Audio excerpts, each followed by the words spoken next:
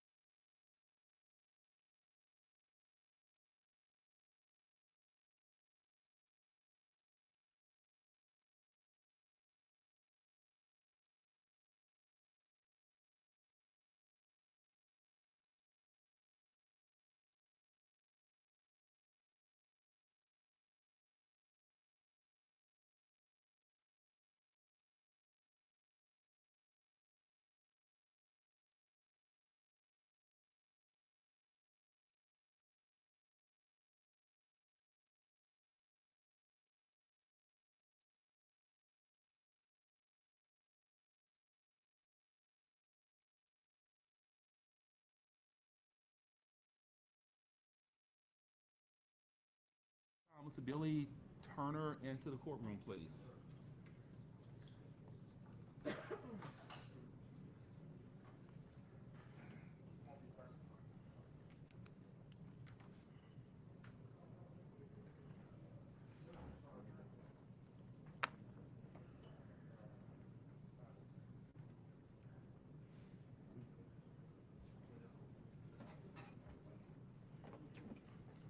Mr. Billy Turner, good morning, sir. You have a seat, Ms. Turner. For the record, state of Tennessee versus Billy Turner, docket number 1705881. Ms. Turner's present, Mr. Perry, Ms. Thomas is present, Ms. Turner, Mr. Hagerman, and Ms. Schofield are present for the state, and Mr. Jones, James Jones, is present on behalf of Jimmy Martin. Are all parties ready to proceed? Yes, sir. Yes, sir. Ms. Smith, bring the jury, please, sir. Are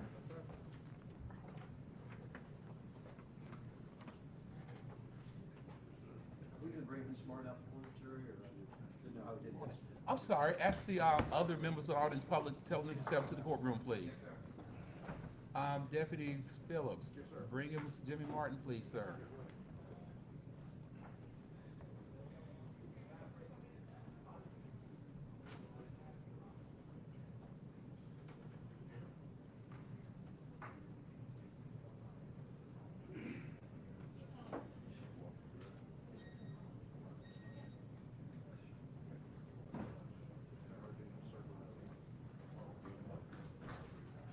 Mr. Martin, good morning.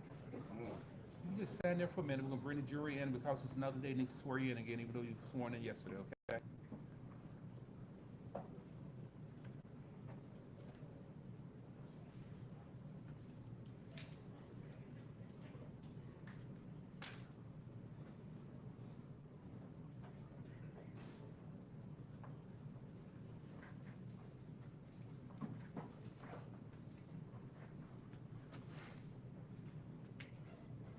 Ms. Martin, if you want to, because I don't know when they're coming in. Just have a seat up here for a moment. You don't need to keep standing. That looks like your leg is hurting a little bit. So just have a seat there, and we'll get you out of the chair as soon as the jury starts in, okay?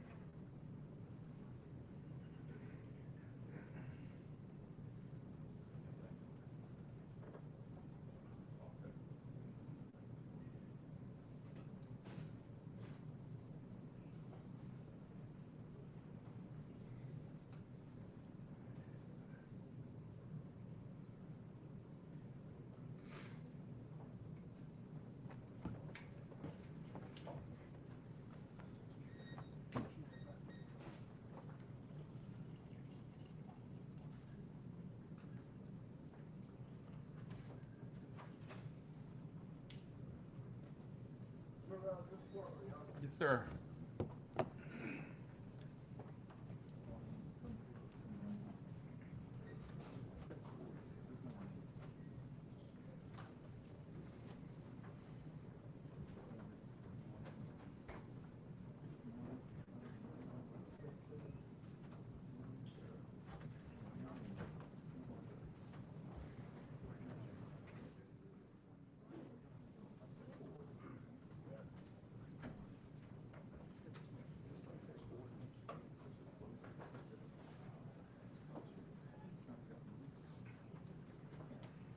Ladies and gentlemen of the jury, good morning. Good morning. How's everyone doing? Everyone can be seated, I'm sorry. Accommodations okay? Yes. Food okay? Yes. Are they taking care of everything that you need? Yes. If you have any questions or problems, let me know, okay? Yes, when we stopped yesterday, we stopped because we were not going to be able to complete Mr. Martin's testimony, and we're going to resume with Mr. Martin. Mr. Martin, since it is a different day, if you could step down from the witness stand and need to swear in today, sir. Watch your step, please, sir. Put your left hand on the Bible, raise your right hand to be sworn, please, sir. Do you solemnly swear or affirm the testimony that you will give in this case be the truth, the whole truth, and nothing but the truth, so help you God? Yes, sir. Thank you, sir. Put your hand up, Mr. Martin. Have a seat here, please, sir. Watch yourself, please. Mr. Hagman, again, apologize for the interruption in the middle of your direct, but you may resume, sir. Let's remind ourselves where we were, Mr. Martin, okay? You had told us about this plan to kill Lorenzen Wright and walked us through the month of May of 2010, is that right? Correct. And then you walked us through the month of June 2010, the month that you and Billy went to Atlanta, is that correct? Yes, sir. And then we had started with July of 2010, and we had reviewed some Facebook messages that you and Ms. Wright shared with regard to the party and the plan to kill Lorenzen Wright. Yes, sir. Is that correct? I want to stay in July of 2010, and I want to direct your attention to a particular day. I know it's a day that your attention has been directed to previously when you've given statements in the case, and that is July 18th, turning into July 19th of 2010. It's going to be that night that Lorenzen Wright was killed. Do you know what day I'm talking about? Yes, sir. July 18th of 2010, 12 years ago. Do you remember where you were, what you were doing that day? Yes, sir. I remember I was in Batesville, Mississippi at the time. Do you remember what you were doing? Not particularly. Do you remember whether or not you contacted Billy Turner at all that day? Yes, sir. Why did you contact Billy Turner that day? I contacted Billy Turner that day because I had got contacted earlier to be in Memphis, to come up to Memphis by Sherra Wright. Were you supposed to come to Memphis on the 18th? Yes, sir. Well, there was plans to come to Memphis on the 18th. Whose plans was it for you to come to Memphis on the 18th? Sherra Wright. Do you remember when during the day you contacted Mr. Turner, or if he contacted you? I remember it was later on in the afternoon, later on in the evening. Were you able to speak with Mr. Turner? No, sir. Was Mr. Turner able to speak with you? No, sir. Do you remember if you called or Mr. Turner once, twice, or more than once? I believe it was more than once, but I don't remember exactly the amount of time. Did you use your cell phone to contact Mr. Turner?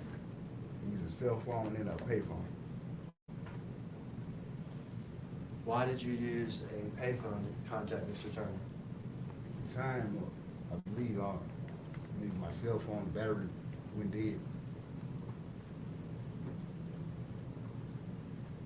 On the 18th, would it be fair to say that you're contacting or attempting to contact Mr. Turner very late at night on the 18th, midnight in fact?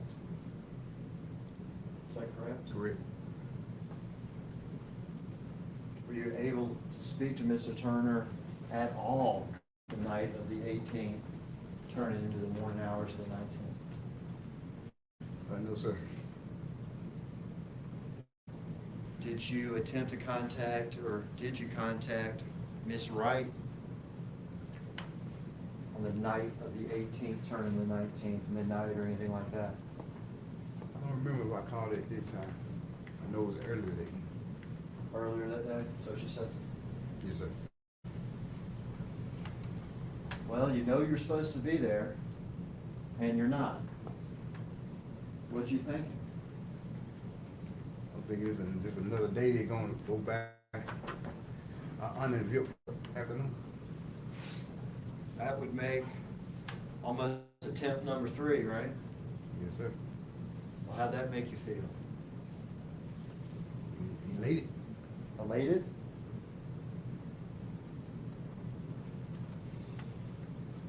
Do you remember in particular what you were doing in Batesville that night? No, sir. Do you remember in particular who you were with, if anybody, in Batesville that night? No, sir. Not particularly who I was with. I was probably around my family, around my brothers.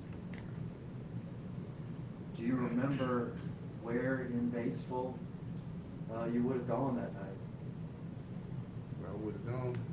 Probably stayed around the house or went over to my brother's house. That night passes. Yes, sir.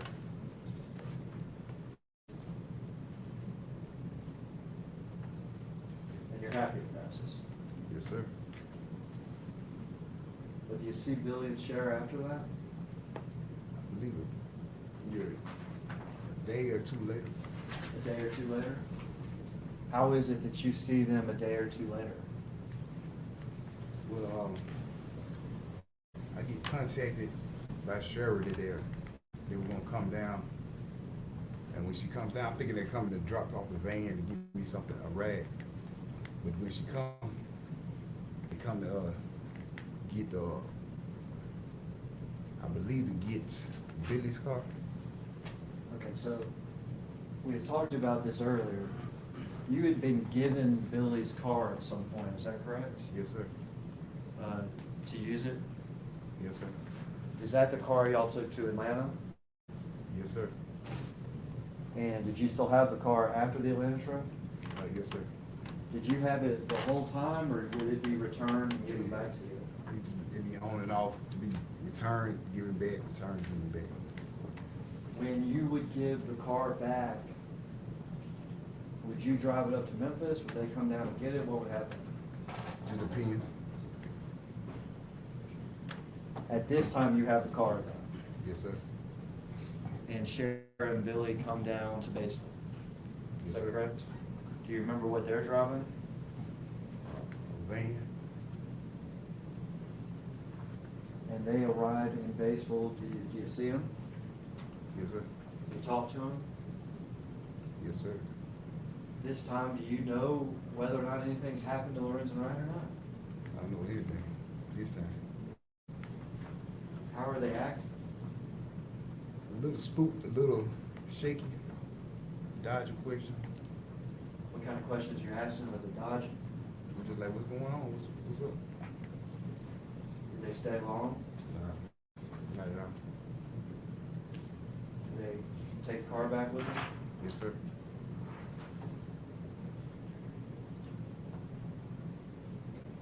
What happens next? What happened next, I received another call for sure that they're coming down. I don't know if it was through my phone records or through my mom's or something, but Sherra was coming down.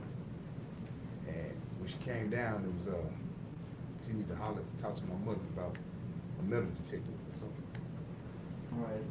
And you said that Sherra and Billy came down to get the car a day or two after the night of the 18th. Is that correct? Yes, sir.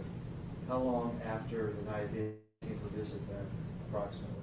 It's probably the following day or, So now we're maybe 3 or 4 days after the night of the 18th.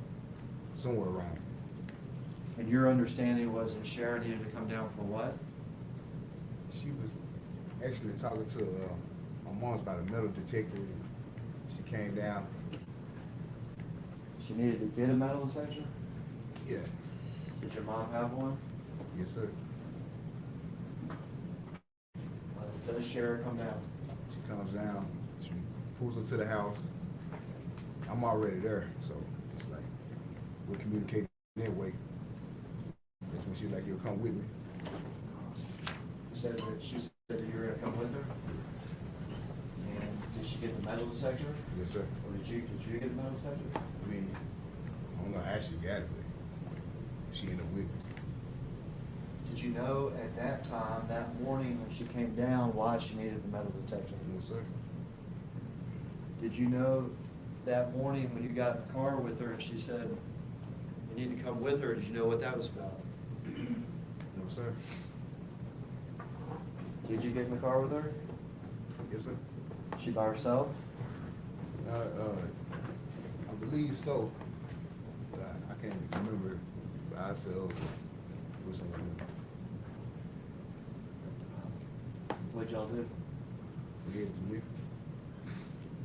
Did y'all talk on the way to Memphis? Yeah, on the way to Memphis, we talked. What'd y'all talk about on the way to Memphis? About she needed to find a gun. She She need to find a gun? Yes, sir. What is she talking about? She said, that she need to find a gun. She said, you know, did the plan went through? Did everything went through that night? We need to talk about it. Okay. She said the plan, the murder of Lorenzen, it went through. The murder of Lorenzen had happened? Yeah. And where was she when she told you this? We were in the van. And what was your reaction? Disbelief. And she needed to find a gun? She said, she had lost one of the guns.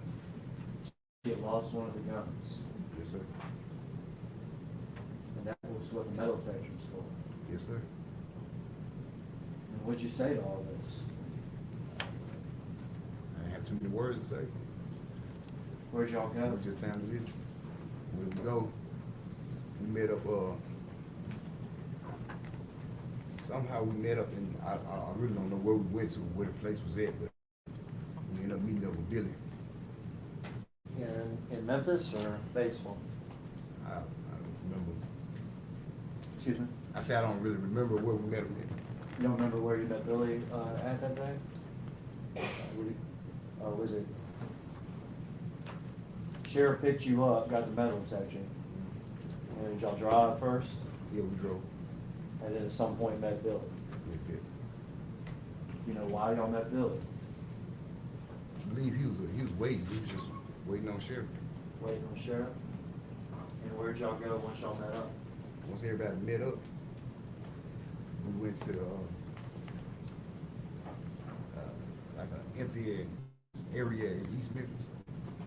When we say empty area, what do you mean by that? I mean, it's more rural. It's between like the suburbs, between the two suburbs. Rural, is that what you said? Yes, sir. Like trees and stuff? Yes, sir. Fields and stuff? Yes, sir. When y'all went to this rural area, tell me how y'all, not only directions, but did y'all drive there or walk there? We drove. All in the same car or different cars? Same car. Is there any discussion in the car on the way to this rural area? Not really. At this point, she's told you about the plan going through, is that right? Yes, sir. Has Billy said anything to you or while you were there about the plan or anything? No, sir. Once y'all get to this rural area, what do y'all do? Get to an area where there's a field. You can see a field in the distance, and there's a fence that's going across, like a barbed wire fence. Barbed wire fence, okay. And at that moment, that's when I believe it was Billy. He presented some wire cutters. Do you know where he got the wire cutters from? Do you remember whether or not you had seen him with the wire cutters before? I remember seeing him pick him up at the place where we picked him up at. I don't remember where it's exactly where it's at. The place y'all picked him up at, the place you met with, is it a house or a business or what? I think it was a trailer. Trailer? Do you know whose trailer it was? No, sir. All right, so we got you and Sherra and Billy in this rural area, barbed wire fence, field on the other side, and Mr. Turner with like wire cutters. Yes, sir. Do you remember what the wire cutters look like? Okay. What happens now? We go, well, Sherra is basically explaining to like, yeah, we jumped the fence, we don't want to leave anything behind, so we're gonna cut the fence. All right, when you say Sherra is explaining, he says he jumped the fence, who is she talking about? Lorenzen. Lorenzen? She's talking about the night of murder. Night of murder, correct. Did she tell you where she was at the time of the murder? She said she was in the field. Did she tell you where Billy was at the time of the murder? Yes, sir. Where's that? Same place she was. Did she tell you what happened at the time of the murder? What do you mean? How it went down? Yes, sir. Tell me what she said. She said that she told Lorenzen that she was going to meet somebody for some money. That's when she met up with Billy, I guess on this abandoned rural road. Did she tell you whether or not she took Lorenzen with her to meet somebody about some money? Yes, sir. Did she? Yes, sir. Go ahead. Okay, so her and Lorenzen met up with Billy on this road. That's when I guess they ambushed him, You say you guess. Why do you say you guess? because I wasn't there. Did she tell you what happened once they met up with them, other than Lorenzen jumping over the fence? When she met up with him, she said, she said a lot of things, but just in memory is that Lorenzen had his back to him. They started chasing him, they started firing at him, chasing him. He jumped through the fence. He was jumping like a deer. They caught him when he fell. Did she say whether or not she had a gun? Yes, sir. Did she say whether or not Billy had a gun? Yes, sir. She said both of them had guns. Did she say whether or not both of them fired? She said both of them fired.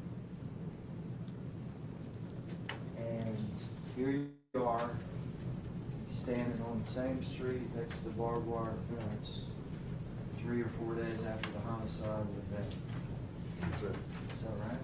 Yes, sir. How do you feel about that?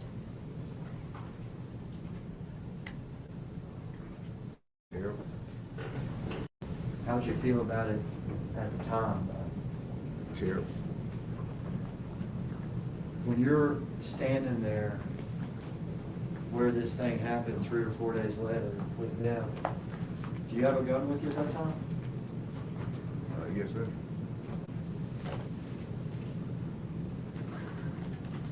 You ever scared what's gonna happen to you? It's every day. Think about that part.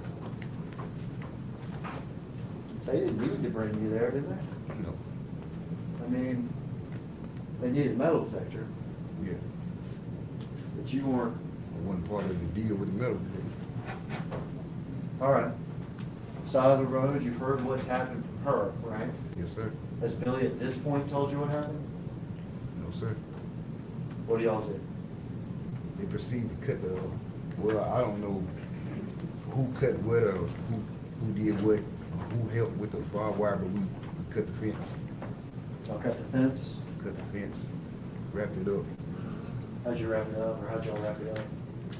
and just in some rags. How much of the fence? I wouldn't say about probably 6 to 8 feet. Okay. About 8 feet, 8 feet of the fence cut out, Yes, sir. wrapped in some rags. Yes, sir. What do y'all do next? We could proceed to a dump and get rid of everything. You say you get rid of everything. What are you talking about? Both colors, the rags and the fence. Bolt cutters, rags, and the fence? All three of y'all? Yes, sir. Have we used the metal detector at all yet? We used it on the way out before we got to the dump. We went to the corner. I don't know the 2 roads or wherever it's at the corner, and it was searching in the ditch. Did you go a little bit further away from where the barbed wire fence was cut out? Yes, sir. Yeah. Searched the whole area. Who used the metal detector? Me and Sheriff. What was Billy doing while y'all were metal detecting? I do not know. Was he still there though? Yes, he was still there. How long y'all think you, if you remember, how long y'all think y'all searched for Probably something? 30 minutes. And went to a dump, is that what you said, or a dumpster? Yeah, we went to I don't know, it's like a dump with dumpsters, and it was just a dumping area. You said you threw away the towels with the barbed wire fence and the bolt cutters, is that right? Yes, sir. Do you remember who threw those away?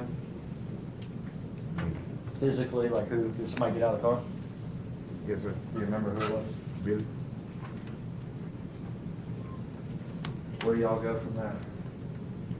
There, it's part ways. All right, by part ways. Sherra leaves, I don't know where she goes, she leaves. Me and Billy go a separate way. You go with Billy. Yes, sir. Do you remember what vehicle?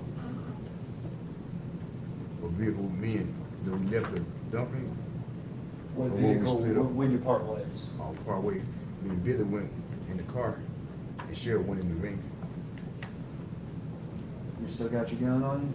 Yes, sir. Are you nervous? Yes, sir. It's pretty clear what you were a part of at that point. Yes, sir. What happens? Me and Billy, I don't really remember what we did, but I know we I ended up getting took back to Mississippi. Back to Mississippi? Yes, sir. And this is, like we've said, 3 or 4 days after the night of the 18th. Make it back to Mississippi. You know what's happened at this point. Yes, sir. You don't call the police. No, sir. Why not? Because I'm already in legal trouble at the time. And this gets you in more trouble. Yes, sir. A lot more trouble. A lot more trouble. Does there come a day that you do something else with Billy with regard to some evidence? Regards to what? With regard to some evidence having to do with this case? Yes, sir. Tell me about that then. That day later on, I don't know how many days later, or what time of day it was, but I remember that Billy came and got me to get rid of some of the guns. Get rid of the gun. And like you said, you don't remember what day it was. Is that right? Yes, sir. You know it was after barbed wire fence day though. Yes, sir. Is that correct? Yes, sir. Billy comes to get you to get rid of some of the guns. Yes, sir. Now, does he need you to do that? No, sir. Do you have any of the guns at that point? No, sir. Do you still have his car at that point? No, sir. Well, how does that make you feel that Billy's getting you to get some guns and he doesn't even need you? That was just, I didn't understand it at all. Like, I felt like there was a setup. Set up. Yes, sir. So did you have your gun on you? Yes, sir. Did you go with him?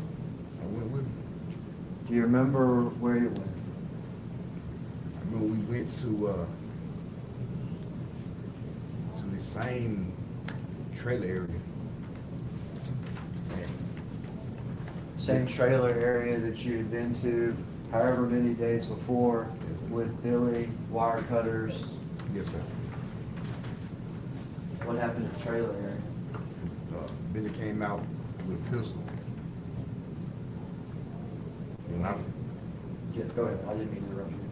Billy came out with a pistol, then we proceeded to get on the road, looking for an area to get rid of the pistol. All right. Billy comes out of the trailer with a pistol, is that correct? Yes, sir. Do you remember how he's carrying it? It was wrapped up Wrapped up? What do you mean by wrapped up? with rags. He gets in the car? Yes, sir. Do you remember who's driving? Billy's driving the head time. Billy's driving? Yes, sir. Do you know where he puts the gun when he gets into the car? Trunk. You're sitting in the passenger seat? Yes, sir. You still got your gun with you? Yes, sir.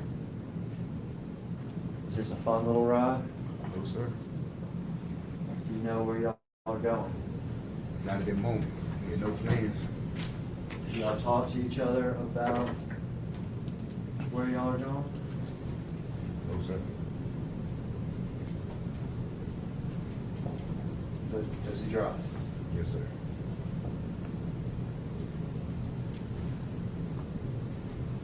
Do y'all end up on a highway?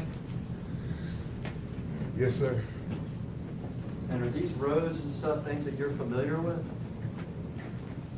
No, I mean, well familiar with the area. A few years after this happened,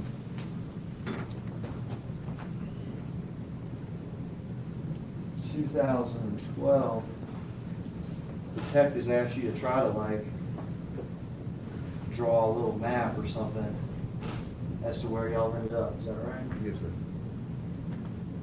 My first witness. Yes, sir. And did you try to draw them a little map? Yes, sir. Is that where y'all tried to do that, you and the detectives? I believe so. Introduce that to the state's next witness. Mr. Harris, Thomas, you see this item or any objections? Yes, sir.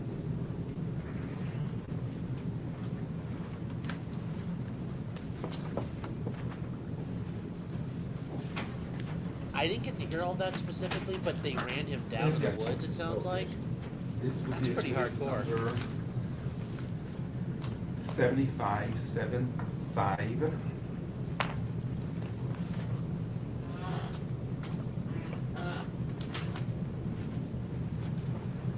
Diagram testified by Mr. Martin that he prepared or assisted in preparing. It's dated May 30, 2012, exhibit 75.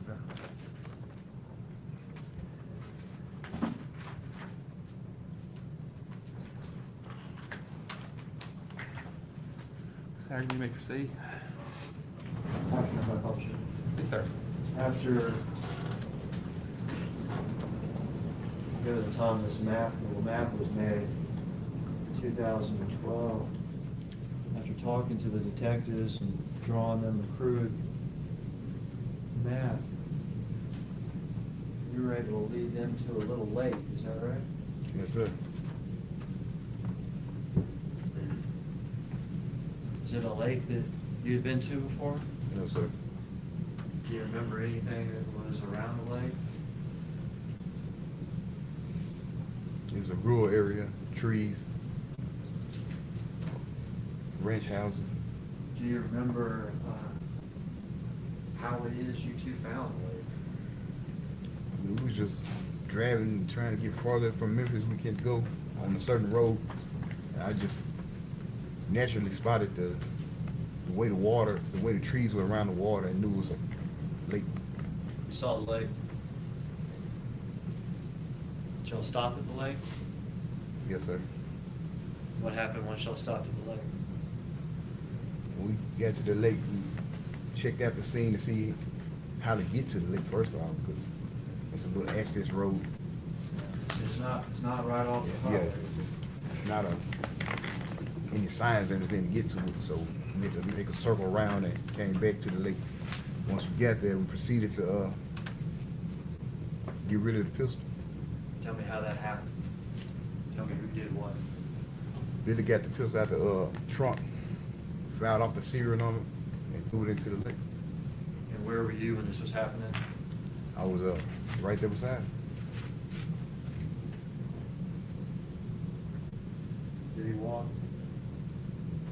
How far? I don't care about distance. Y'all parked presumably, correct? Yes, sir. And from where y'all parked, y'all have to walk to the lake? Yes, sir. And did Billy walk to the lake before he threw the gun in? Yes, sir. Did you walk with him? Not to walk to throw the gun into the lake, but we was at the car. When he had to walk to the lake, it's a straight shot. And in fact, later, you lead detectives to that area that he walked, is that right? Yes. Now, Billy walks to the lake. Are you actually able to see the gun flying through the air and hitting the water? Yes, sir. What all does he throw into the lake? At that time, he threw, I remember it was a shotgun or shotgun shells also in the car. He threw the pistol away, and he went down a couple ways and threw the shotgun. Threw the pistol from where you saw him Yes, sir. And there was a shotgun too. Yes, sir. Do you know whether or not the shotgun had anything to do with this crime? I don't even know where it came from.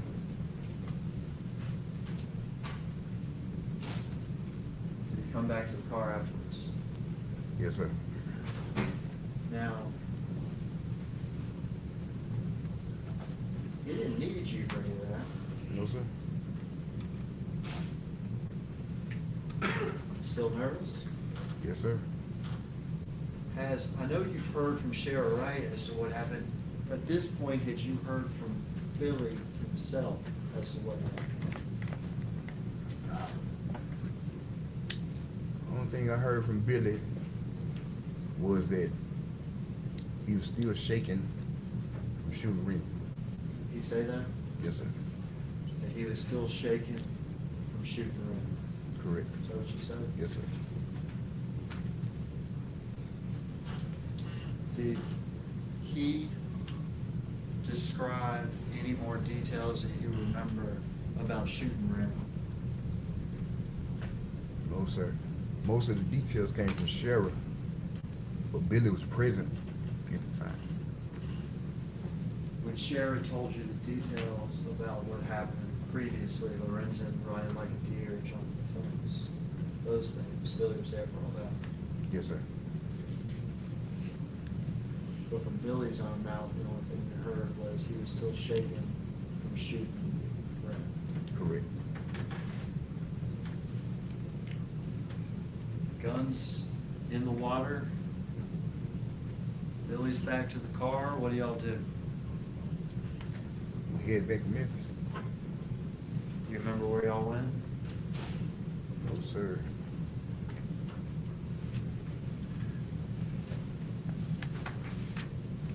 At some point, y'all part company, you and Billy? Yes, sir. Probably feeling pretty good about parting company. Yes, sir. At this time, I'm relieved. At least I'm with it. At this time, I think we parted ways, and I was with Sherra at this time. How'd that happen, do you know? I believe I was dropped off at her house. You were dropped off by Billy at Sherra's house? Yes, sir.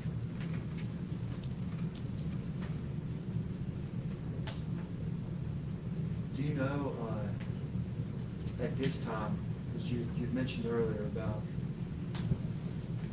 dropping a gun, or not you dropping a gun, but Sherra dropping a gun, or needing to find a gun. Yes, sir. Do you know at this point whether or not the gun's still missing or not? At that time when it was still missing because we only had one gun. Because you only had one gun to throw away. Yes, sir. Makes sense. Where'd y'all go next? Or not go next, what happened next? And the next once I got home, a few days later, I believe Sherra told me that she found the other gun.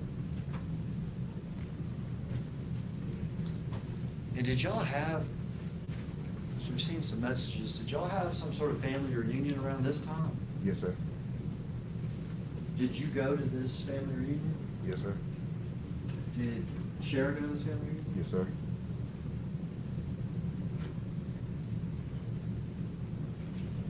Do y'all talk to each other at the family reunion? Yes, sir. Y'all talk about any of this? No, sir.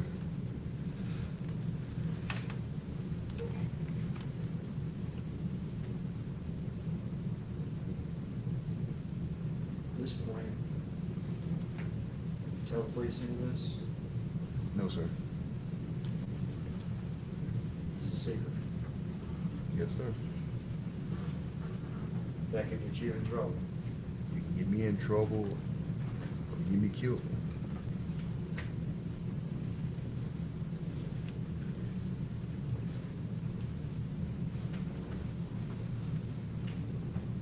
Now, after that, 2010, Sherra Wright ever say anything else more to you about this crime? After 2010, After family reunion, after it's over? not really. Is this something that y'all ever went around talking about? No, sir.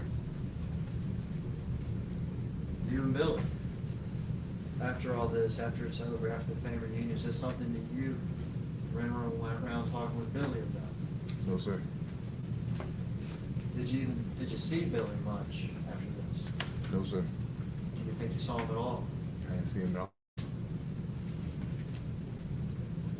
Now, we had mentioned that you had your own legal problems, your own court case going on at the same time, is that correct?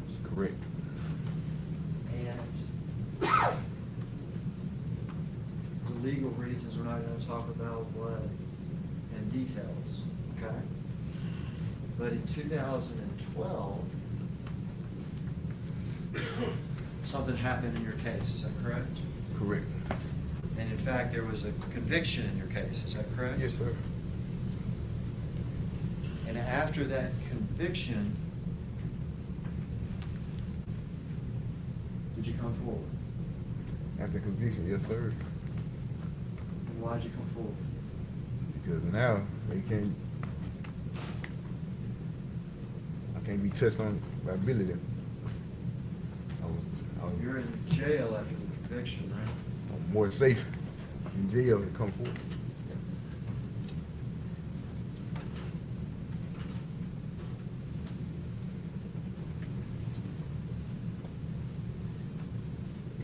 You come forward and you talk to detectives, is that correct? Yes, sir. You tell them to drive through all this map, this little lake, you're wanted, is that correct? Yes, sir. You tell them that the conspiracy to kill Lorenzen Wright, while Sherra Wright, Billy Turner, and you, is that Yes, sir. correct? You tell them that there's a pregnant female and you don't even know her name. Yes, sir. You tell them about the barbed wire fence Yes, sir. and what you told us today. Correct.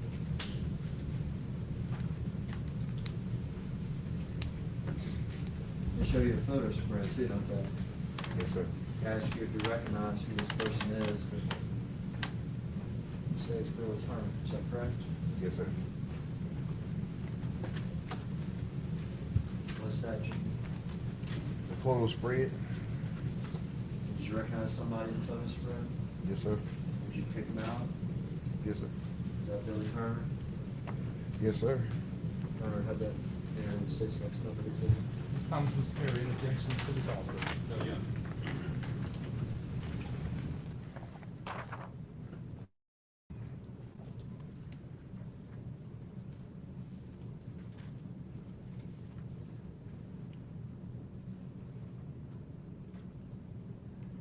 For the record, this is exhibit number 7676. It's the Memphis Police Department photo lineup, identified by Mr.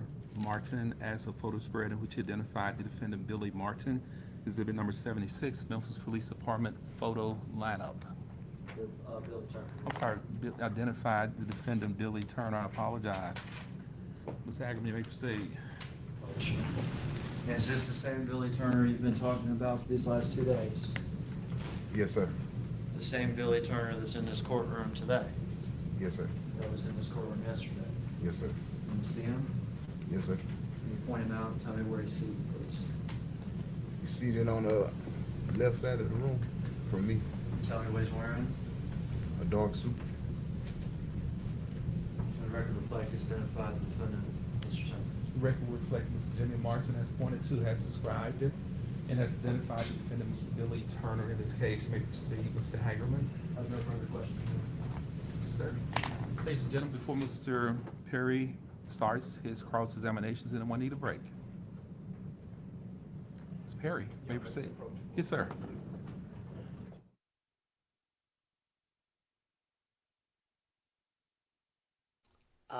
Hey guys, I'm actually here. What I thought was going to be in person is video, and I am not going to be involved in that because I have no knowledge of it. So, yeah, I'm probably not going to be at that hearing today, so I actually can be around.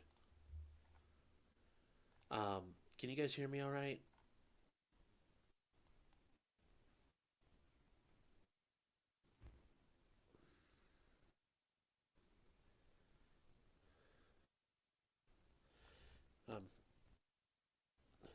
So, yeah, he's allowed to say, hey, it was helpful to me and it was safe to do so.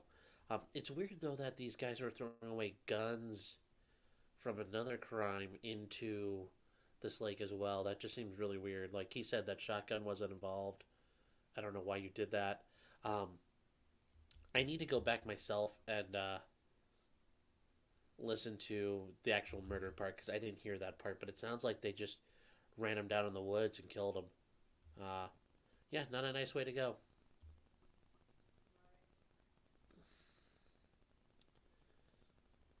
So, but yeah, that's this guy. You know, he talked about it. I guarantee he talked about it with like you would talk about changing a tire. Yep, and that's how I did it. Um, but yeah, that's how people roll. There are people. There's a world of people who killing your fellow man is not a big deal. So I think it's interesting because you normally don't get to hear killers speak so frankly. Um, and if you listen to him yesterday, very open about what he does and what he did and how he talks about it. Yeah, well, that's how real killers are. Um, so yeah, that's kind of where we are with it right now. Um, I am going to get back to things real quick, but I just wanted to poke my head in and say hello to everybody. So yeah, last night was a lot of fun. Had a surprise guest for like 30 seconds, but yeah, other than that, pretty normal. Well, can you really respect him for being so honest? He's doing this to keep his ass from getting prosecuted and facing another 30 years on top of what's going on. The smirk isn't disconcerting. He's like, hell yeah, I got away with a murder. And I'm only going to prison for 20 years versus another 30 on top of it, or maybe even the death penalty. Especially because he planned it. Oh.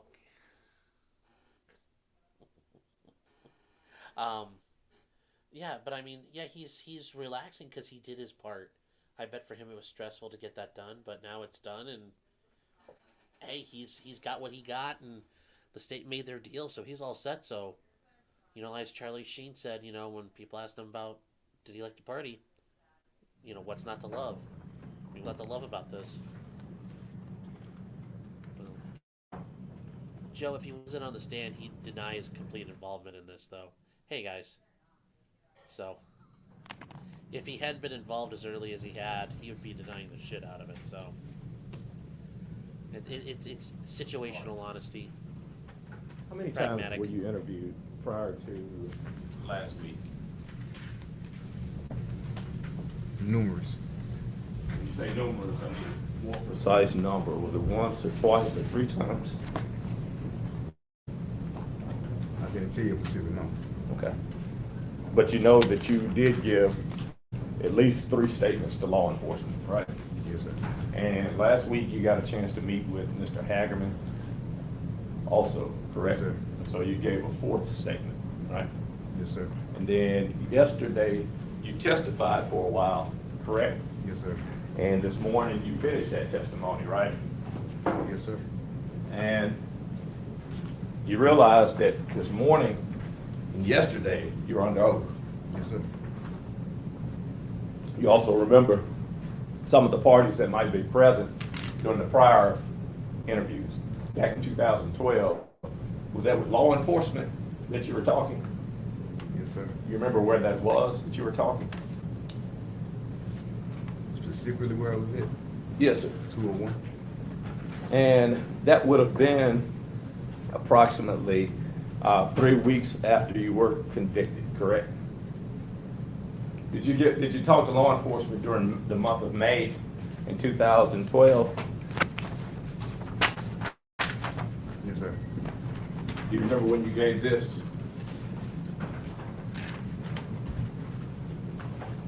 What's that document? You can look at the top of it. Photographic display. That was the photo lineup. Do you Yes, see sir. the date on that at the bottom of it where you Yes, sir. signed? What date is on there? May 30th, 2012.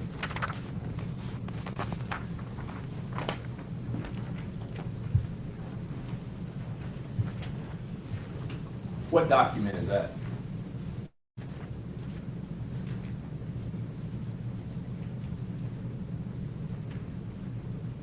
It says, stipulation of facts. You see the top of it? I might have given you the wrong document. I don't see the agreement. That agreement should be in this file. I might have. I apologize. Thank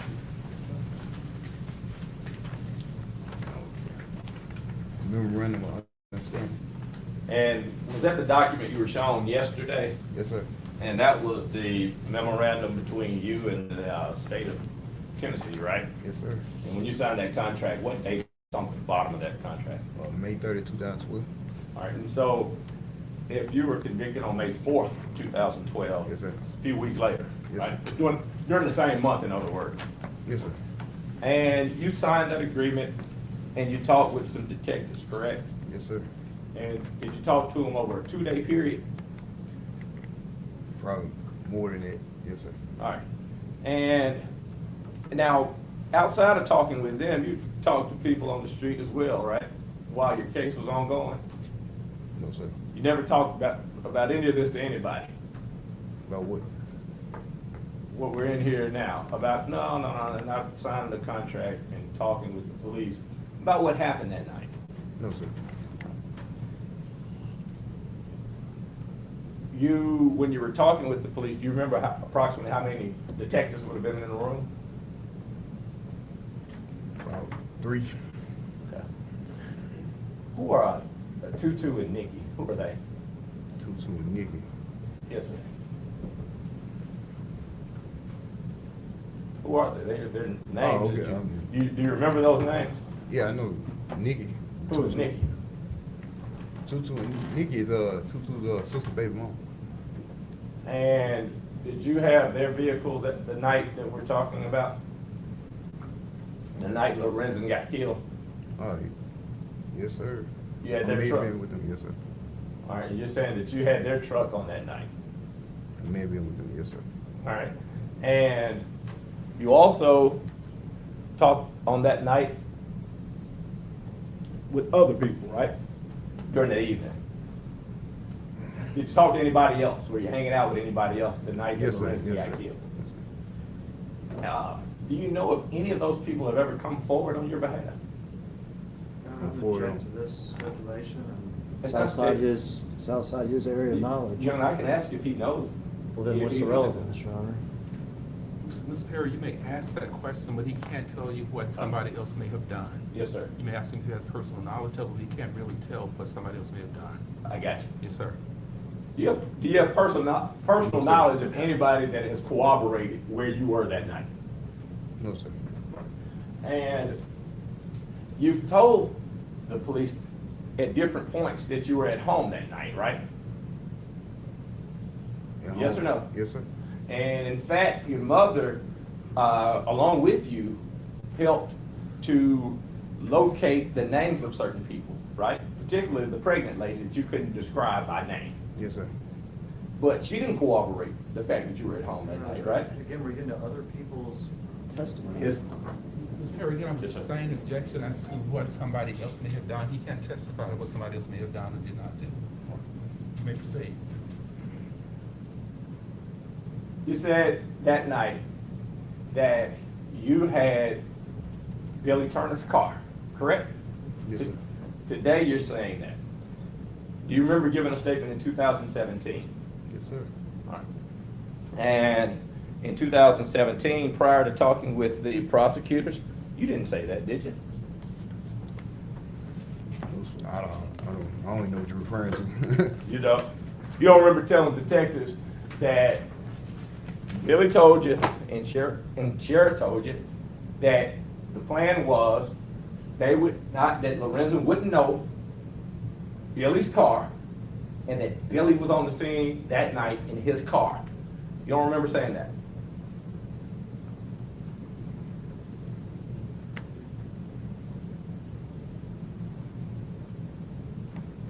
No, sir. I don't know what I'm saying. You don't remember that? You don't remember talking with the detectives about that night and indicating that you had gone to a telephone, a Yes, sir. payphone, and making a call. Yes, sir. Do you remember not being able to describe how you got to the payphone? Yes, sir.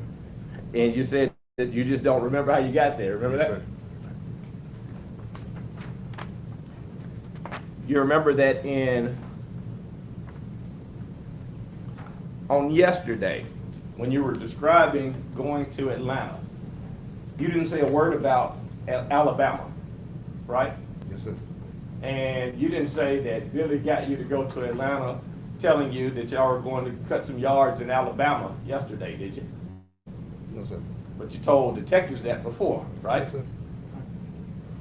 You didn't yesterday talk about driving for 18 hours and for driving 6 hours and waiting another 6 hours and then returning another 6 hours and not eating anything.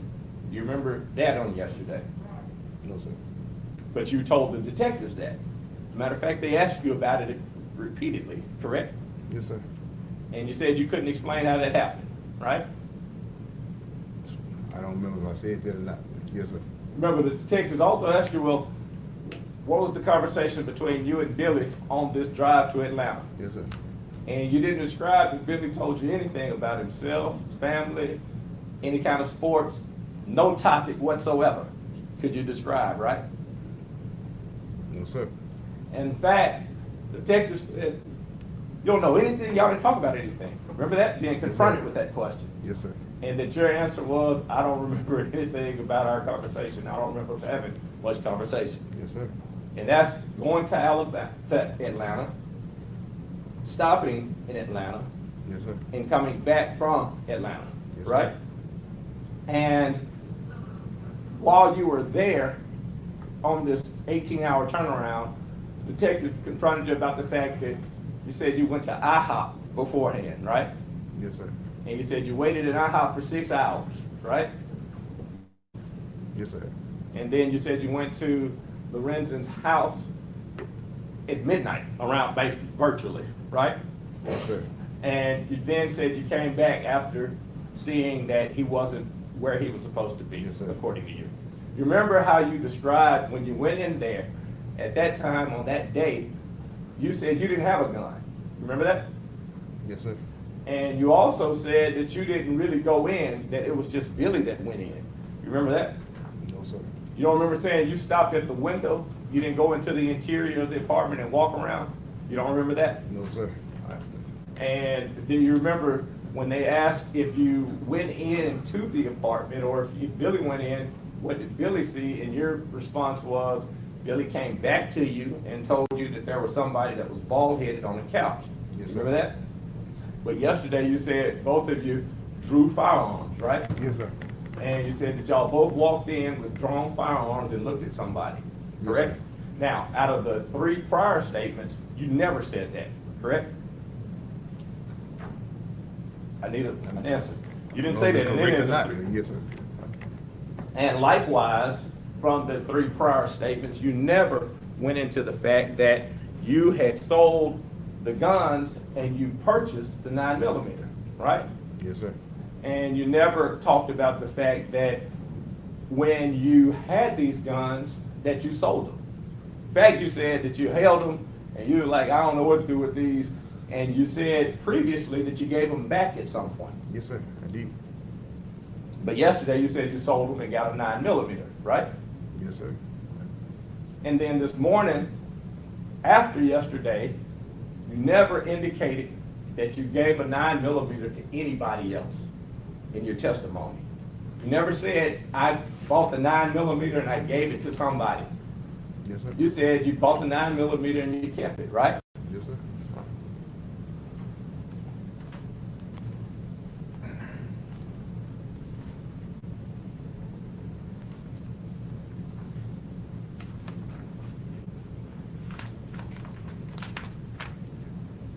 You described the first meeting yesterday. And in that first meeting, your description was that Sherra had come to you about some Rottweilers, right?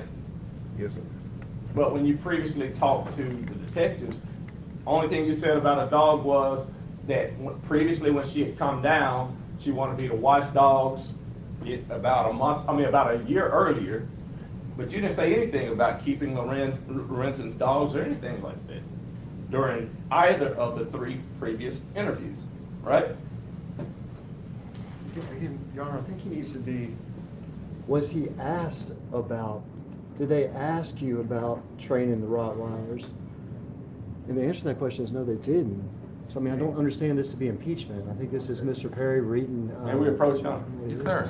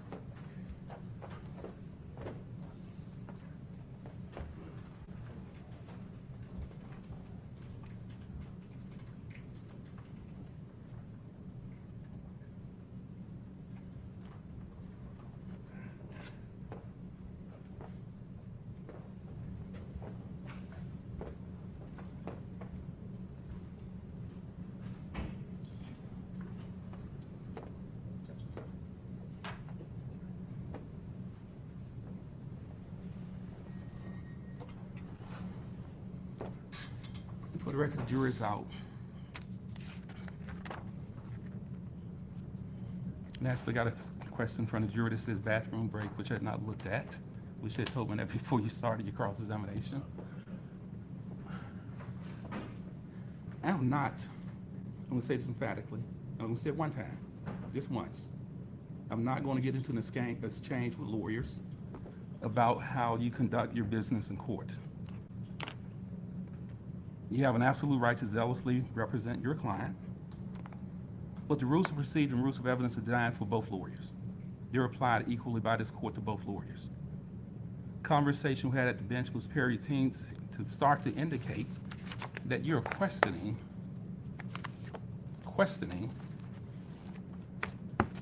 the integrity of this court. Will not stand for it. Will not go on the record because the press is serious of what you said and what insinuations you were making. But they're offensive. They're unnecessary. When I rule on something, I ruled. If you disagree with my rulings, Mr. Perry, the state of Tennessee, that's what the Court of Criminal Appeals is for. That's what the Tennessee Supreme Court is for. But I would not have lawyers being disrespectful to this court in front of a jury. And what you did was disrespectful. I could have told you that with the jury in the box, but I'm not going to do that. And I'm not going to put on the record what you said because you know what you said. But I would not argue with you. I would not allow you to be discourteous to this court when I ruled. I have ruled. And lawyers must move on because I would not argue with you in front of this jury. I would not allow you to be discourteous in front of this jury. If you disagree with the court's ruling, it has been preserved. But I would not allow you to attack the integrity of this court. I would suggest that you take a moment, take a deep breath, recenter yourself, because if I have this conversation with you again, it will in fact be in front of this jury. And I don't want to do that. You can call the court into recess. Everyone can remain seated, clear the courtroom, please. Court stands in recess.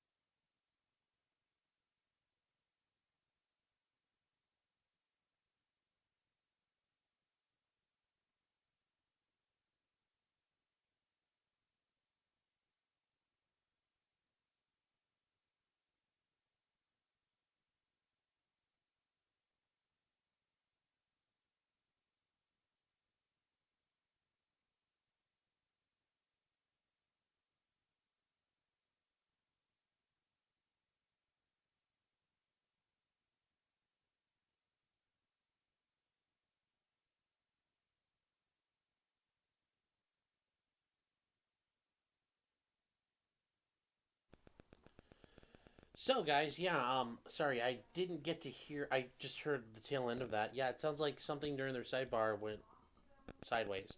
Um, yeah, so what's going to happen now? What happens? Judge basically, he's being professional. He's like, I'm taking a second so I don't get pissed off. And he's also giving the defense attorney a second. Just say, hey, get your shit together, calm down. Um, it's also just his way of, that's the professional way you do it. We're going to take a break. We're going to come back to this.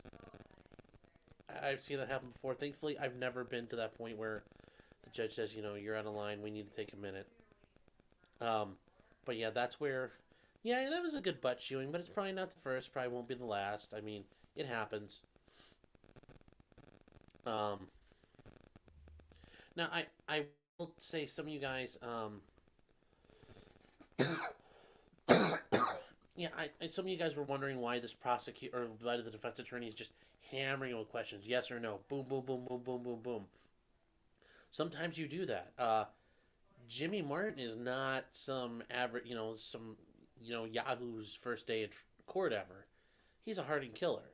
I mean, you have to go at that person differently than you would like a rape victim or a child witness, or just some average guy walking down the street who saw a crime. You know what you're trying to get out of him, and you go after him. So sometimes you do have to do that, where you're just peppering him with questions, like with a machine gun. Like that, sometimes you have to do that. Sometimes you have to do it like, you're wearing gloves made out of feathers, just gently touching them. Sometimes you just get at it.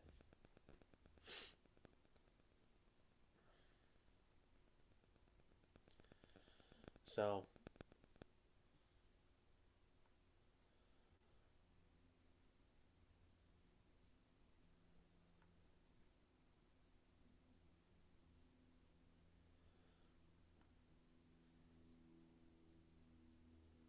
So that's kind of where we are with things.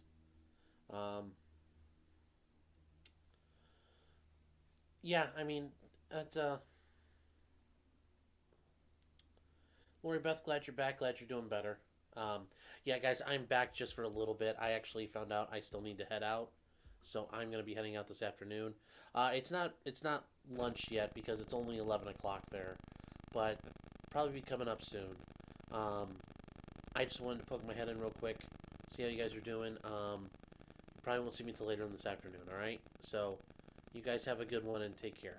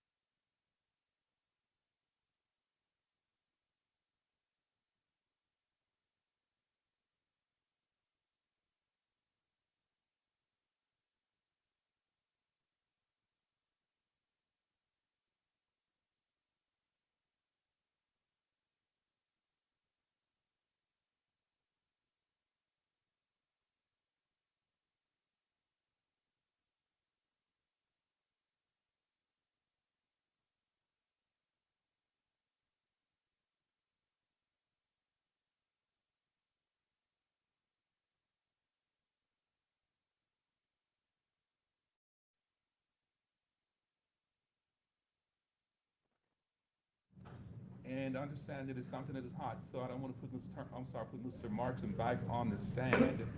Don't want to interfere with Mr. Perry's cross-examination, have to stop because we would not complete it within a reasonable short period of time. I'm not trying to limit cross-examination at all, but I don't want the jury's lunch to get cold. So we'll take a recess. We'll start back at 12:45 this afternoon, an hour and 13 minutes from now. This court will stand at recess until 12:45 p.m. All rise, everybody please stand.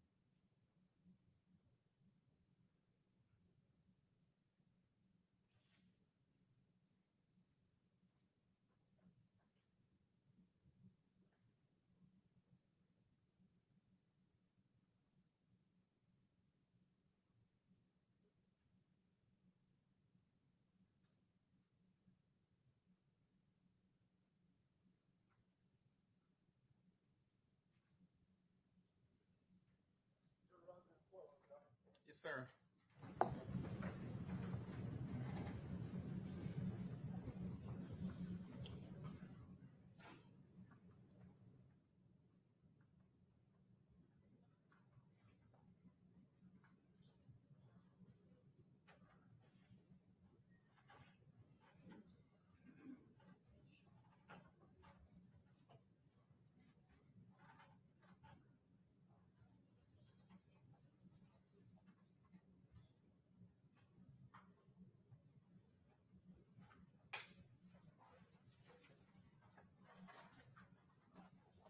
Thank you, ladies and gentlemen. Everyone can be seated. Mr. Martin, Mr. Perry is going to ask you some additional questions.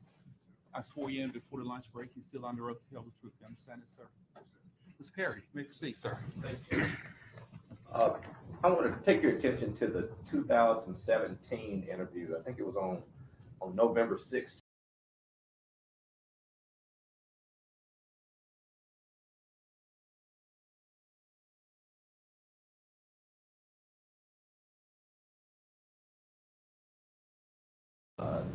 A detective named Parks, tall, African-American male, and then a detective Beasley.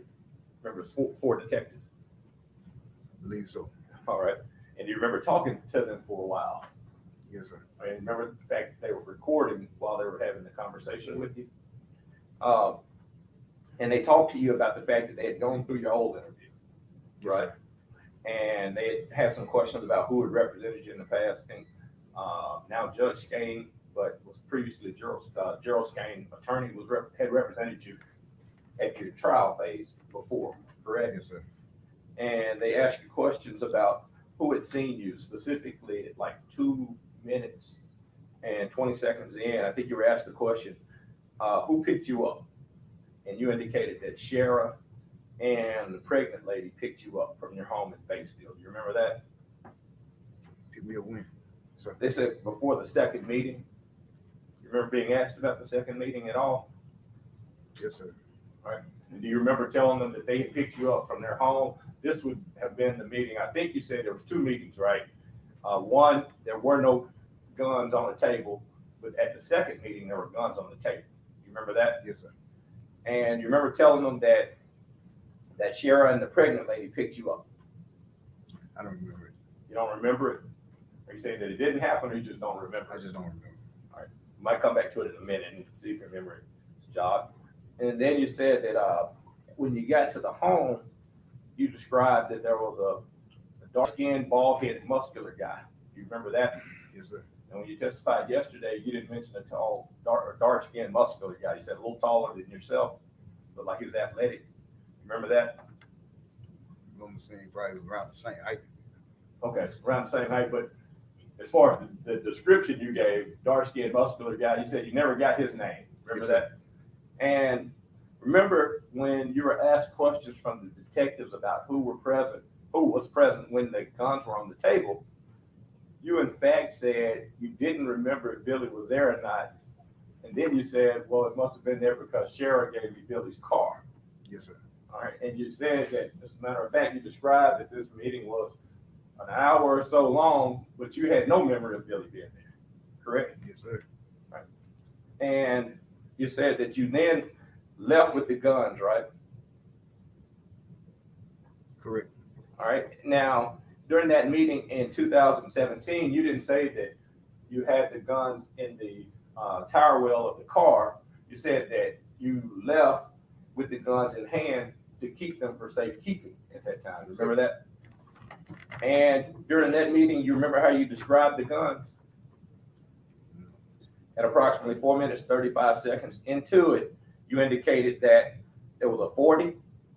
You said it was a 9mm and a 25. You remember saying that? Yes, sir. All right.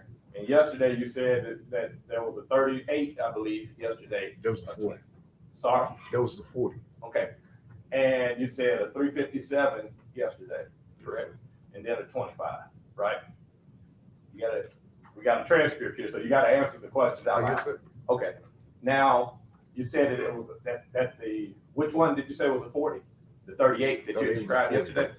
Now, you remember in 2012, you described it as a 32, a 357, and a 25. You remember that? Yes, sir. Then you were asked about they said you came, you got the guns, and that you then left in Billy's car, right? Yes, sir. But you were clear that Sherra gave you Billy's car keys in Billy's car, right? Yes, sir. And you also said, when asked again about getting Billy's car, that Sherra had given you Billy's car the second time. Billy never gave you his car keys, correct? Yes, sir. And you said you took the guns to protect them, right? Yes, sir. And you did not remember the names of the particular people that were there, but you did not remember if Billy was there. And you said you never got the bald head guy's name, I right? never got no name. You know if your cousin was seeing him romantically or firsthand knowledge. I don't know anything about it. All right. And then you were asked questions about that.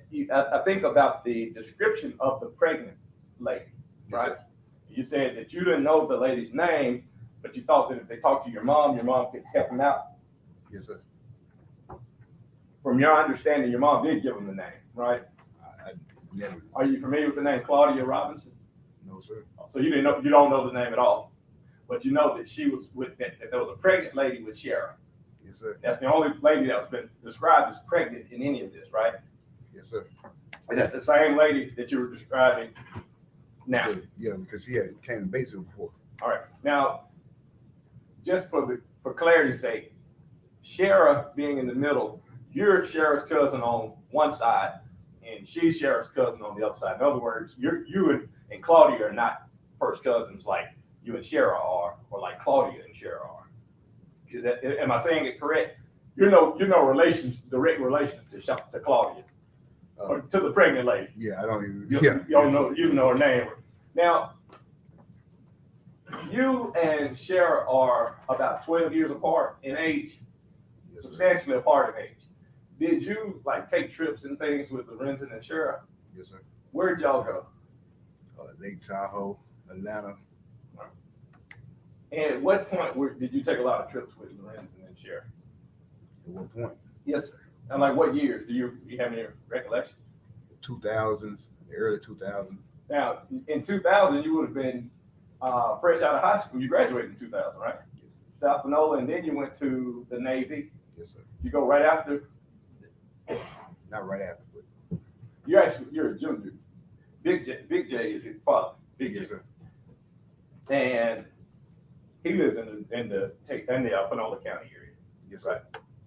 And so you went to the Navy. So which you said at some point, Sherra came and got you, but when describing it yesterday, I believe she had come to you earlier the preceding summer, right? About some dogs, about taking care of dogs.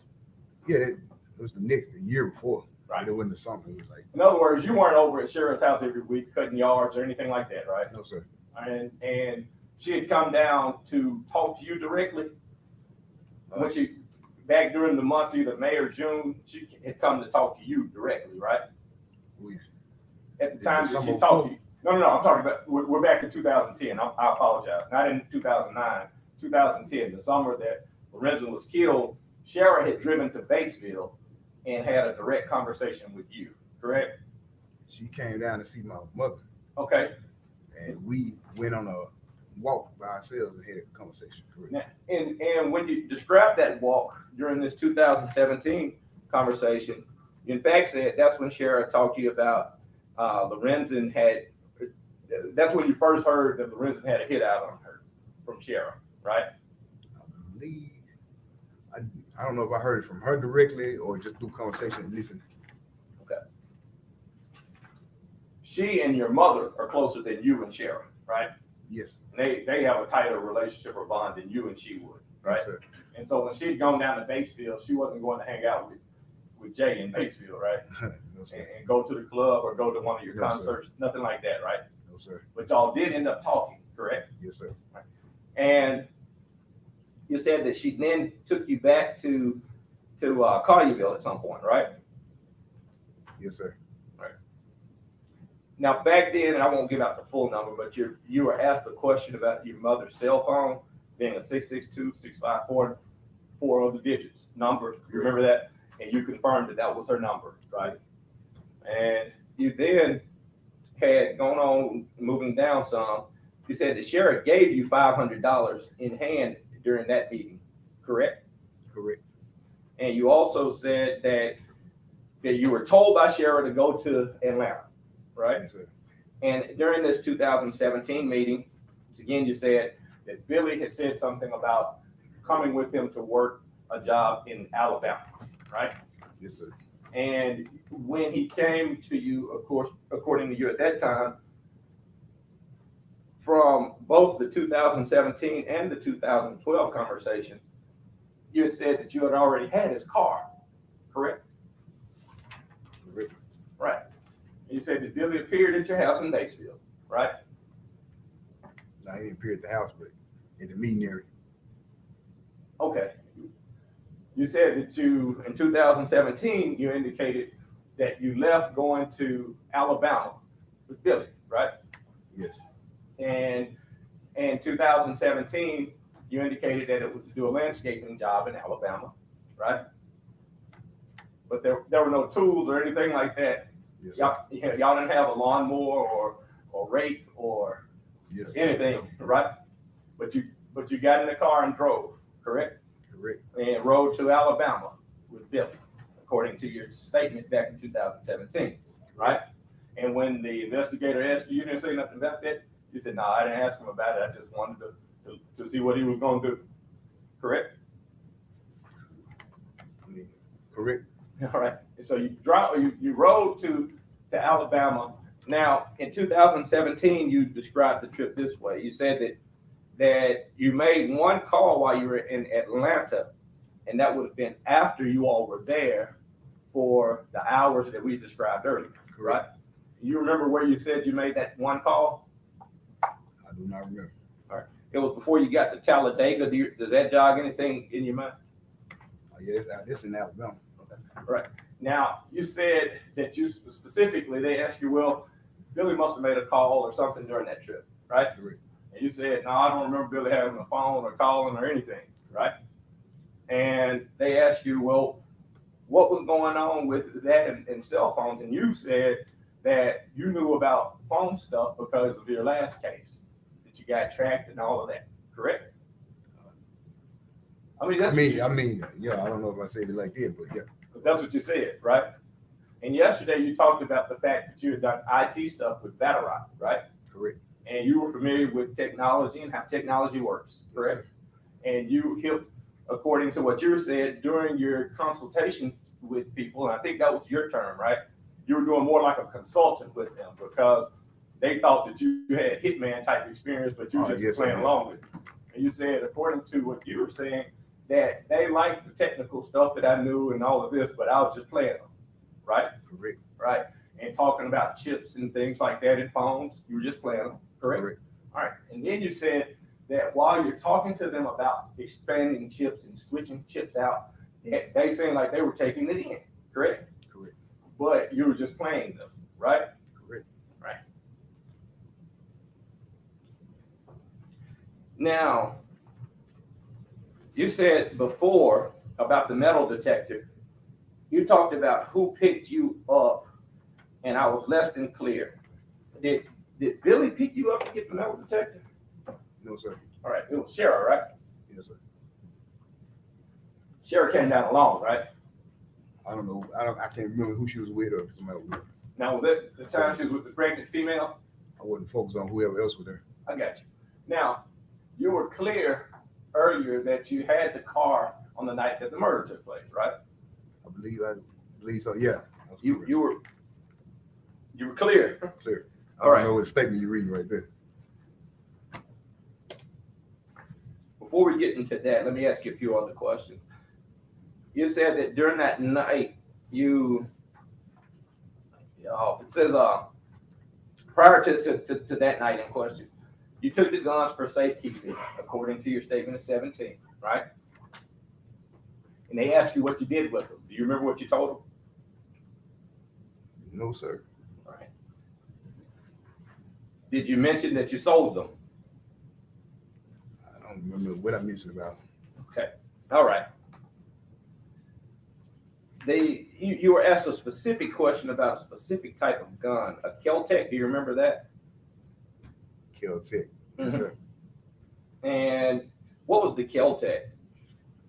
Kel-Tec, I believe, was 38. Okay. And during that meeting, they asked you a specific question about the caliber and the color of the gun. Do you remember that? I don't remember. Okay. Do you remember telling them they were looking for a gold 25, the Kel-Tec they never found? You remember that?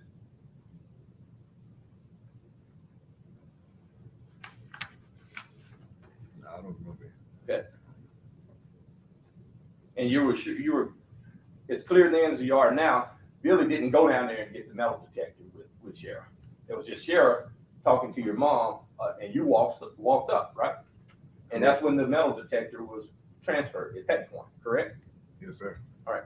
And then you said that there was y'all went looking for the gold 25. Yes, sir. Never found it. And then it says, where did you drive? What did you drive around? Your answer back then was, I can't tell you. Remember that? Yes.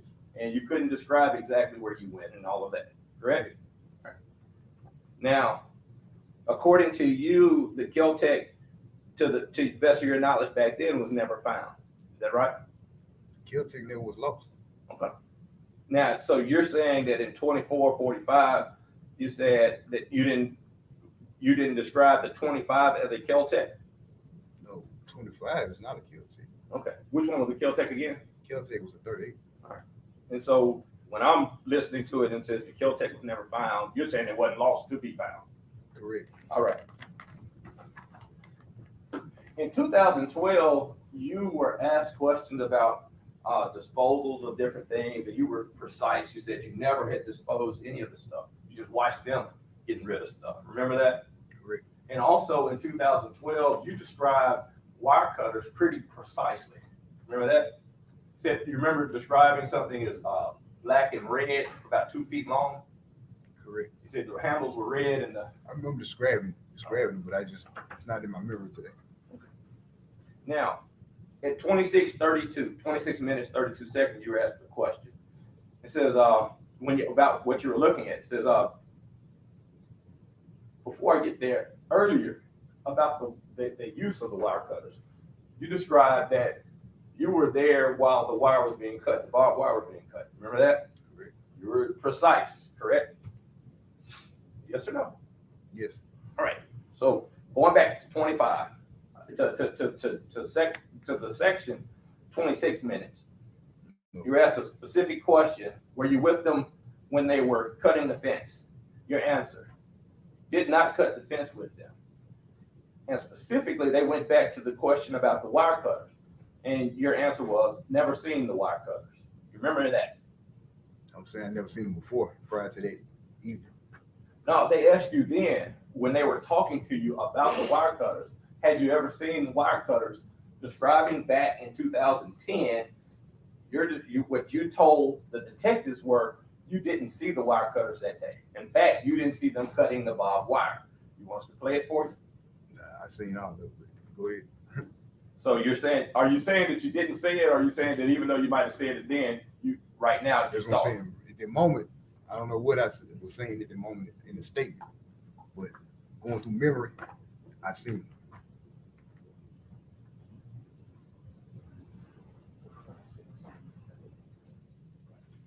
If you hear it, might it jog your memory? Yes, sir.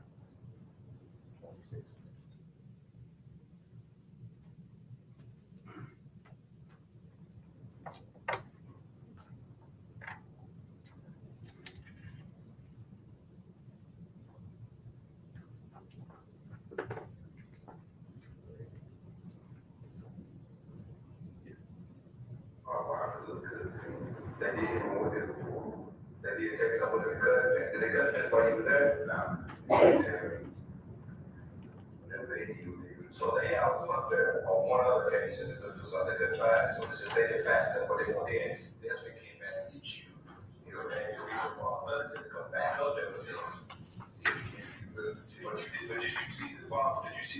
cutters? Well, they say they bought wire cutters. Okay. Say, cutters? I don't know which person did it. You know, you just people talk. I said that you know, you didn't say anything. Now, could you hear it clearly? Yeah, I hear you. And you could hear it clearly that back then you said you weren't there when the wire was being cut, right? What I'm saying, I wasn't at the fence when the wire was getting cut. I'm not saying I wasn't there present in the area. I'm at the car. They cut the fence. I wasn't there to cut the fence. I was at the car. I was in the area. We was in the area. I was out. I was walking over, trying to find a gun. You also said clearly, even more clearly than whether or not you were at the fence, that you did not see the wire cutters. Yeah, they didn't go to the field. You didn't see the wire cutters at all, though, right? Yeah, I see.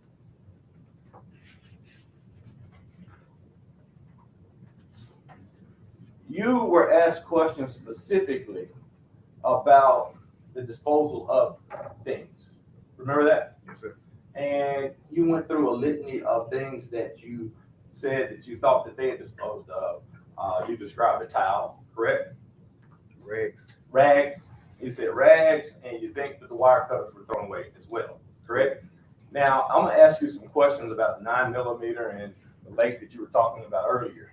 But specifically in 12 and in the statements that you gave earlier, you didn't describe that you threw something in a lake by yourself until you were questioned and pressed on it, because they say that as a result of their investigation, you had indicated that you had thrown a gun away by yourself.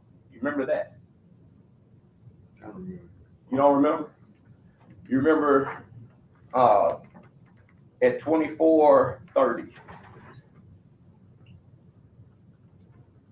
You might want to raise the volume if you can. And instead of 24:30, you can go to 24. See?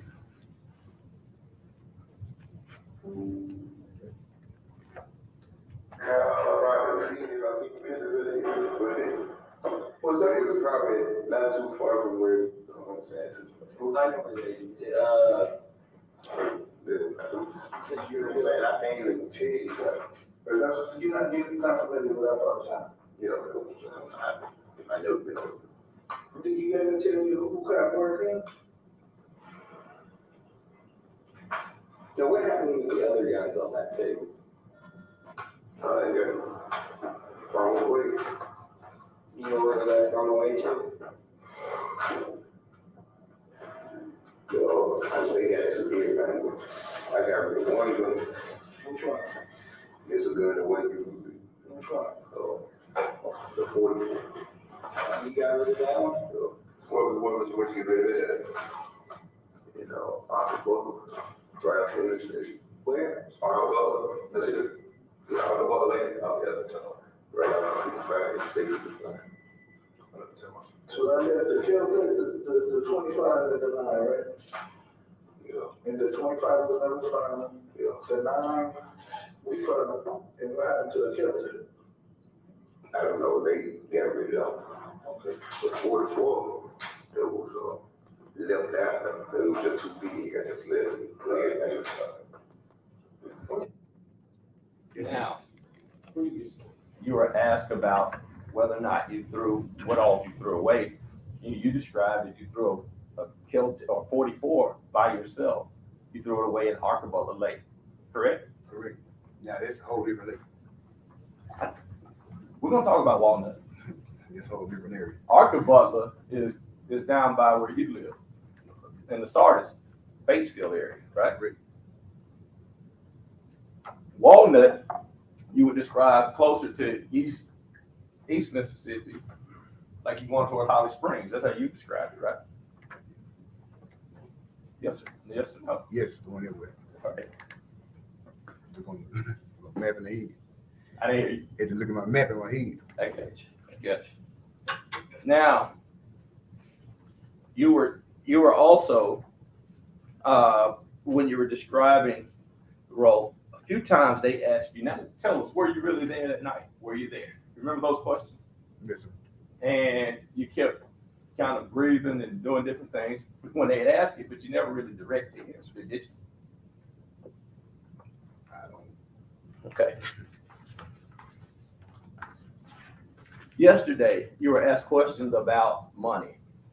You didn't describe that the pregnant lady was told that she was supposed to get $10,000 for hush money, did you? But back in 17, that's what you told the detectives, right? Yes, sir. And you also described that Sherra had said that it would be $50,000 for the shooter, correct? Yes. And you also described that $10,000 hush money would be for the pregnant lady. And when you were asked questions about that in the two interviews, you never indicated that Billy was present during those conversations, did you? I don't know if I was asked. Okay, but what I'm asking you is, you never indicated it, did you? I mean, you might not have been asked it, but you didn't say Billy was it. You definitely didn't say Billy confirmed that he needed money or anything along those lines, right? No, sir. No, sir. Now, back then, were you working? No, sir. No. And you were, like you said to the detective, man, all I cared about, I had these lawyers to fight a real case, right? Yes, sir. And we can't go into the details or talk about what the case is, but that's what your focus was on, right? Yes, sir. And you said, look, man, them lawyers were asking 10 a pop, 10, 10, 10. That's what you said, correct? Yes, sir. Those are your words. And you said also that that's all that I cared about. The money that I could give a real case. So I was trying to listen and find out what I could get to blackmail Sherra. That's what you said. Remember that? Yes. All right. And you're trying to get as much detail as possible, right? Correct. Now, do you remember the detective just kind of abruptly saying, tell me this, Jay, why would somebody get you from Collierville, go to Batesville, pick you up? And you said, Billy picked you up from Batesville, right? You got to tell me what you're referring to. You said that, did you ever say that Billy picked you up from Batesville? When? At all. Did he ever pick you up from Batesville? Yes. And take you from Batesville to Collierville, right? You don't remember? You don't remember? You don't remember? I don't remember. That'd be Sherra. All right. But you asked a specific question about it not making sense to throw a gun away in Walnut to get you, if it's not on the night of or anything like that, all the person do that. You remember being asked that question. Correct. And you remember that you really never gave a direct answer to that question.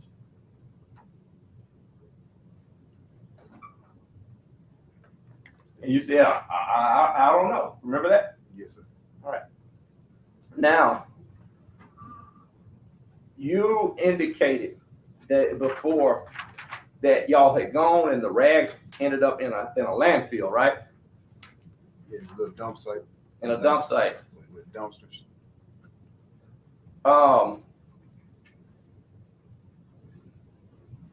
Yesterday, you remember how you described the shooting that was going on that night? You don't remember? You remember saying that to your memory, it was Billy doing the shooting based off of the information that you gathered, right?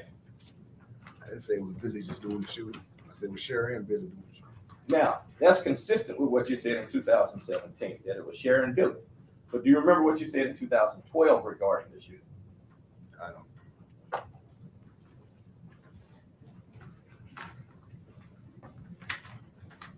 You remember being asked about how the car got to the location, or the van got to the location back in 2012?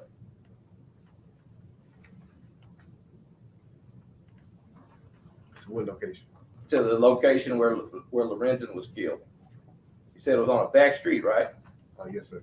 And do you remember at 37 minutes in, you said Sherra's back was with Lorenzen, and she said Billy chased him in the woods. She never did any shooting. Billy said that it was only him shooting with both guns. Do you remember that? Nah, I don't remember. Well, go to 37, please.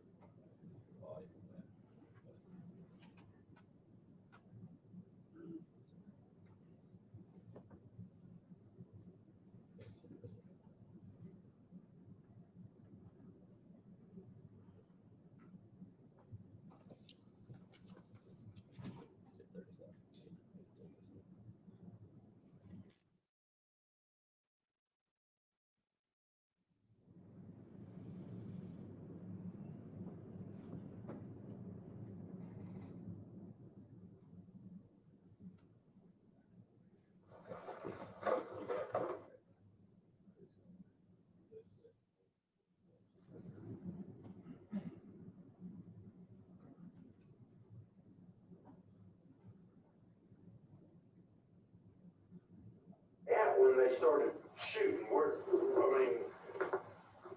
they said it was on the roadway. On the roadway? What type of roadway? Were they in a busy street, a street like a rural area, in front of houses? They said it was a back street. A back street. And so that's where the dude was. I was just saying. Okay. Have you ever seen that street?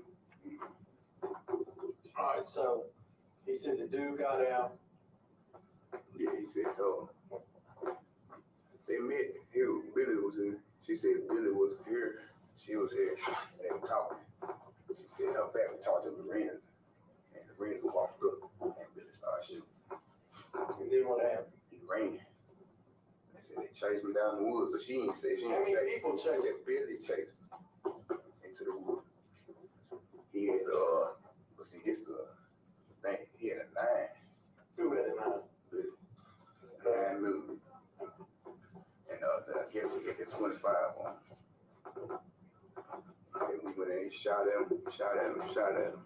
And he kept dodging. He got shot a couple times. And said when he fell down, he went over to him and shot him in the knee.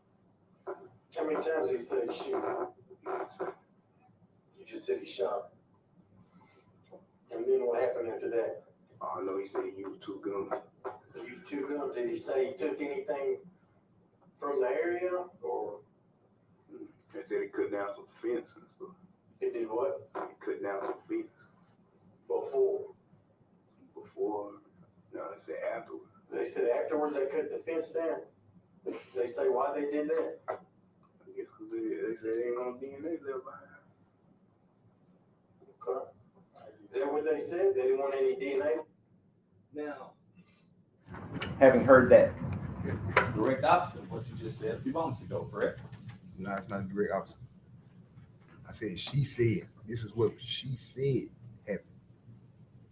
Okay. But she also said she shot. They didn't ask me about what did she do. They said, what did Billy do? I didn't say Billy used both guns at the same time. Okay. Do you remember talking about the going to the lake in Walnut? Remember that? Yes, sir. And you remember saying that as y'all were riding, y'all saw some trees and you could see through the trees that there was a lake that might be a good lake to go to, right? Correct.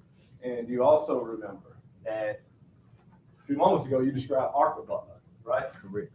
Arca Butler is a lake about how many miles you think Arca Butler is? From Memphis. No, how many miles you think if you're out there at Arca Butler? You can go from one end of Arca Butler to the other in a boat, and it takes you a long time, right? Correct. And when we're talking about Walnut, that's not that type of a lake, right? More of a pond. More of a pond, correct. And you don't just get to that water site in Walnut, right? In other words, you drive by certain spots from mile, quarter mile, half mile, and see Arca Butler, correct? Correct. But you can't do that with Walnut, right?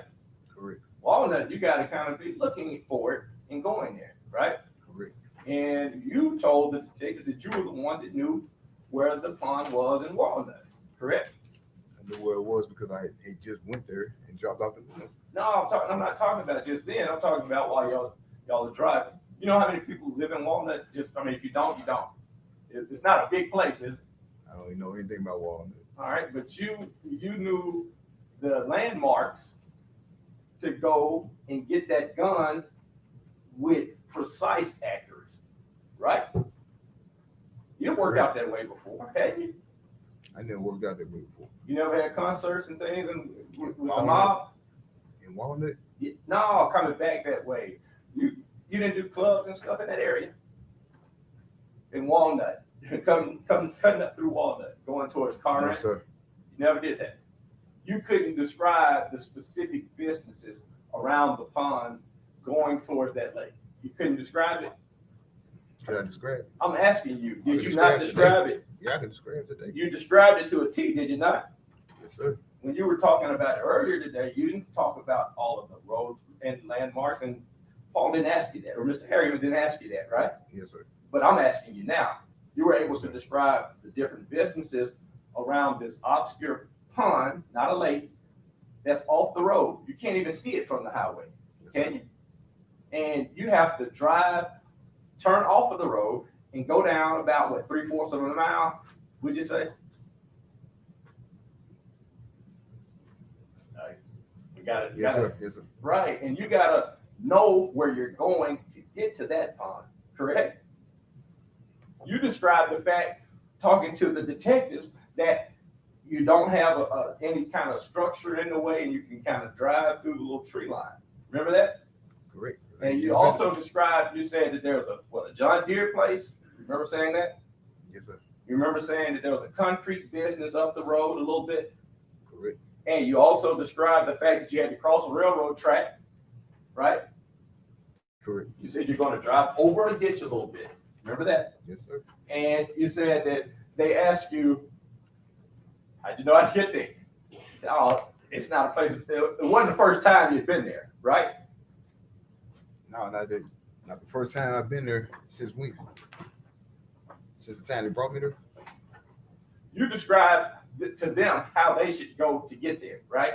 Correct. And then they got you out of whatever facility you were in and drove you there. That was back in 2012, so it's 10 years ago, right? Correct. So we know you ain't been there in 10 years, right? Correct. But before that day, you'd been there some, correct? Been there that day. They brought me there. Okay.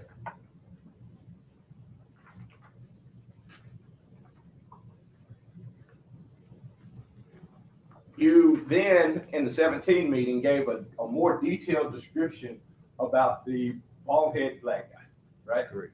You said that he was bald and he was in his late 40s, right? Correct. But you didn't give a name because you didn't know the name of that person that was at that particular meeting. Correct. And you did not describe anything, I don't think, other than you said he might have been your height or a little taller. Correct. And you said that you thought he was stockier than you, right? Yeah, I thought he worked out. Now, yesterday, when you were describing to Mr. Hackerman about the messages, remember when you were having that conversation? Correct. And you said that when you're having that conversation with your cousin about throwing the party, that you remember that specifically, right? What specific? Having that conversation via Facebook. Remember that conversation specifically? Correct. And you, in fact, remembered that conversation. And you said, I know that what was going on right there, I didn't do that. I didn't send that portion. Dude was riding with me, sent that portion, right? Correct. And I was listening. Dude riding with you was not Billy, right? Correct. All right. So this other dude riding with you sends this message about throwing this party in code that you're giving him as you're riding, right? Correct. But you never had a follow-up question with detectives about who that other dude was, right? Correct. And you never gave any detail that gave to Mr. Haggerman or anybody else about that other dude, right? Correct. But it definitely was not Billy Turner. Are we right? All right. And I don't even want that other dude's name right now. But you definitely said that there was another dude that was giving this text message about what y'all were gonna do throwing the party. Correct. All right.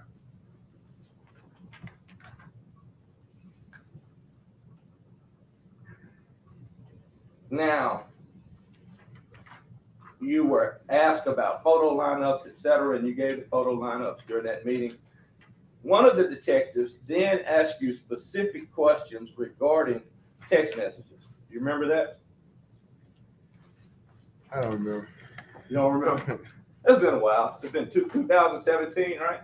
Probably had about 40 interviews. How many? About 40 You've given 40 interview statements interviews. about this? Everything haven't been on written statements or recorded. No. I'm saying, do you remember doing this 2017, November 6, 2017 meeting? You remember giving a statement, right? And I while remember you statements, but I don't remember what was asked. all right, you don't remember being asked specific questions about text messages. If you don't remember, you don't I remember. don't remember. All right. Can you go to 40 minutes, 30 seconds, 2017? Oh, no, hold on. I apologize. I'm getting the wrong page. This is the. As he finds it, quick approaches. Yes, sir.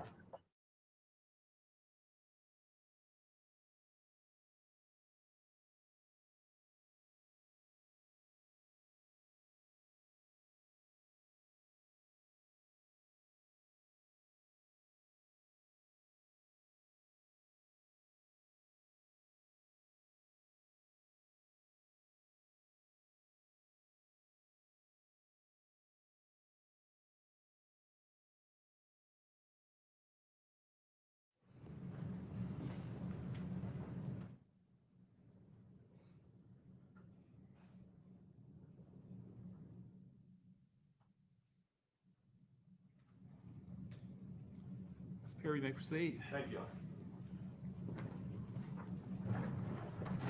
See that? Have you seen that document before? If you will, just for the sake of the court reporter, I should have called it out, man. Apologize. Exhibit 58. Yes, sir. On the top of that, that is a stream, I believe, that seems to be between, you see the name Edna J, Yes, sir. and you see to the right-hand side where that's, what does that say on the right-hand side, the writing? No, further right, yes, sir. What does it say? Jimmy Martin's text message. To, It don't say everything else. okay, That's all I say. all right. Do you see what it's indicating? What is the date of that message? 7/15, It's July 15th July 15th, of what year? 2010. All right, and do you remember now being asked questions about that text message string? Yes. And do you remember what your answer was back in 2012 to that question? 12. No. What Ms. Perry is asking you? Have you had a chance to review the document? I had a chance to review this document. And he's asking you if it refreshes your memory as to the messages that it was sent. Helps you to remember. If it doesn't, tell Ms. Perry, does not help you to remember. It doesn't help me to remember what the question was that they asked. Okay. May re-ask the question. Yes, sir. And don't worry about the audio. Do you at this time remember the contents of that text message? Does that refresh your, looking at it, does that refresh your memory at all? Yes. And do you remember what the contents were? Contents of this message when Sherra came to pick up the gun. And do you remember where you were supposed to be meeting there? They had the same spot we met every time that was at outside of Lott's service station. All right. And you said that you were meeting at that particular date with the guns, right? Yes. And you met with Sherra only. It was Sherra on. All right. And on that particular night, or previously, back in 2000, let me make sure.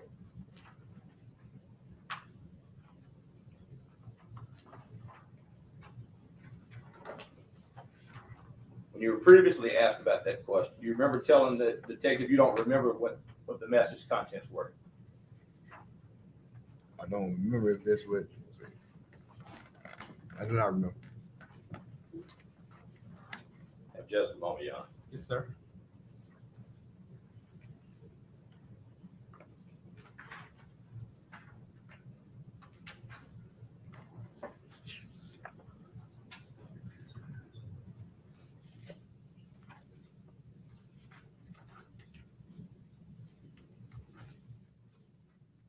Yes, I remember what the answer was, Your Honor. At this time, we have to refresh his memory with the audio report.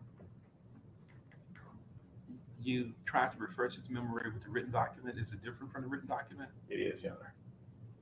His answer was different from the written document.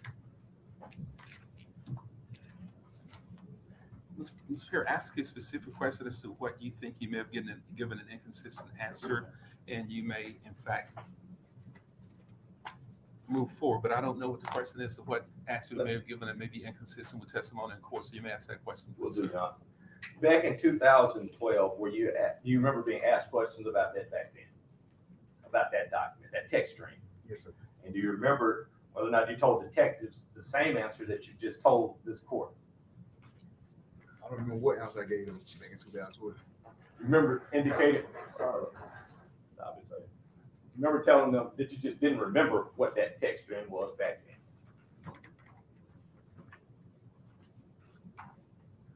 I may have. I was showing a lot of texts. And so you're saying that you probably told, or you might have told them that you don't remember it back then. Correct. But today you remember it, what it was talking about. Move on.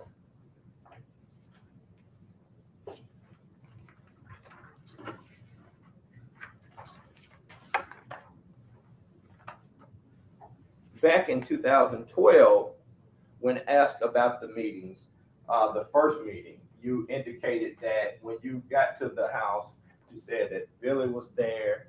You said that Sherra was there.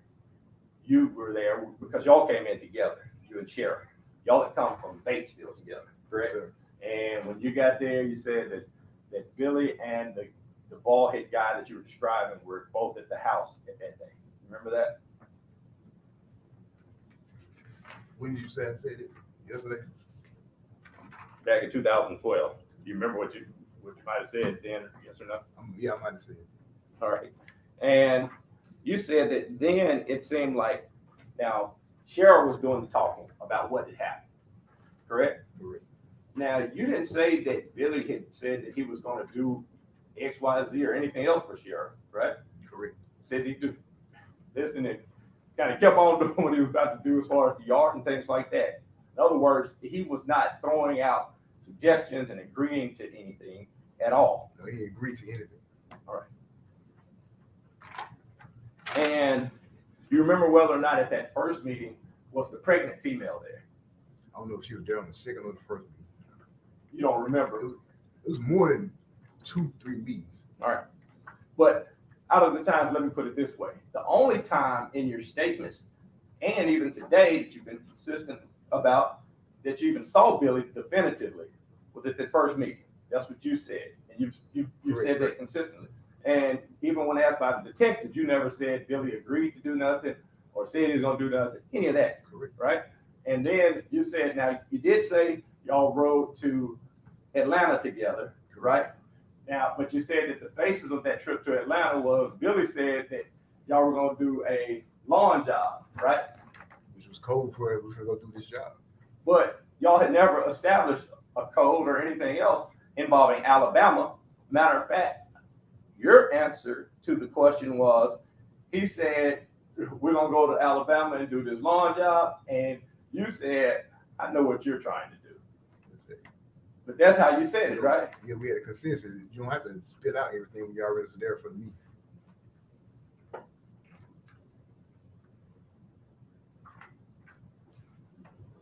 Billy didn't have to spit out the code when Sherra spit out the code.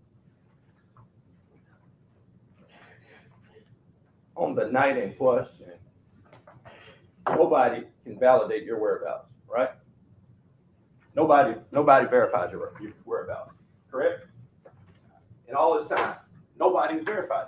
Nobody. They have not. Right. And in fact, on the night in question, you've given varying statements about the fact that you had the car that you were questioned about in 2017. Once you were confronted with the fact that it was believed that Billy's car was used on the night in question, you said, I didn't have Billy's car. Remember that? In 17 saying, I didn't have Billy's car? They didn't have Billy.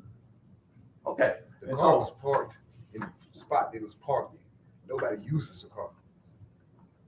I don't use the car. I ain't take it as a daily driver. The car was parked where it's parked in Hadaway. When I say I wasn't in the car, I wasn't in the car. I wasn't around there. When I say I was at home, that means I was in Batesville. I was at home. You said to the detectives repeatedly, Correct. they asked you a few times. Now you had back in 2012, said you had the car on the night in question, right? And I asked you earlier today about Tutu and who else did I ask you the name? Tutu. You said you could use their truck. I don't know what truck I used to go to the payphone. Remember saying that? Yes or no? Correct. And you, in fact, back in 2012, they said that now if you had the car, why'd you have to use Tutu's truck? And you say, I don't know, right? Because I don't drive the car. I understand that, but that was your answer to that question back then, correct? Now, yesterday, you were clear. You said, I had Billy's car on the night that this stuff went down, right? Correct? And previously, you had indicated that on that night, during the 11 o'clock calls, and you initiated the calls a few times. Correct. They asked you, why were you initiating the calls? Your response was, I initiated the calls because I wanted to use Sherra's van. Remember that? Correct. All right. And so you never earlier today said anything about initiating the calls or the van, correct? Correct. And you didn't say that you were trying to get in touch with Billy to use Sherra's vehicle today, did you? Correct. In fact, when Paul asked you that question, Mr. Hagerman asked you that question. I won't speak again. Mr. Hagerman asked you that question specifically. You said, I never got an answer from Billy's call, right? And on that night in question, you indicated previously to the detectives that you were at your mom's house, right? Correct. And you indicated to the detectives, does your mom still own? Say what? Your mother's, you have a stepfather, right? Correct. And back then you had an ill sister and she's passed away, right? Yes. But during that time, she was living, right? Correct. And your brother was living in Florida back then, right? Correct. So in that home, there were at least 3 people, correct? Correct. But nobody has been able to say that you were in that home.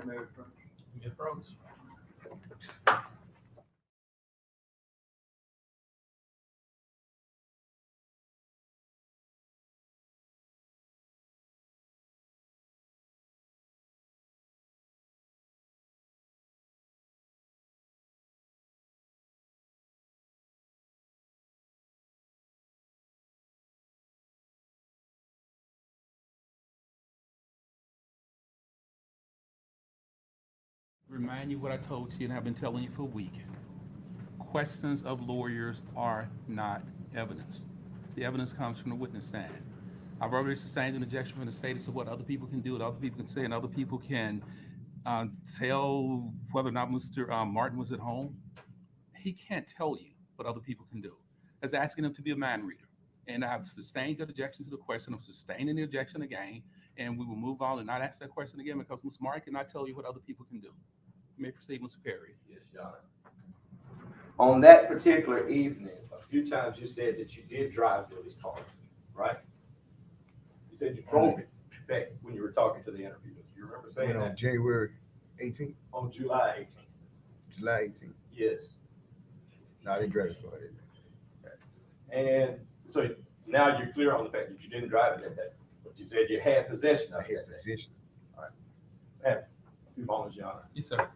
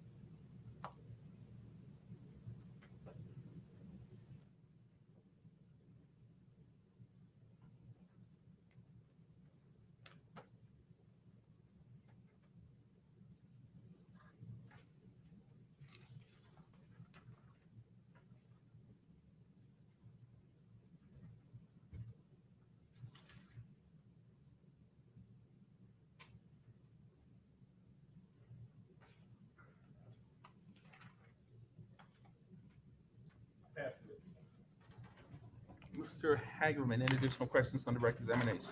Brief. Yes, sir. It's been 12 years since this happened, Mr. Martin, is that right? Yes, sir. Through those 12 years, have you given interview after interview with law enforcement people? Yes, sir. Has there ever been a time when they've come to you and you've refused to give some sort of interview about this? No, sir. Every time. Yes, sir. Every time have you described a conspiracy to kill Lorenzen Wright that involved you, Yes, sir. that involved Sherra Wright, Yes, sir. that involved Billy Turner? Correct. Every time have you told them about a pregnant female that you don't know who she is? Yes, sir. Every time have you described a trip to Atlanta that you took with Billy Turner to kill Lorenzen Wright? Yes, sir. Every time have you told them about a gun that's in the lake? Yes, sir. Did you lead him to the lake? Yes, sir. And how many times total have you ever been to that lake? 2 times. First time doing what? They disposed of the gun. With who? Billy Turner. This Billy Turner. Billy Turner. And the second time doing what? With the sheriff department. With the sheriff's department. Correct. To show him where it was. Yes, sir.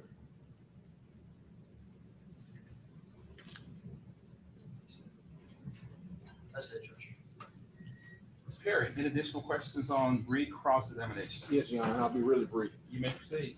In your stories about what happened, you indicate that Sherra, not Billy, would allow you to use his car, correct? Correct. And you also indicate that you had gone from Batesville to Collierville some 6 odd times, or at least 6 times regarding this, correct? Correct. And you said on multiple of those occasions that there was a pregnant female that was present, right? Yes. And you said, and you described at least one that you can confirm time that Billy would have been present during any of those conversations, right? Correct. And you said that that's the only time that you can confirm that he definitely was there, that first time. That's the only time, right? Confirmed with that, yes. And even then, you never heard him confirm that he was going to be a part of some plot or was going to play a role, right? Yes, sir. And you never received from the time frame of 2010 when she was talking about paying the lawyers, etc. Did she pay the lawyers? No, sir. She was supposed to pay him, but she never did. Right. And from the time that the murder happened until the time that you were convicted of the crime we're not talking about, she didn't pay the stuff that she was supposed to pay, right? Correct. I passed it. Hagerman, any additional questions? Just to clarify a few questions ago, Yes, sir. how many times was Billy Turner there? He asked you how many times for sure Billy Turner was at one of these meetings. Correct. And what was your answer? He was at the first meeting. It was confirmed time as far as the meetings that they recorded, For sure one did. but we had several meetings. Did you also have a trip to Atlanta? Correct. Was Billy Turner there? Yes, sir. Did you also have a trip to the crime scene to cut down the part of the barbed wire fence? Yes, sir. Was Billy Turner there? Yes, sir. Did you also have a conversation about shooting Lorenzen Wright with Billy Turner? Yes, sir. So when you said one confirmed time, you mean one meeting. One meeting. But in this conspiracy, Billy Turner, from the start to the end? Yes, sir.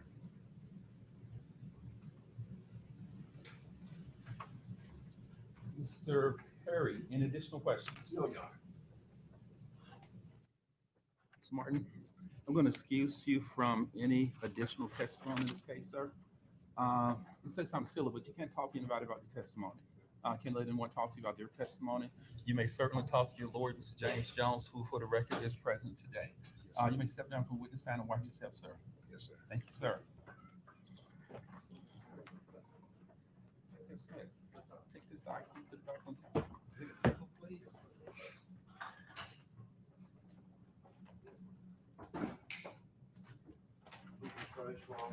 Yes, sir. Let me get one clarification real quick. I apologize. Something I intended to do earlier this morning. Ladies, I want to apologize to you because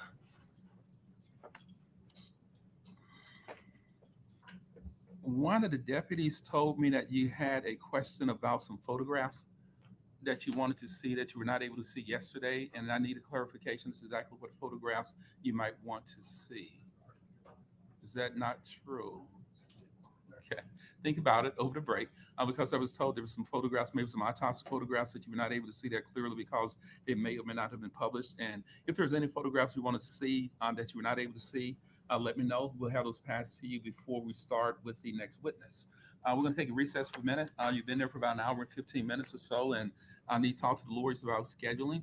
You cannot discuss the case with anyone or amongst yourselves, and we'll resume trial shortly. Thank y'all. Follow Deputy Smith, please.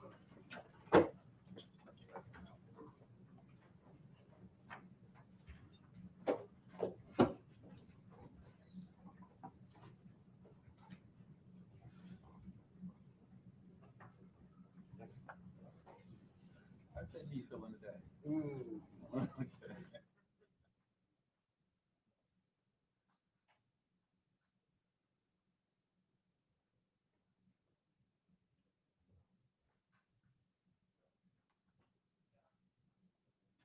Apologize. Counsel may now approach. This is going to be on the record, off the record. Okay. Yes, sir. Those pictures that they're asking.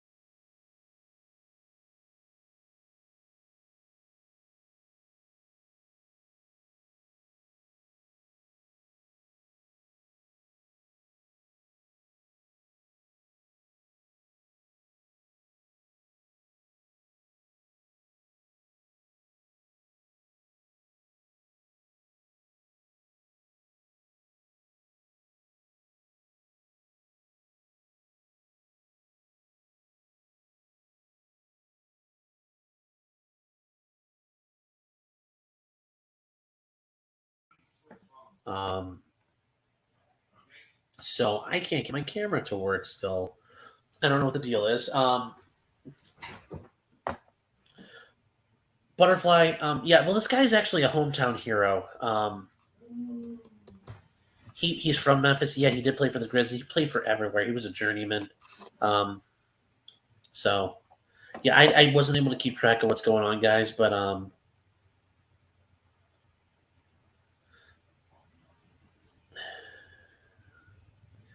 Parallax, I'm sorry, I'm trying to read back through what you guys are talking about to answer questions. Yeah, sometimes that's,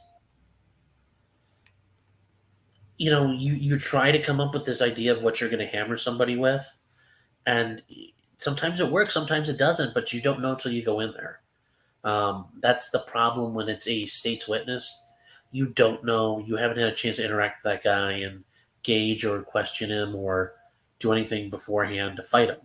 So, and sometimes that's all you got is just, shooting cannonballs at him, hoping one, cracks the armor just right, even though you know it's not going to work. You just keep fighting and, yeah, just keep swinging your bat. The judge is scheduling smoke breaks. Also, I understand. I know my mic sucks, but is what it is. This is on my laptop, so I'll have to figure that out.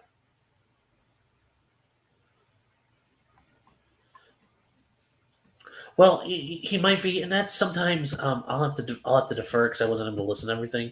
Yeah, he might have been building up to something and it just fell apart, or that's just poor questioning or planning, any number of things. Who knows? Who knows? You can't say for sure. Um,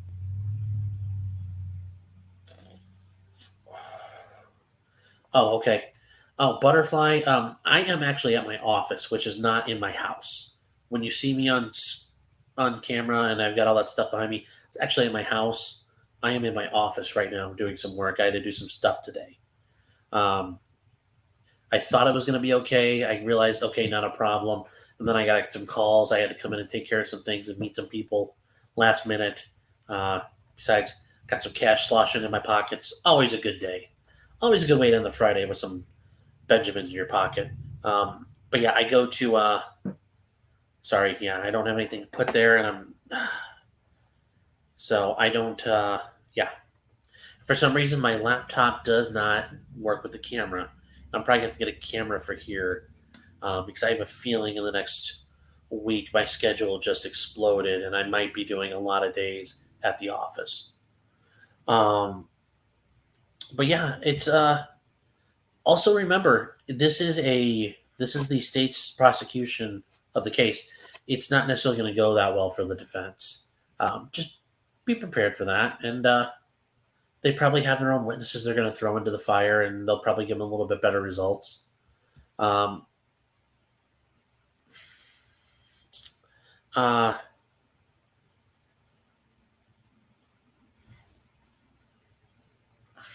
I go to work again with lint in my pockets. Yeah, well, guys, there are a lot of days I go home with malls in my pocket. So every once in a while, you get paid is always nice, but don't get paid all the time. I wish I did. Wish I drove a BMW, but I don't. I drive a Subaru Legacy, station or coupe sedan. So Parallax, when I go on, look, guys, I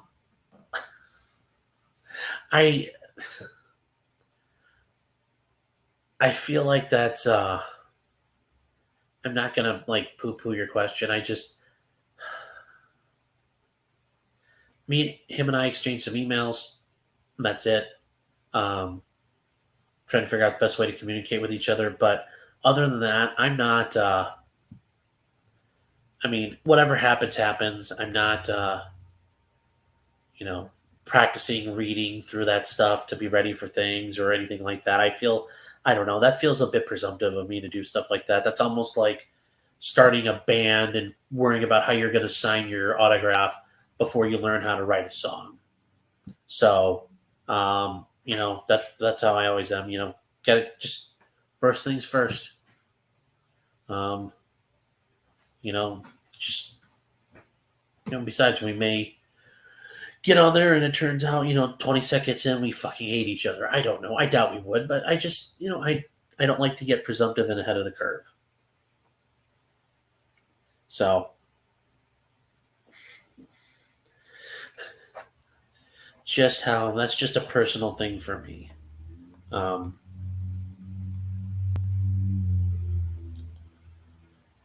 So,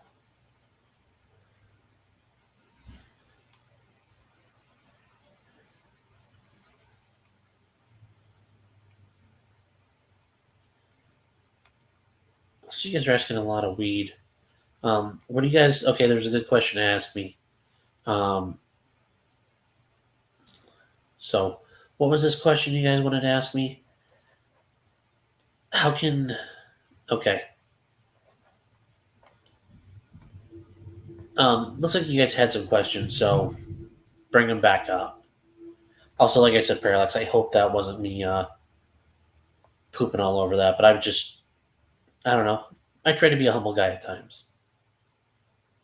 Depends who you ask, though. Other people think I'm a flaming asshole and an extremely big prima donna.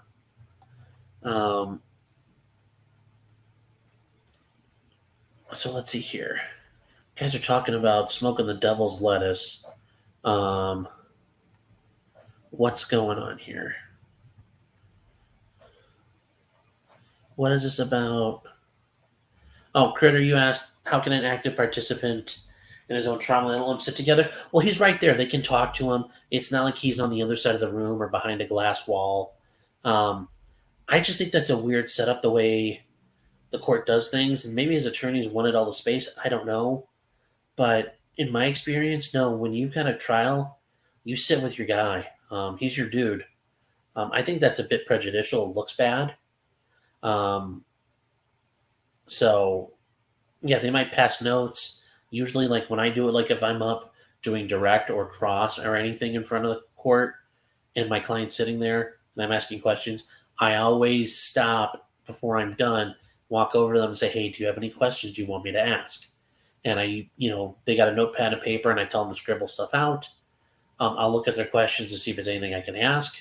Or sometimes they actually do write out a question that I'm not going to ask, but they gives me an idea and I go down a different road kind of related. Sometimes it helps. Other times it's just all stuff I can't ask. But yeah, they probably pass notes.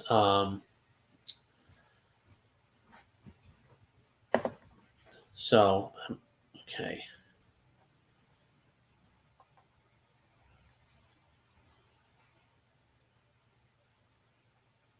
Yeah, thanks, Critter. I appreciate that. It's just, things happen, they happen. If not,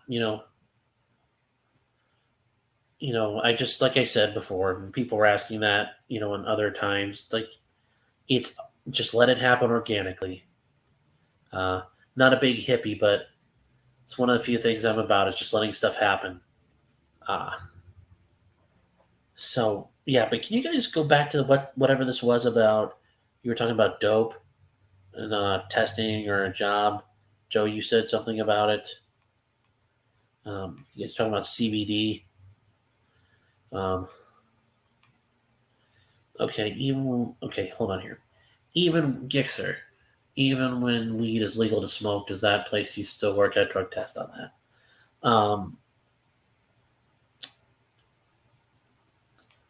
So they have places do.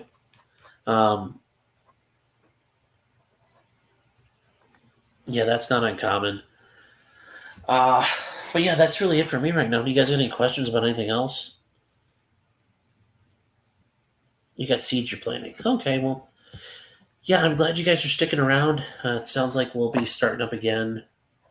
I don't think they're done for the day. Who is testifying right now at this point? I didn't get the chance to see. Is it still Jimmy Martin? Because I thought he'd be done at this point, or the jurors asking him questions.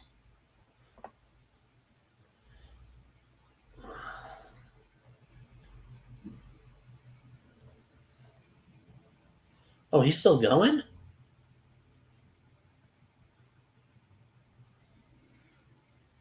Wow. I'm impressed. Yeah, this trial has some very interesting and lengthy cross-examination going on. Oh, he's excused. They finally finished. Okay, well that makes sense why they're taking a break. So, you guys got any fun plans this weekend? Sorry, guys.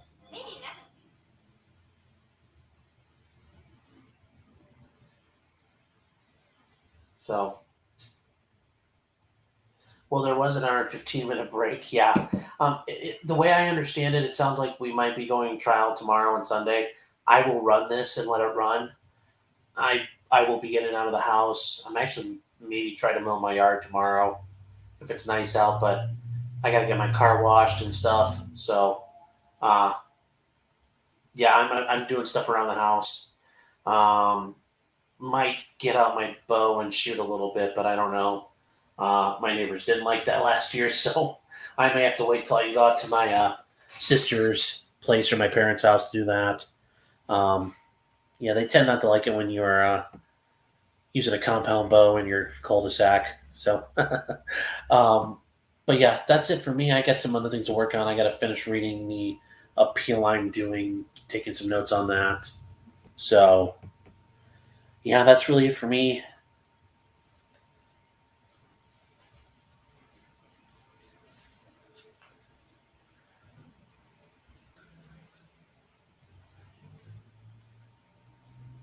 Yeah, I will say this judge does obnoxiously long breaks and he starts late, which I'm not going to lie. I do like the idea of starting late, not waking up at the ass crack of dawn to do things. It's kind of nice. I was also the guy in college who, by the time I became a junior and I could afford to do it, I scheduled all my classes like after 11. But yeah, checking in on you guys, making sure you didn't burn down the house and all that. Looks like you guys are doing okay.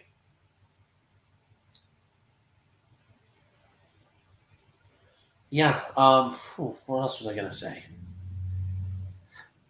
Yeah, that's it for right now. Hopefully, I can get something put out. I think I might try to work on a video this weekend a little bit. I wanted to do one about juror number 50 for Ghislaine or Ghislaine or Ghislaine or however you want to call her. Uh, best friend of the man who did not hang himself.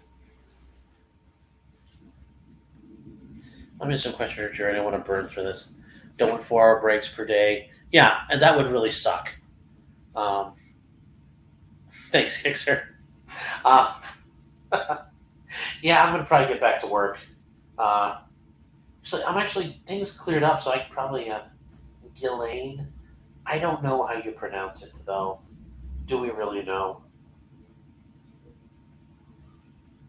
Because if it's Ghislaine, then half the letters are silent. So, and if that's the case, then she's churching it up. I get it. It's French. En français sounds so majestic, but her and her Mossad spy running dad. So who knows what it really is meant to be. So yeah, that's really it for me, guys. I'm gonna work on some. Yeah, this Ghislaine or Ghislaine or Gishilani. Yeah, that's it for me, guys. Sounds like you guys saw what ineffective cross looks like. Not too many questions from it, so I'll see you guys in a bit. Hopefully by that point I'll be back home. And yeah, that's it for me. Since ABC's not on, if I hear it click over, I'll switch over to Long Crime. But for right now, I'm just going to leave it on. Long Crime cut it off too.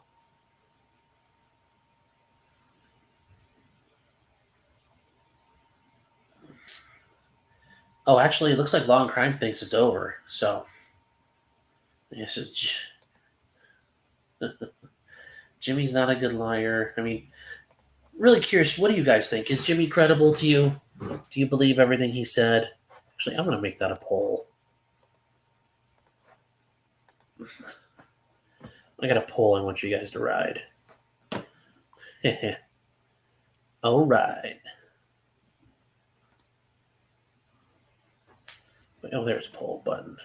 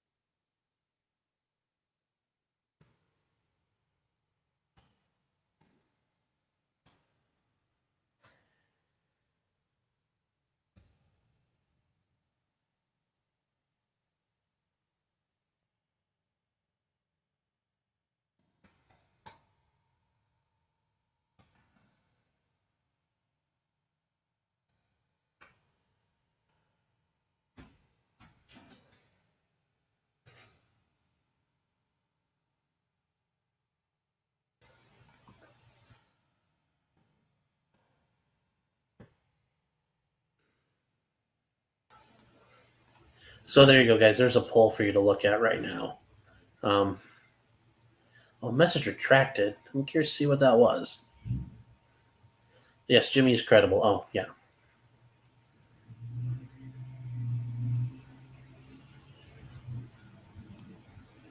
It's a representation of her grossness.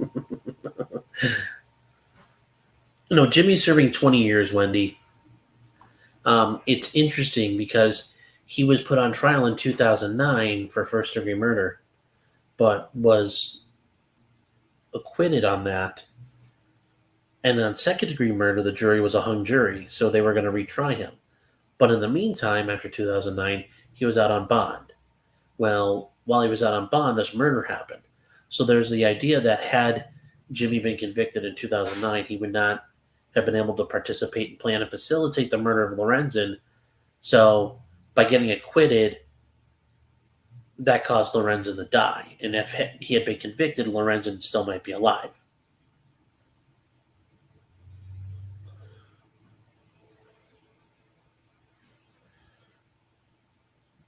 I didn't say go to LNC. I said I'm going to put it on Long Crimes feed.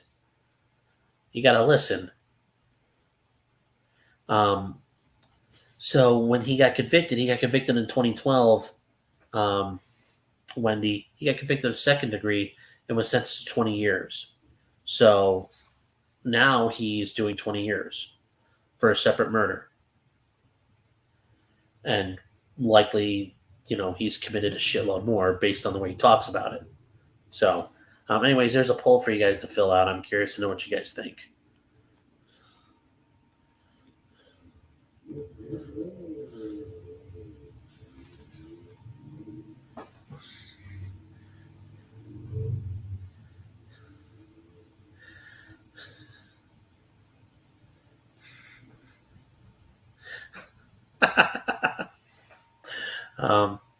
I wasn't sure if you guys were going to go down that road, but yes, I'm pretty sure he's not related to me. Those toughies at LNC will get big mad. Yeah, they'll get big mad and big sad, and then they just walk away. I mean, if they walked away from Ricada, God, I bet I'll get Dan Abrams to shine my fucking shoes.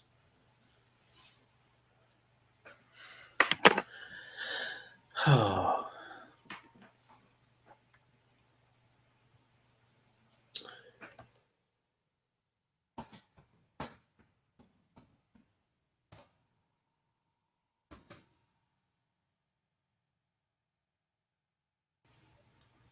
So, all right, guys. Well, I'm going to leave this up for you and have some fun for a bit. Yeah, Long Crime is done with this for as well.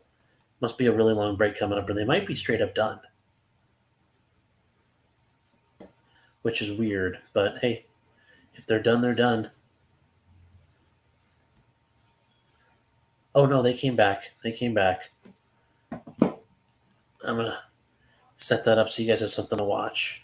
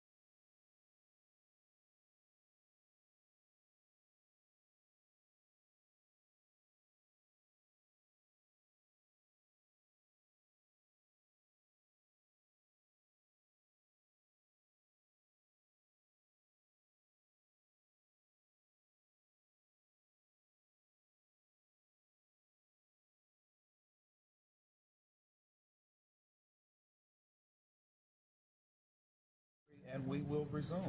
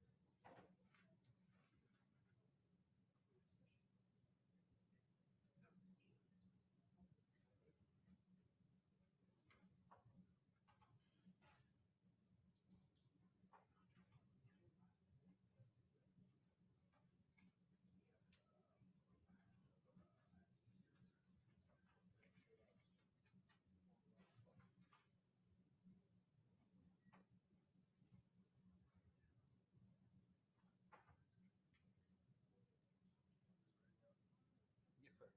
Has the people in the jury into it, sir? Yes, sir. We need to put one thing on the record. Yes, sir. I'm sorry. I apologize. What's that? And maybe the approach of Yes, sir.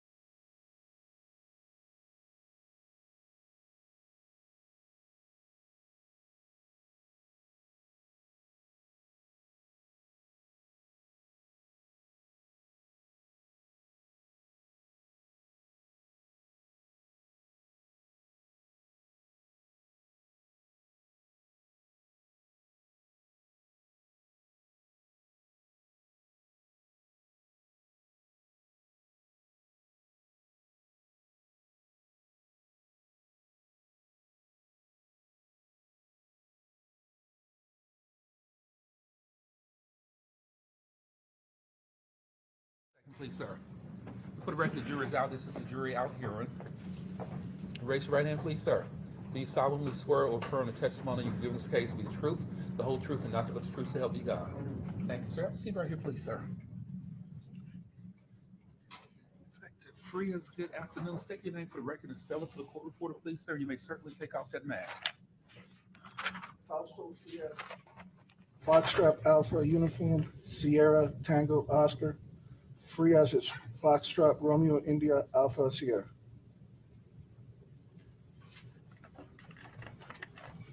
For the record, again, this is jury out here. I think it said Detective Frias.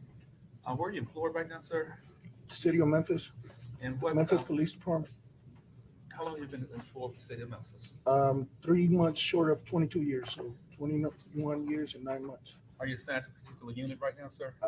Assigned to the homicide unit. And how long have you been in the homicide unit? Over 9 years. I've been in criminal investigation over 14 years. Detective Frias, the lawyers, Mr. Hagman, is going to call you as a witness in a few minutes.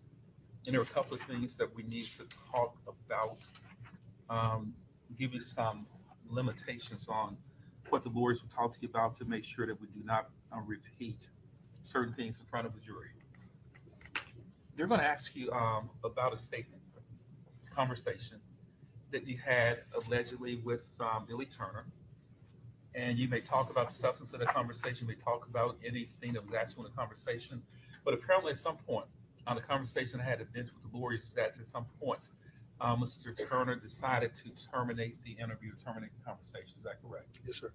You can tell the jury if that question is asked that Mr. Turner, in fact, decided to terminate the conversation or that interview, but you cannot tell the jury that the reason he decided to terminate the interview was because he asked for an attorney. You understand that, sir? Yes, sir. That will go into attorney-client privileges and other things. You were certainly, when the rights are read, that was given to Mr. Turner, that he has the right to terminate the interview at any time, and those other things, you may certainly publish that. But if you're asking questions, Clay, ask you questions as substance of the interview, and Mr. Turner at some point says, I don't want to talk anymore, I want to terminate this interview, you may certainly say he said that, and the interview was in fact terminated, but not because he asked to speak to an attorney or asked for an attorney. You understand that, sir? Yes, sir. Secondly, I think that we talked about, there may have been some questions that you asked, which is proper, to confront a person charged with a crime about your investigation of what you have in your investigation, that you may have taken statements from other witnesses, but you can't go into what the substance of what those statements from other witnesses may have been. You understand that? Yes, sir. And just a hypothetical, one of the scenarios that we talked about, if you talk to other people and they told you that they believe that Mr. Turner had some kind of relationship, a romantic relationship with Sherra Wright, you can't ask or say that, and the state is not going to ask you that in front of the jury as to whether or not somebody told you that Mr. Turner may have had a relationship, some romantic relationship with Sherra Wright. You can't go into the particulars of what that person may have said, but they may certainly ask you if you talk to folks, took statements from folks, and if you confronted them with some of the statements that were made as relative to some questions that you may have asked. You understand that, sir? Yes, sir. Any questions? No, sir. Anything else the lawyers want me to cover on this jury out here so we're clear when the jury comes in? Thanks for going to have you step down from the witness stand. I'm going to swear you back in a minute, sir. Yes, sir. Thank you so much yourself. I'm sorry? Detective Frias, I'm going to leave it 100% to you.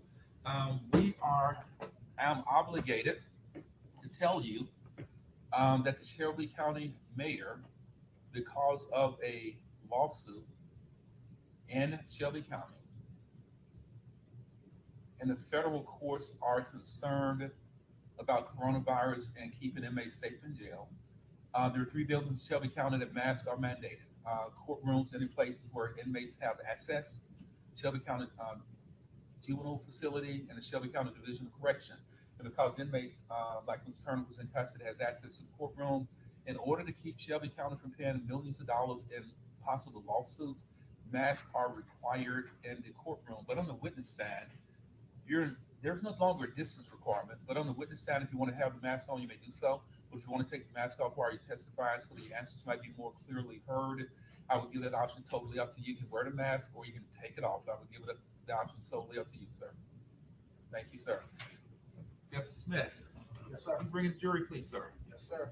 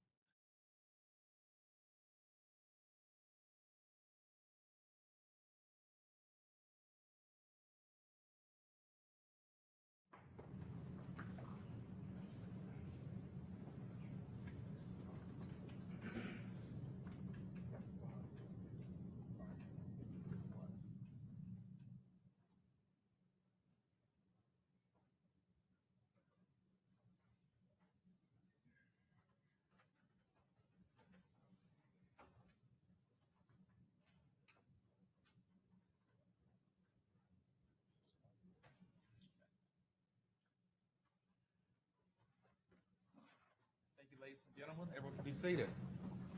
Text Frias. Come forward, please, sir. Place your left hand on the Bible, raise your right hand to be sworn. Do you solemnly swear or affirm that the testimony you will give in this case be the truth, the whole truth, and nothing but the truth to help you God? Thank you, sir. Put your hand on text Frias. Have a seat here, sir. Watch step. Mr. Hagerman, you may proceed, sir. Can you state your name for the court, please?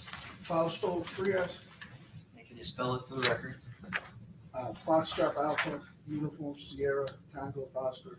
Frias is Foxtrot Romeo, India, Alpha Sierra. Sounds like an answer a police officer would give. Reading a license plate or something. Are you a police officer? I've been a Memphis police officer going on 22 years. I've been in criminal investigation for over 14 years.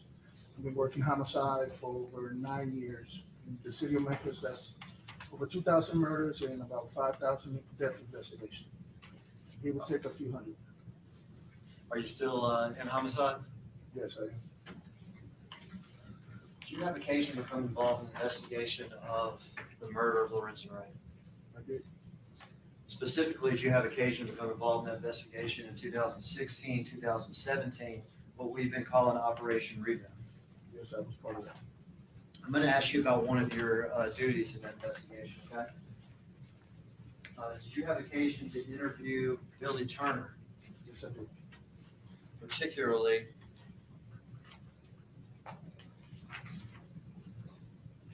particularly on December the 5th of 2017? Yes, I did.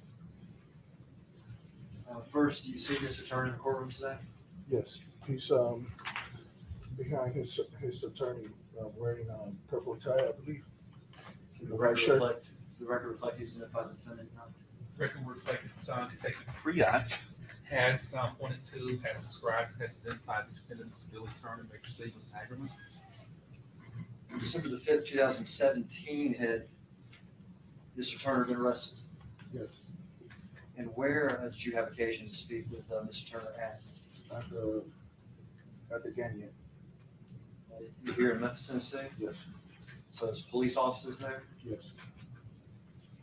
Tell me, what's the procedure?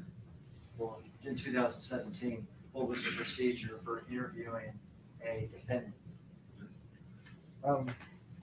You begin with an introduction, get some data, verify who they are, education background, figure out what mental or health condition they're in.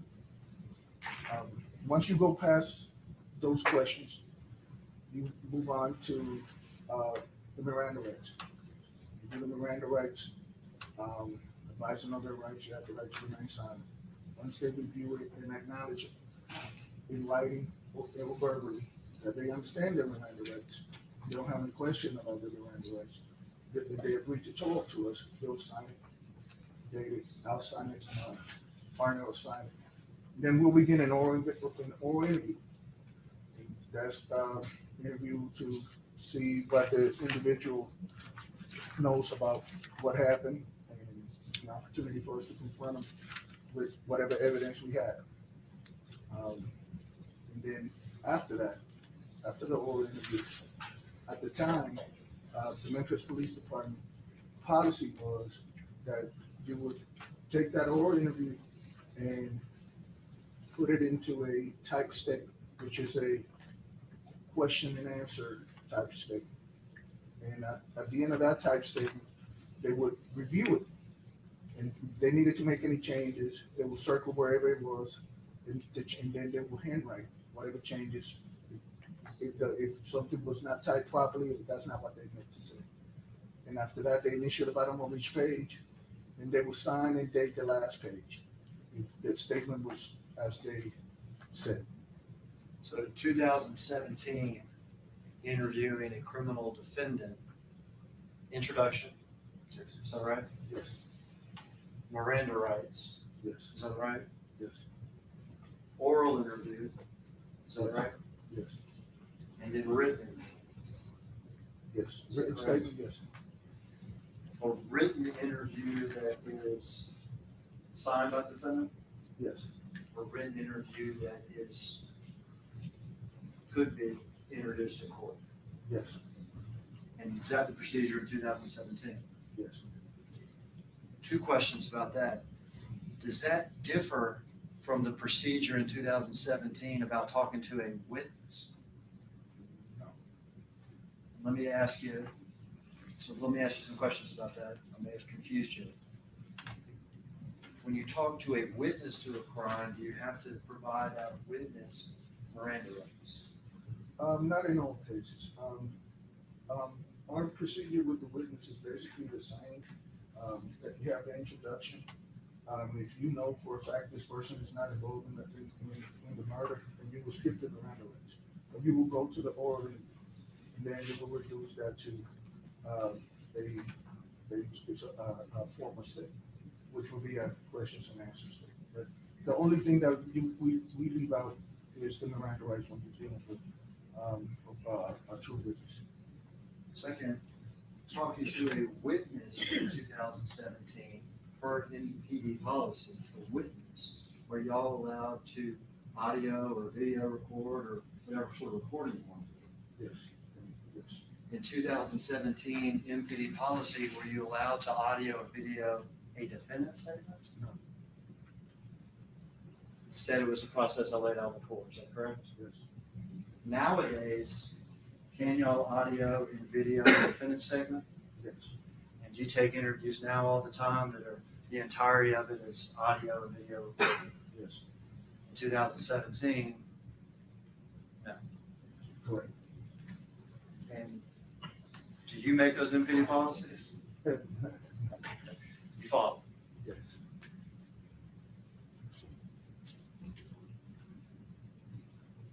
Are there times during an interview, 2017, in which afterwards you would write a supplement about what was said? Yes. Supplements would be like notes of the interview and of events that took place, and just to help out with a timeline and to help out time of court.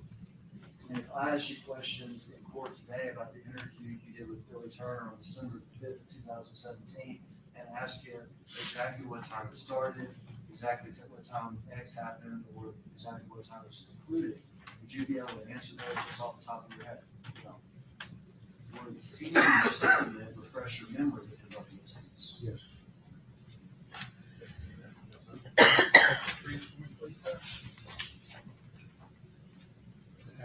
All right, Detective Rios, I'm not going to ask you, and it's not appropriate to simply read from the statement. This is not something that is a piece of evidence like a written statement would be. But I'm going to ask you questions as we go, okay? Correct. Can you walk us through the introductory portion of Mr. Turner here? Yes.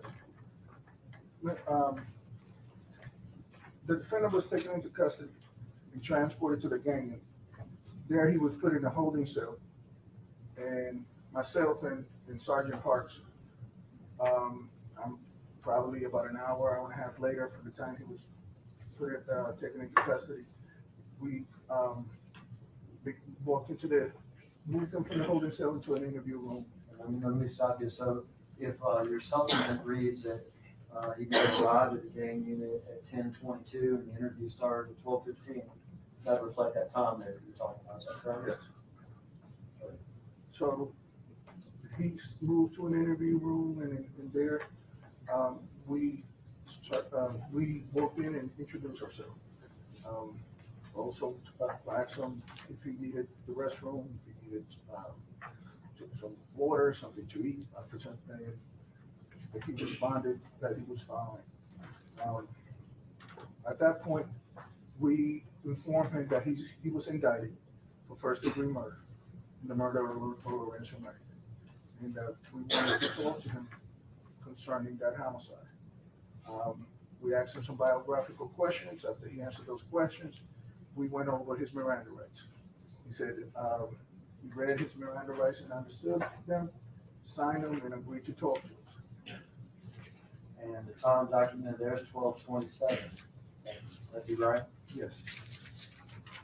Let's talk about this interview with Mr. Turner. What was the first thing you asked Mr. Turner? The first thing we asked Mr. Turner was, what was his relationship to Lorenzen Wright? And he responded that he didn't really have a relationship to Lorenzen Wright, that he was the yardman for Sherra Wright, and that he did jobs in the house, but he didn't have a relationship with Lorenzen Wright. Did you then ask him about any of Sherra Wright's relatives in Mississippi? Yes, I asked him if he knew any of her relatives, and he explained yes. He said he knew of an aunt that lived in Batesville because he had to help move some furniture around. I asked him if he knew the aunt had a son, and he said that he didn't know. And then he said, yeah, I think I've seen him a couple times. And this aunt, he's speaking of Edna Richardson, Yes, and this son, who are we talking about? Jimmy Mark. And you said he responded no, but then he responded something different. Yes, he said he's seen him a couple of times. He got in some little trouble about killing his girlfriend. And when you say he got in some trouble about killing his girlfriend, you're talking about Mr. Martin, correct? Yes, With Mr. Turner, he said that. yes. Did you ask whether or not he had any other dealings with Jay Martin? He said he only ran into him twice. He said he only ran into him twice. Yes. Did you ask him whether or not he had had a sexual relationship with Sherra Wright around the period of Lorenzen Wright's murder? Yes, he said that they were sexually intimate one time.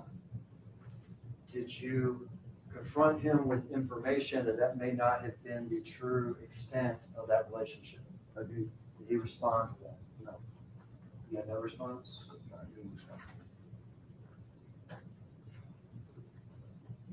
Did you ask Mr. Turner about his whereabouts the night that Lorenzen Wright was murdered? Yes, I did. He said he really didn't remember. He believed he was at home taking care of his sister, but that he wasn't sure where he was. Did you ask about his vehicle being parked in front of Sherra Wright's house, his truck, the morning after Lorenzen Wright was killed? Yes. Did he respond? He really didn't have an answer to. I confronted him with some information that I obtained through the investigation, saying that Well, we don't even need to get into the actual information, but first, when you asked about his car being there the morning after, you say that he had no response? I'm not sure. Can I look at myself? Absolutely. Yeah, for something that helps you remember, absolutely.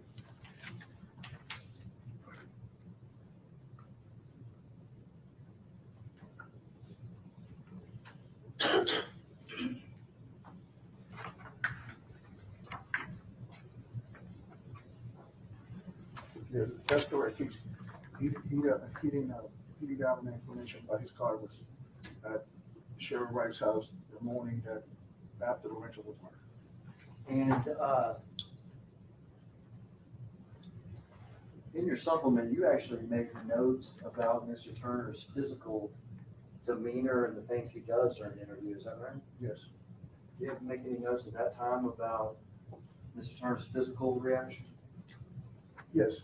When I asked him why was your car parked at Sherra Wright's house the morning after Lorenzen Wright was murdered, he just dropped his head and put his head down.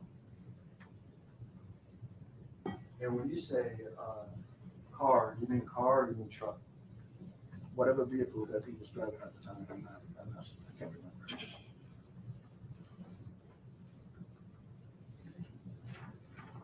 Do you also confront him with information about business cards and Lorenzen Wright? Yes. Do you have a response?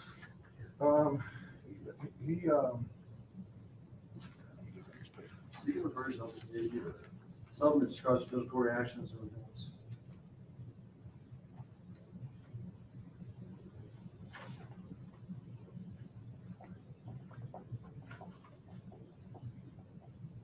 Right, when I confront him about the business cards for Lorenzen, he shook his head up and down in agreement with that deal assessment.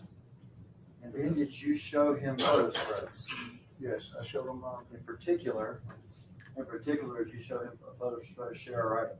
yes, Was he asked to look at it? yes, Did you show him a photo spread that included Jimmy Martin, yes, for him to look at it? yes.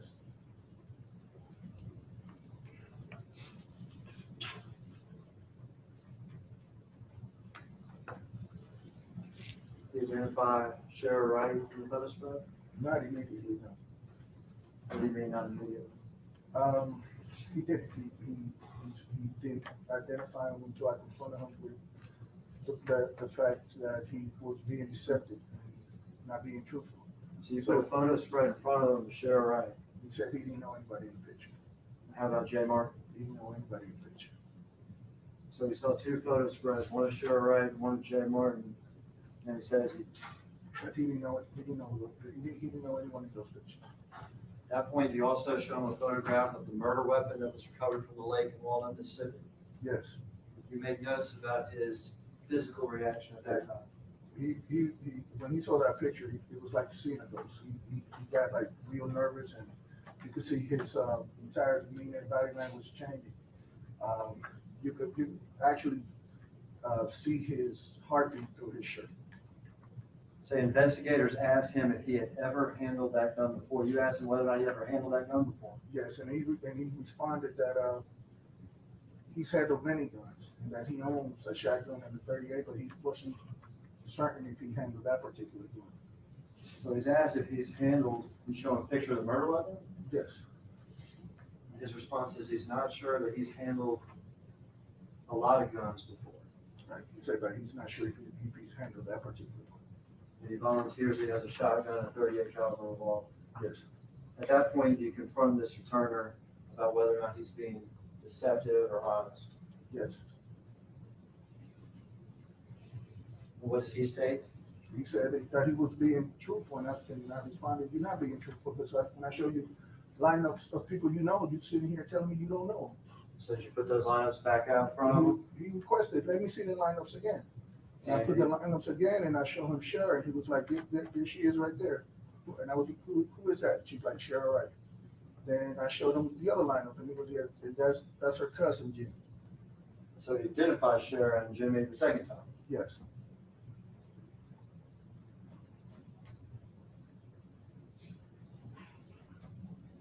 Did you ask him about whether or not he knew that Sherra Wright owned any weapons at the time of the murder?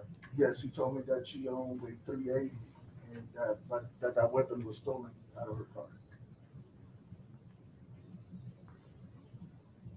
At that point, do you confront him with information about his being involved with Jimmy Martin and Sherra Wright with regard to the murder plot on Lorenzen Wright? Yes.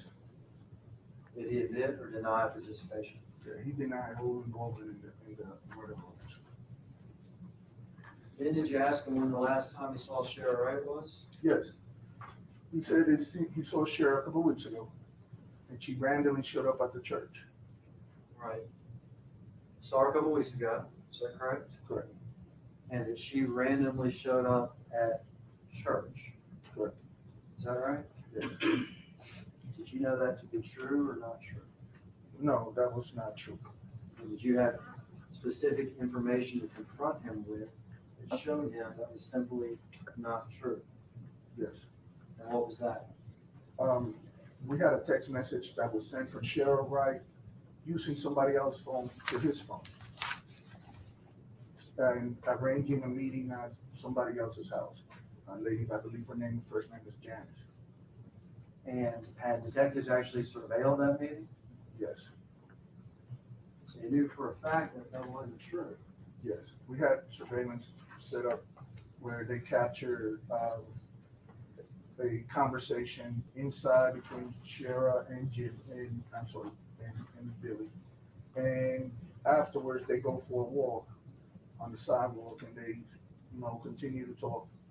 And that was also captured by the surveillance team. Did you confront him with that and ask him, why did you tell me that you saw her at church and not This Right, guy. he really didn't have an answer for that. He really could not explain why he lied to me about meeting her at church instead of at Janice's house. Did he give you any reason? Any subject matter with regard to the conversation that he had with Sherra Oh, Wright? sure, yeah, he said that, they were talking about Lorenzen's son and how traumatized he was, the way everything was hitting the news, and how upset he was about the way, everything is playing out. And that's why they were talking about. Is that an answer that made any sense to you? No, because I said, so first you tell me you meet at church, now you meet at somebody's house, and if they talking to you about what's going on in the media, you can do that over the phone. And another thing is, you just a yard man, and do odd jobs around the house. You never mentioned that you were close to any of the kids.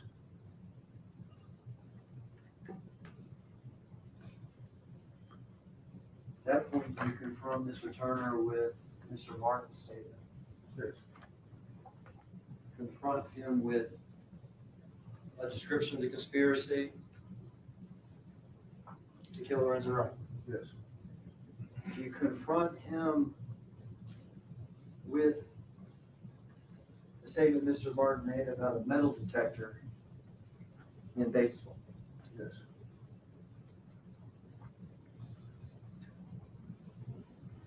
Confront him with the statement that Mr. Martin made that Mr. Turner and Mr. Wright drove him to the scene of the murder, and during that ride made various statements about the killing of Lorenzen Wright that they participated in. Yes. Mr. Turner, you're calm or nervous at this point? He was definitely not comfortable with what I was confronting him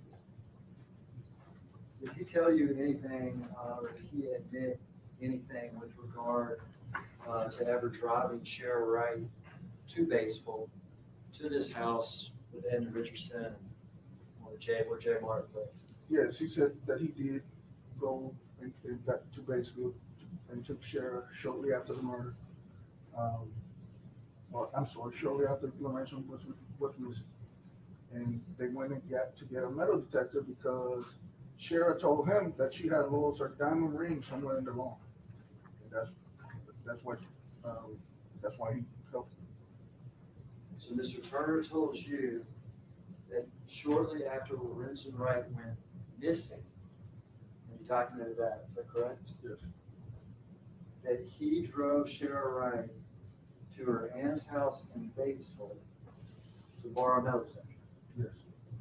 And in fact, 2017, y'all go back and recover that metal detector from Ms. Richardson. Yes. And he told you that Sherra told him that she had lost a diamond ring on the guard of her house. Yes.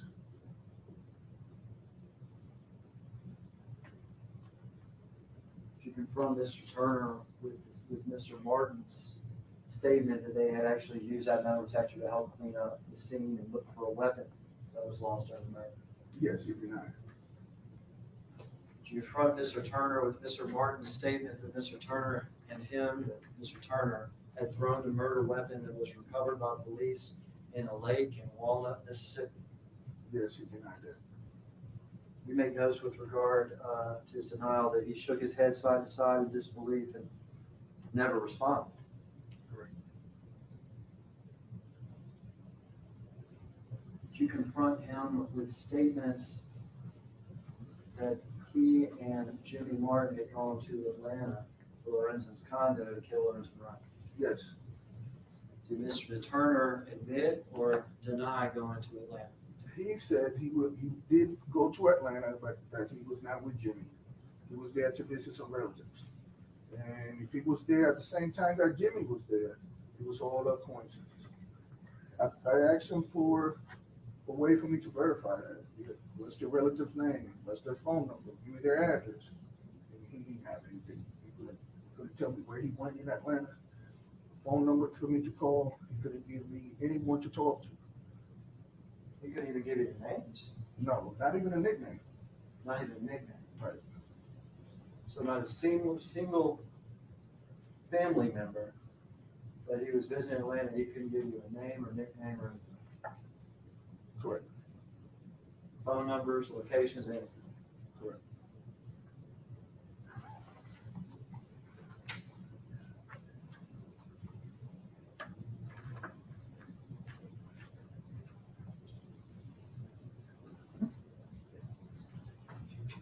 Shortly after not being able to do that, did Mr. Turner terminate the interview?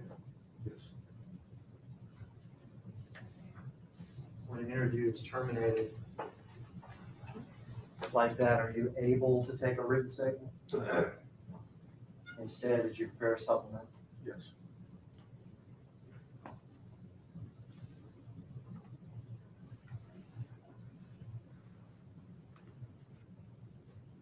Whatever question. Anyway, thank you. Mr. Thomas, you may proceed, sir.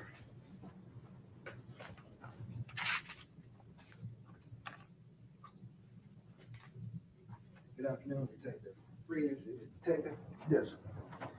Detective, you said that you conducted an oral interview with Mr. Billy Turner on December 5th of 2017, is that correct? Yes. At that time, was Mr. Turner under arrest? Yes.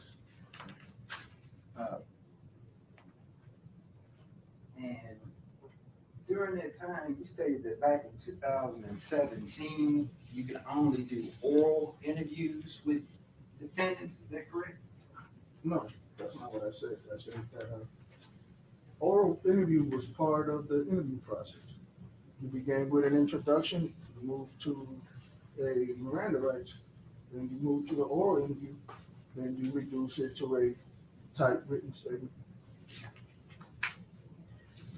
Were you able to do a recorded interview? At the time in 2017, that was not our policy, and that was not done. We didn't do that for defendants, for any homicide suspects. And I want to bear down a little bit on that because I've seen 48 hours and That's TV show. that's TV show. So you can That's a record. it's a whole different, the real life is a whole different thing. So you can record for the TV shows. but- That's a whole different agreement. That's a whole different stuff.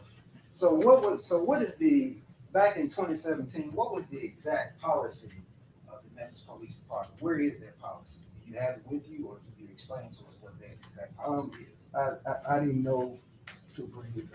I'm sorry, I don't have it with me. But the policy was, as I explained earlier, you don't record, or you don't audio and video record a defendant's statement. So it's not, so for just for the jury's sake, all we have to go by today is what you were telling us happened during this interview, correct? Your observations, correct? No, I mean, what we have is what the defendant told me. But- That's what he told me, that's what I wrote down. But when you were speaking about his, you could see literally his heart jumping out of his chest. Yes. We just have your word because we don't have any audio, any video, anything to corroborate that, but just you telling us that, correct? That's true. Do you? So you did, so did you put this statement in writing and have Mr. Turner sign it? You stated there was a oral interview and then you would. You're asking, let me, Ted Frizz looked at me because what he told you is that Mr. Turner terminated the interview. Once the interview has been terminated, he cannot ask Mr. Turner to sign anything or talk to him at all. So once the interview has been terminated, Sergeant Frizz, Tech Frizz has to stop talking to him, can't type a statement, can't say, Mr. Turner, will you please sign this? Once Mr. Turner says, I'm terminating this interview, the whole conversation is over. He can't ask any other questions. He can't talk about anything else. We see Ms. Thomas. You stated that you showed Mr. Turner a photo lineup of Sherra Wright and Jimmy Martin, correct? Yes, I did. Prior to you showing him that photo lineup, did Mr. Turner ever deny knowing Sherra Wright? No, he didn't. So if he didn't deny knowing Sherra Wright, what was the significance of making him point out in a photo lineup? From my experience, defendants would like to distance themselves once they confronted with evidence. They like to push away from anything dealing with whatever the investigation is. So, from my experience, that's how I interpret it. But he didn't push away because he told you he knew Sherra Wright, correct? Correct, but the question was why he didn't identify her when I first showed her. At any point during your oral interview with Mr. Turner, did Mr. Turner ever admit to killing Lorenzen Wright? No, he did not. Did he ever admit to being part of some sort of conspiracy with Sherra Wright and Jimmy Martin to kill Lorenzen Wright? No, he did not. During your interview, and more specifically, when you showed him the photo lineup, did Mr. Turner have on glasses at that time? Sir, I don't remember. You don't remember. Do you remember if he was squinting to look at the pictures or anything? I don't remember. So you don't remember if he had on glasses and squinting, but you were able to remember his heart jumping out of his chest? Correct. The same way that I'm able to tell you that he denied participating in this murder. So if you're gonna believe that I'm telling you he didn't participate in this murder, why not believe that his heart's jumping out his chest? Now, when you asked him about traveling to Atlanta, did you give him any frame of reference as to time? Yes. I gave him the time and the date that we had the information from when they went down to commit the murder. Yes. What did you tell him? Whatever day it was, I can't remember off the top of my head, but whatever the date that they went down there to kill Lorenzen Wright, that's the date that I gave him. Would looking at your supplement help you refresh your recollection? Yes, but I don't think it's in my supplement.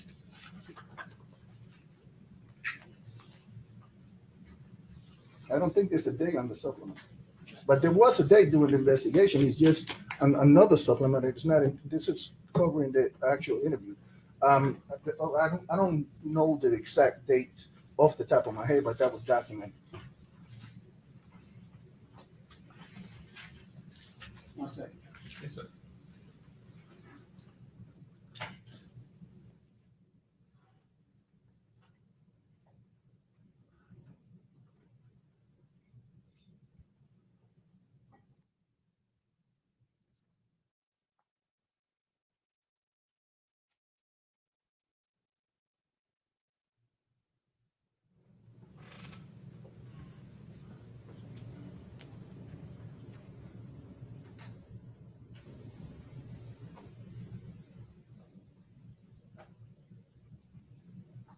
Mr. Thomas, we proceed. I apologize. I didn't know if that was a question from. It's a question. I'm not going to interrupt your cross-examination. Ask when you tell me you have other questions. No, yeah, I passed.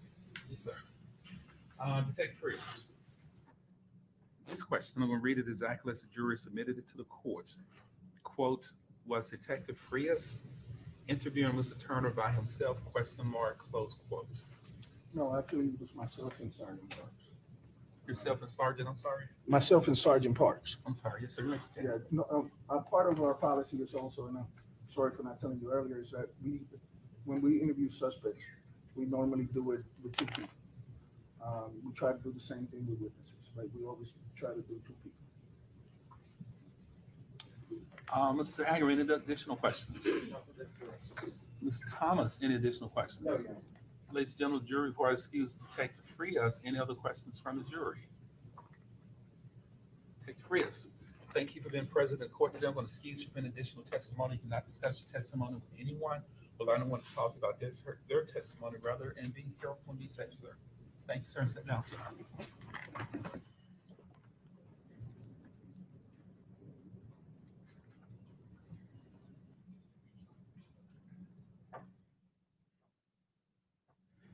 State, you may call your next witness. State, we call Michael Gibson.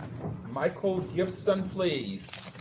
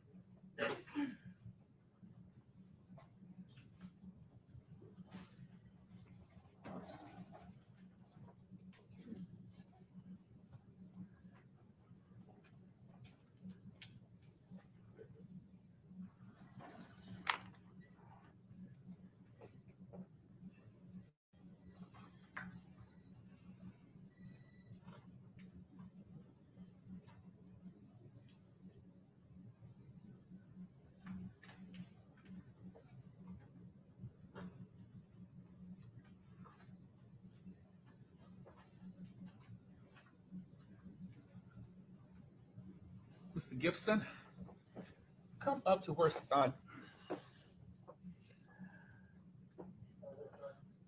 Deputy Smith is located. Come right up to where the circle is still Shelby County. And once you get there, please place your left hand on the Bible, please. Raise your right hand to be sworn. Mr. Gibson, do you solemnly swear or affirm the testimony you will give in this case will be the truth, the whole truth, and nothing but the truth, so help you God? Yes. Thank you, sir. Put your hand up, Mr. Gibson. Have a seat here, please, sir. Mark yourself, please, sir. Mr. Gibson, good afternoon, sir. How you doing? I'm doing fine. Mr. Gibson, you have a mask on, and I will leave this option up to you. We're required to certain extent to have masks on in the courtroom. If you want to pull the mask off while you're testifying so the jury can better hear you, and I'm sure it can help you breathe better. You may do so. If you want to keep it on, you may keep it on. I'll keep it off. Keep it off. Thank you, sir. Mr. Schofield, you may proceed. Thank you, Your Honor. Mr. Gibson, could you state and spell your name for the jury and the court reporter, please? Sure. Michael Gibson, MICHALGIPSON. All right, Mr. Gibson, do you know Lorenzen Wright? Yeah, that's my best friend. I've been known since third grade. Since third grade? Yep. So are you from Memphis originally? From Oxford, Mississippi. Okay. Knew him his whole life? Yep. Pretty much. And I want to direct your attention back to 2010. Where were you living in 2010? Smyrna. We had a condo in Smyrna. And when you say we, do you mean you and Lorenzen Wright? Yep. Yes, sir. I'm going to publish, Your Honor, what's been previously marked as exhibit number 5. Yes, sir. Do you recognize this picture, Mr. Gibson? Yeah, that's the condo. That's the condo where you and Lorenzen were living in 2010. Yes, sir. When did you move into the condo? Around April of 2010. And how long did you stay there? About 3.5 months. Did you leave after Mr. Wright was murdered? Yes, sir. And Smyrna, a suburb of Atlanta. It is. Because Atlanta's a pretty big place, right? Yeah, it's right outside of Atlanta. Right outside Atlanta. Yes, sir. Okay. And looking at this house, was this house 3 levels? It is. 3 Okay. levels. And could you describe the bottom level of the house? What type of room was that? You had a game room downstairs, a big game room, bathroom, and then access to the garage. Okay. Was there a pool table down there? Yeah, pool table. What color was the felt on that pool table? It was red. Why was it red? Because of our fraternity kept outside. All right. Fraternity colors, right? Yeah. And I'm going to publish, Your Honor, which has been previously marked as exhibit number 6. Yes, sir. Mr. Gibson, what is this a picture of? That's the back view from the condo. Okay. And I'm going to go out on a limb here. I don't know if this is going to work. I'm afraid to use Mr. Haggard's stick. Oh my gosh, look at this. Oh, come on. It's so close. Okay, well, I'm pointing at the wrong thing, but is that the house right in the middle there?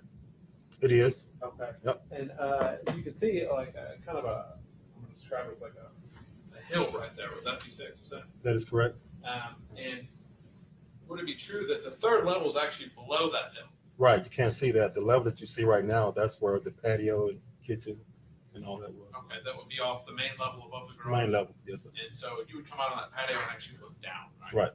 And to lower levels beneath that. That's correct. And were there windows back there? It was. Did those windows go into the game?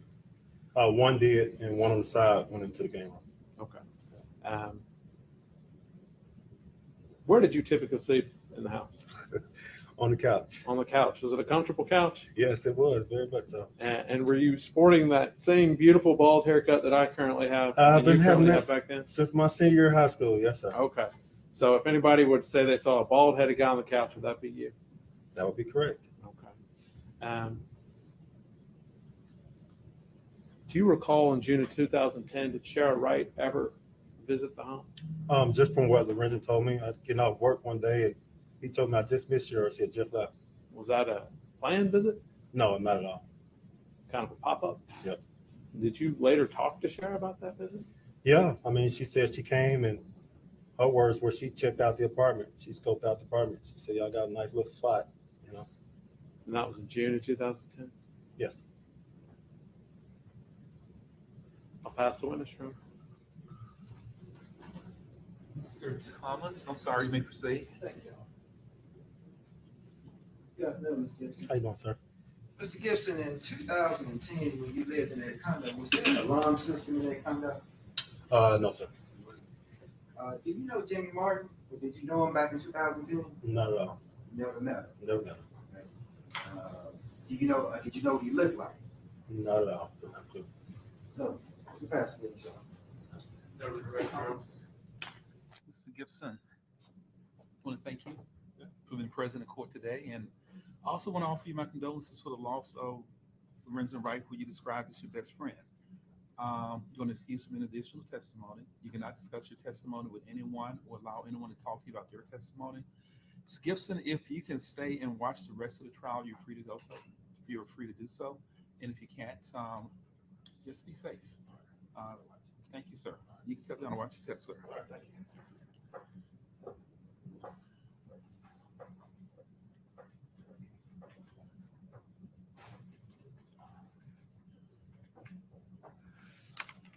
Say you may call your next witness, Mr. Ackerman. Lieutenant Brian Beasley. Lieutenant Brian Beasley. Ryan Diesel? Beasley, sorry. Beasley, I'm Yeah, sorry. I'm sorry. That's my fault. That's my ears ringing. It's okay.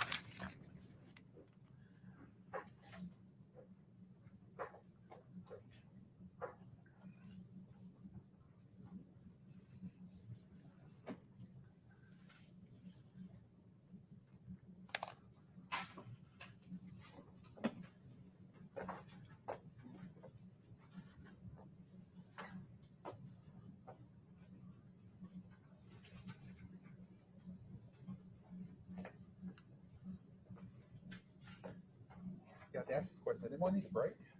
Everyone's okay? Okay.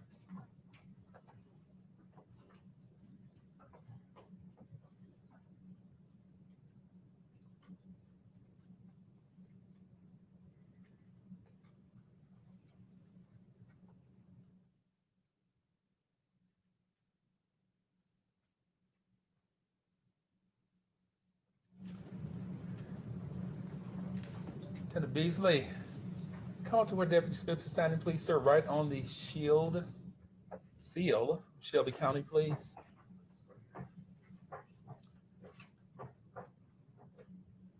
Place your left hand on the Bible, please. Raise your right hand to be sworn, please, sir. Do you solemnly swear or affirm that the testimony you will give in this case will be the truth, the whole truth, and nothing but the truth to help you God? Thank you, sir. Put your hand down. Have a seat here. Do you need your briefcase? No. Okay. Have a seat. Watch step, please, sir.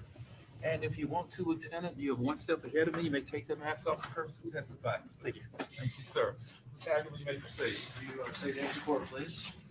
Brian Beasley, Spell the first and last name for the jury and court reporter. Brian Beasley. And are you a Memphis police officer? I am How long? 24 years. In those 24 years, I'm going to ask you about a particular year back in, well, I'm actually going to ask you about 2 years, but let's start backwards and ask about 2018. Did you have occasion to become involved in the investigation that we've called here Operation Rebound? Yes. I'm going to ask you about your duties on a particular day, June the 5th of 2018, in connection with that case, okay? Okay, That day, did you receive a call with regard to the case? I did. And without getting into details of what people said? Tell me the substance of the call. That Earl Smith, because of Billy Turner, was in possession of his Dodge Stratus. Earl Smith. Is that a name that had come up at all in the investigation previously? No. Was in possession of what?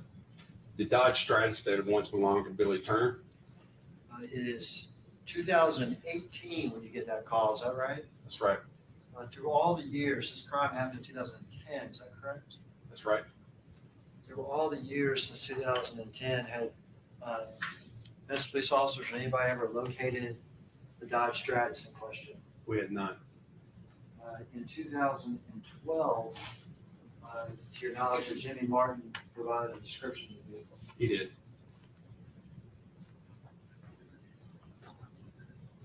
And now it's 2018. Yes. And who has this Dodge Stratus? Earl Smith. And why did you receive a call about it?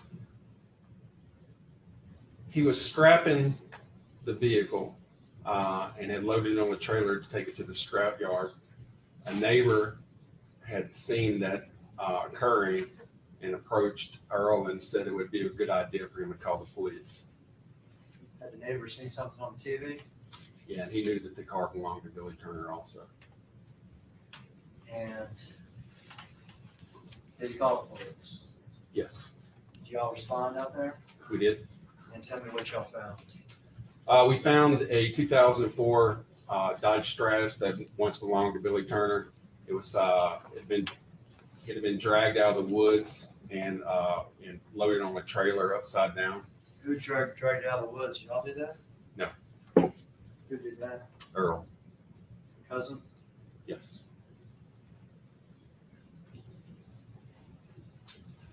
What kind of place was this that the car was at? It was a rural, I call it the country. It was a rural area outside of Carville, Tennessee. I believe it was a 5-acre lot, and it was partially in field and partially wooded. Let me pass you a series of photographs. Let me get the number right before I do that.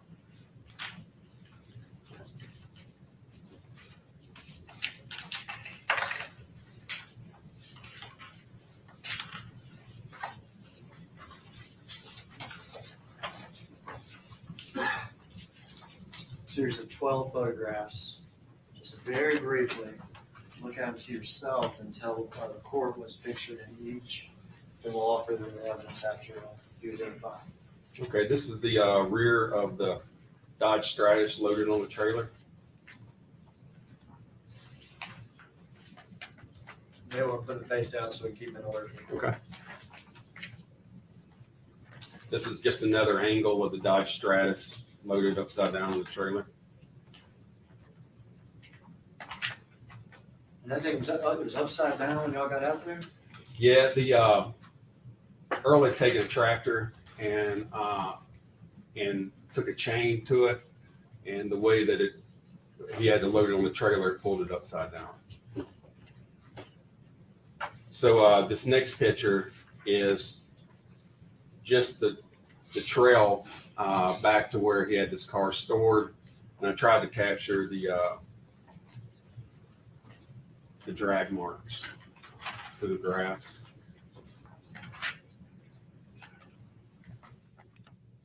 This next is a picture of other cars that were stored in that area.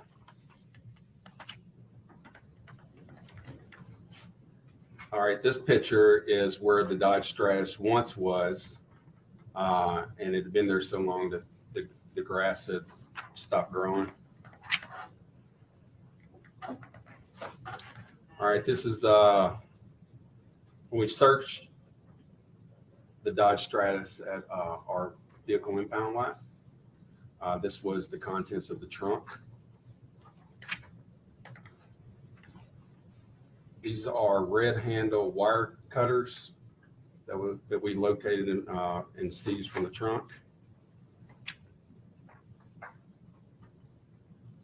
This is a shotgun shell that we seized from the trunk of the Dodge Stratus. More shotgun shells that we seized from the trunk. Do you remember how many shotgun shells y'all found in your car? I think it was 17. 17. There's more. This is paperwork from the Dodge Stratus that just showed that Billy Turner had once purchased that vehicle. And I believe this is the bill of sale. That was found in the vehicle. Yes. And this is just more paperwork with Billy Turner's name on it. And for instance, the bill of sale or the second piece of paperwork,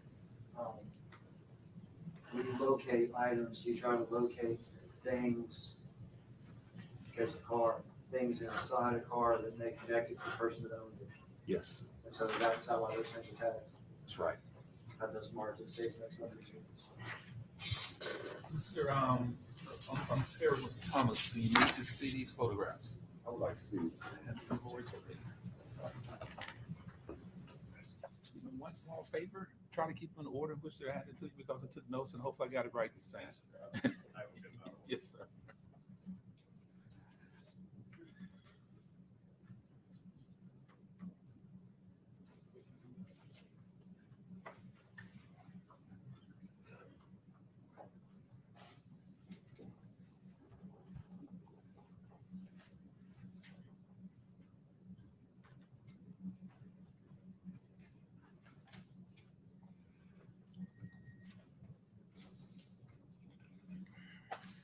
Any objections, Mr. Perry and or Mr. Thomas? No, Your Honor. Exhibit number 7777 will be a photograph described by Lieutenant Beasley as the rear of a Dodge Stratus, upside down on a trailer. Exhibit 77.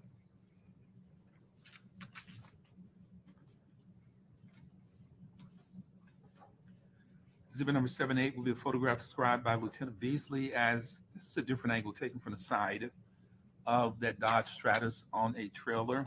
Exhibit number 78.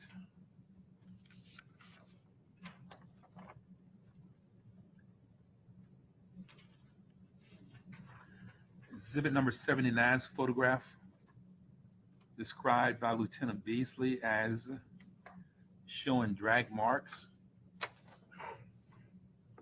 to where the trail as to where the car had been stored. Exhibit 79.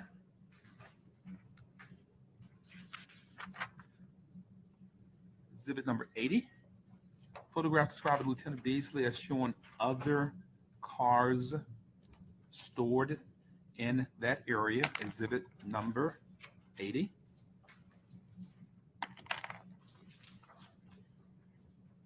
Exhibit number 81 is photograph described by Lieutenant Beasley as showing the location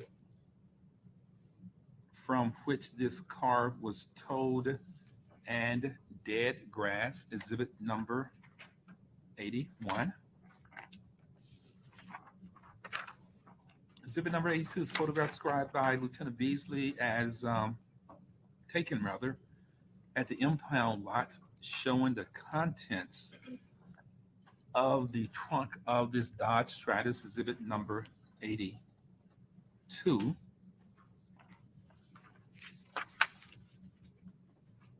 Exhibit number 83. Photograph described by Lieutenant Beasley as showing red handle wire cutters found in the trunk. Exhibit 83, red handle wire cutters.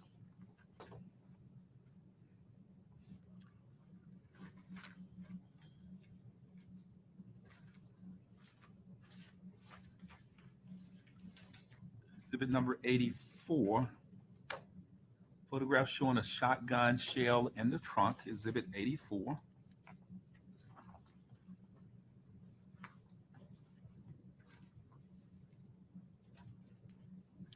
Exhibit number 85 is photograph showing additional shotgun shells. Exhibit 85.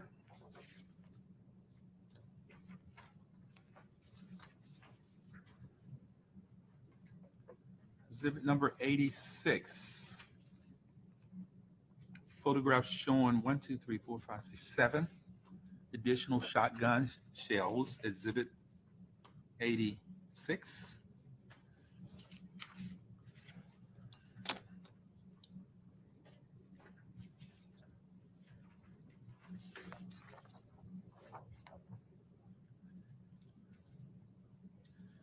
Exhibit number 87, photographs showing a bill of sales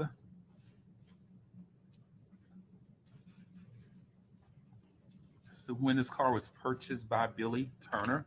Exhibit 87, bill of sales. Exhibit number 88.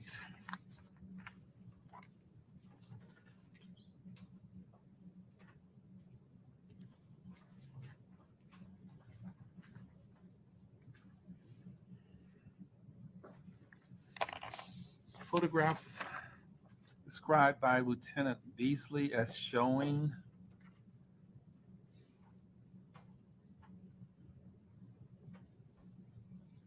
additional paperwork found in this car with the defendant's name. Exhibit 88, additional paperwork with Mr. Turner's name. Mr. Hagerman, you may proceed. I can publish these, ask the detectives some questions as we go through. Yes, sir, you so.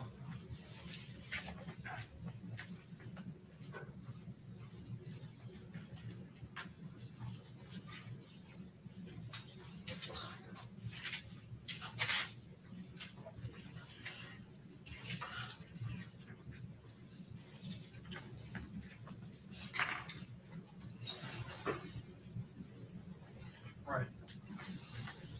Mr. Turner's already been arrested, is that correct? That's right. And this picture's taken where? In a residential area in 190 Highway 196, just outside Collierville. Okay, whose house is that? Earl Smith's. Who is the cousin? Yes. What do we see in the picture? That's the Dodge Stratus, turned upside down. He had intended to scrap it and had pulled it on the trailer with a chain. Okay, is that how y'all found it? Yes. Upside down on the trailer? Right.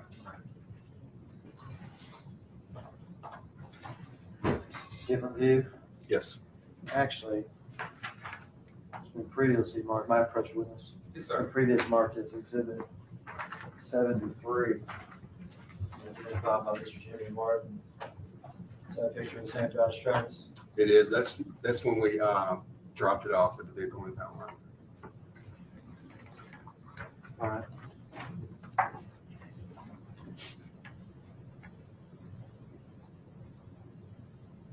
What are we looking at here? All right, so that's the area where the car was stored. And if you'll see where those cars are, it was among those. And like I said earlier, I tried to capture the drag marks from where it was dragged out with the tractor. You said neighborhood, and it's in a very rural area though, isn't it? That's right. Yes.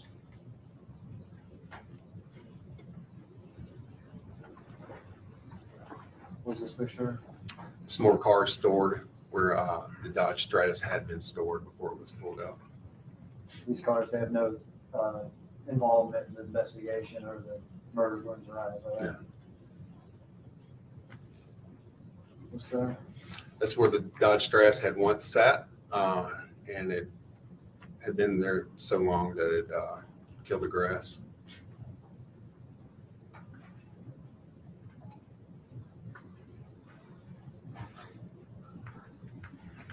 Is that the trunk? It is.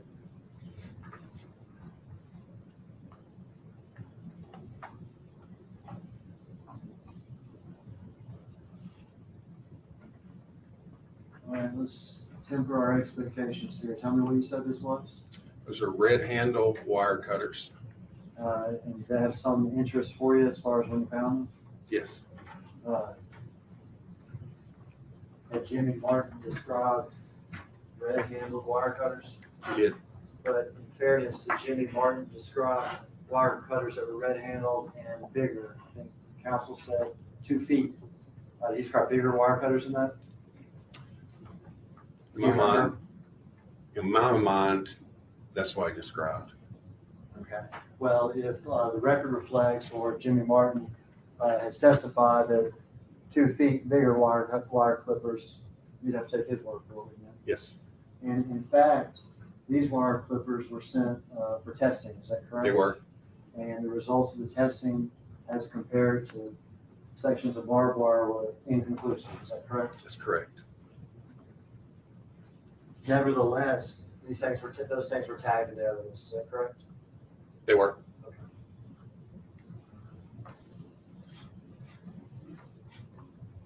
Shotgun shells in the trunk? Yes, 4 shotgun shells? yes,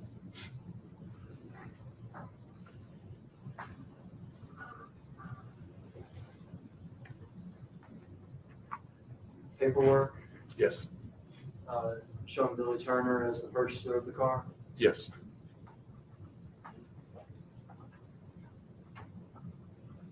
More paperwork, Billy Turner's name, July 2028, is that right? that's right. And you see stains on that paperwork, and there's other paperwork collected from the car too, correct? Right.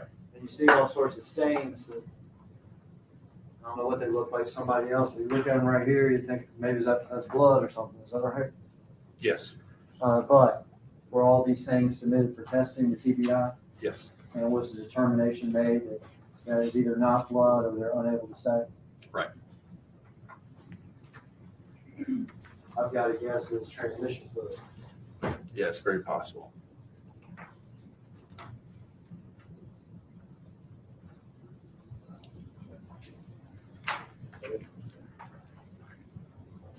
So 2018, we finally catch up to the Dodge Stratus that was described in 2012 by Jimmy Martin. Yes, Now we're going to back up to the time period before Billy Turner was arrested. okay, After the release of the gun to the media, the fact that the murder weapon had been recovered, yes, did investigators get approval from the judge for a wiretap? yes, And that is a warrant that allows y'all to listen to people's phones, is that correct? that's correct. And one of the people's whose phone you listened to Sherra Wright, It was. and was one of the people's phones you listened to Billy Turner. Yes, After the release of the information that the murder weapon had been found, did Miss Wright take a sudden trip from California to Memphis? yes, When she got to Memphis, did she make contact with Billy Turner? she did. Did she do that using her cell phone? No,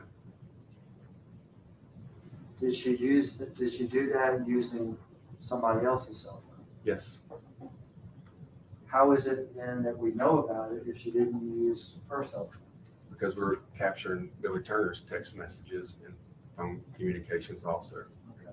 So on Billy Turner's phone, do we get a message to Billy Turner from Sherra using somebody else's phone after she's made this sudden trip to Memphis? Yes,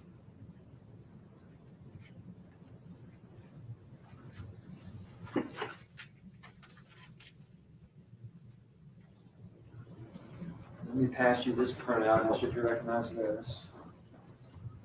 Can you check this? They have these really good.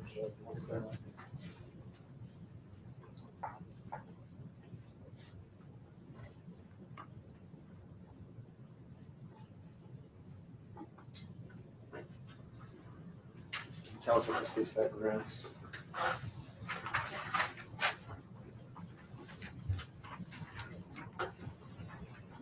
all right, this is what's commonly referred to as the line sheet. And it is a hard record of a text message to Billy Turner which was a incoming text from a phone that belonged to Rosalind Coburn. Who's Rosalind?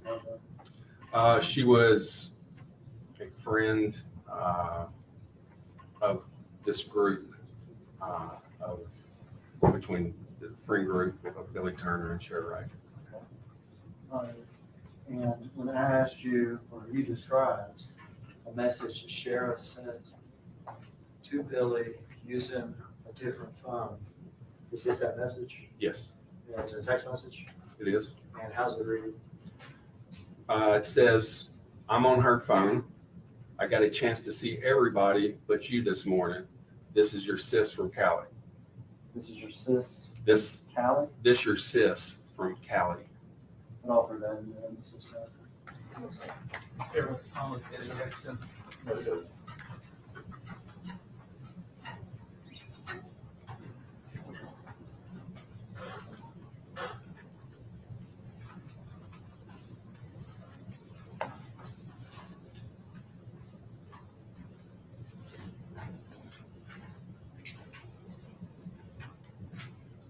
Exhibit number 8989.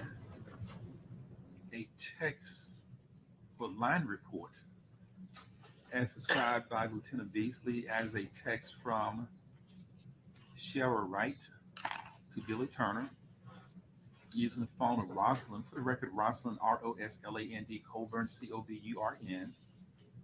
Exhibit number 89.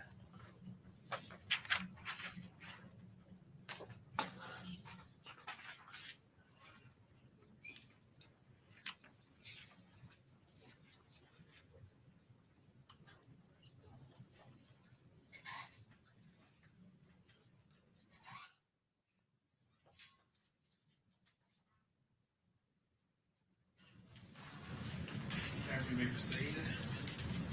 After she sent that message, do we capture responses from Billy Turner? Yes, we did. Let me just go ahead and pass you all these collectively here. 6 pieces of paper. Can you identify these as the various line sheets? They capture the various sort of responses back and forth.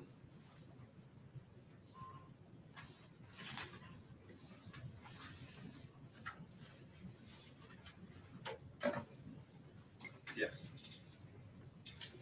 I'd offer those amendments to say 600. I think we can do it collectively. Maybe we split the court pushes. Ms. Mayor, was Thomas interjections? Oh, yeah.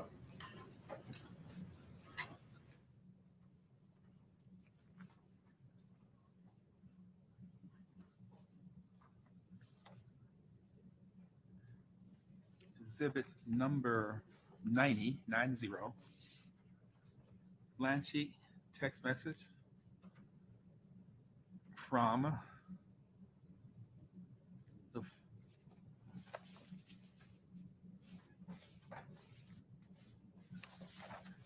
put a time on it so it make more sense. Provided date and time is November 12, 2017. Outgoing text at 9:39. Exhibit number 90.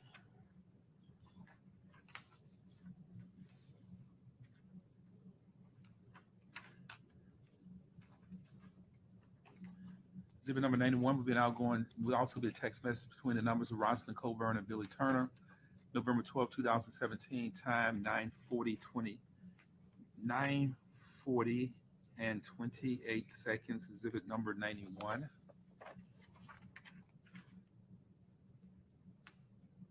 Exhibit number 92 will be a text on November 12, 2017. Time 9:52. Exhibit number 92.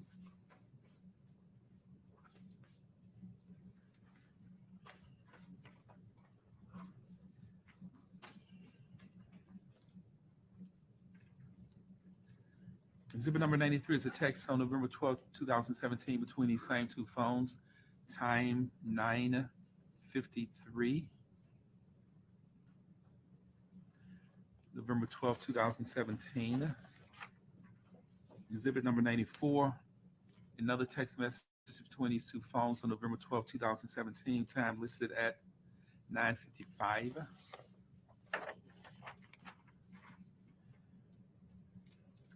Exhibit number 95, text between these two phones on November 12, 2017, time listed at 9:56.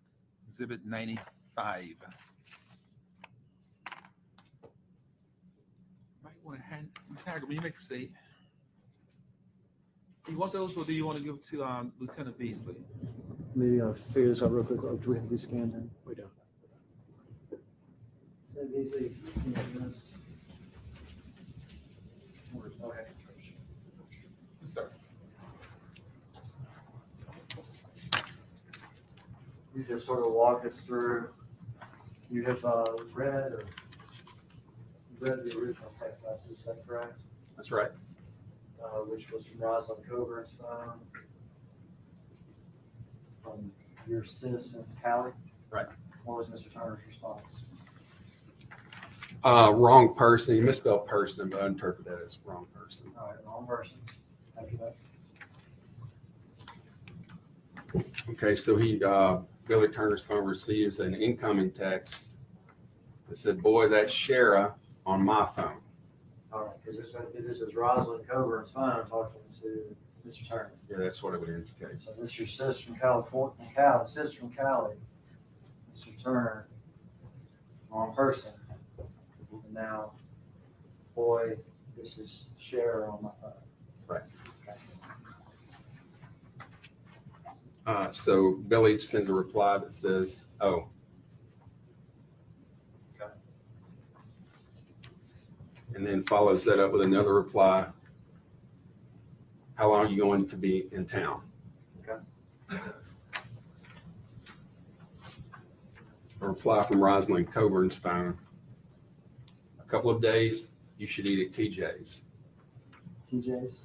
Yes. And then he replies, "Okay." So these messages come through the wire, is that right? That's right. Are they of interest to y'all? Yes. Why are they of interest to you? Because it was direct contact between Sherra Wright and Billy Turner. Had she planned out this trip to California? No. It was taken all of a sudden. Yes. When she came to Memphis, y'all were still able to receive text messages and phone calls and things that she was making when she was in Memphis? We were. Did she set up any other meetings like this using somebody else's phone? No.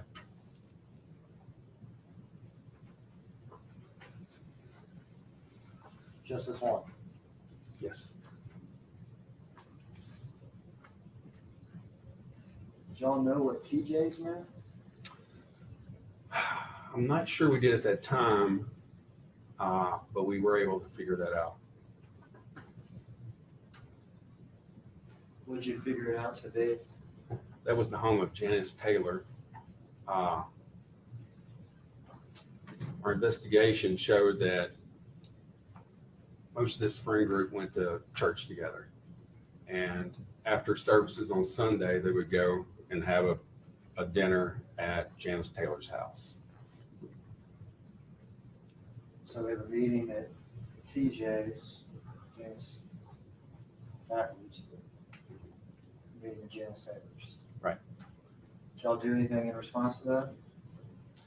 Yes, we put Janice Taylor's house under surveillance. To see whether or not the two suspects actually met? Yes, Did they actually meet? they did. Now, if they had talked on the phone, y'all would be able to hear them, right? That's right. Because of the Wi-Fi. Yes, They met in person. they did. Were y'all able, through surveillance when they met in person, to hear what they were talking about? No. Were you y'all able to see it? Yes. Be able to see whether or not it was a long or short meeting, for instance? It was, I would consider it a long meeting. We're gonna hear from the officer who actually conducted the surveillance. Uh-huh. I just meant, we are able to, witness the meeting Yes. from its start to its end, Yes. and where it occurred, Right. Yes. and, the parties during, Yes. but unable to hear the words. That's correct.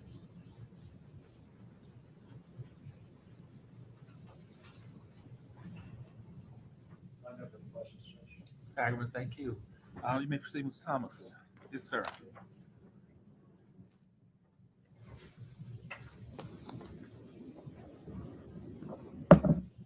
Lieutenant Beasley, when it was leaked to the media that a gun was found and Sherra came to Memphis, did Sherra contact Billy or did Billy contact Sherra? Sherra contacted Billy. Do you have any communication prior to the leaking of the gun in the lake? When was the last communication from Billy to Sherra? It would have probably been around the event, or around, it'd been probably several years before that.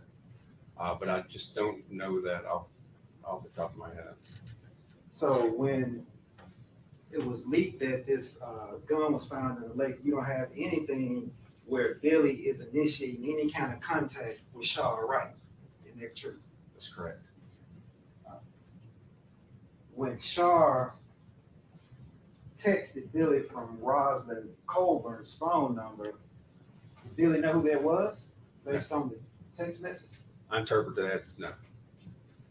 When Sherra came to Memphis, did she meet with other people besides Billy? She did. Who else did she meet with? A love interest named Kelvin, I think was his name. Her ex-husband. She met with several people. At this meeting at Janice Taylor's house, were there other people there? There were? Do you know about how many people were there? No. Do you know what was going on that day at Janice Taylor's house? Yeah, I believe that they were having a dinner. They do it every Sunday is what I believe happens there. Can I have a second, Your Honor? Yes, sir.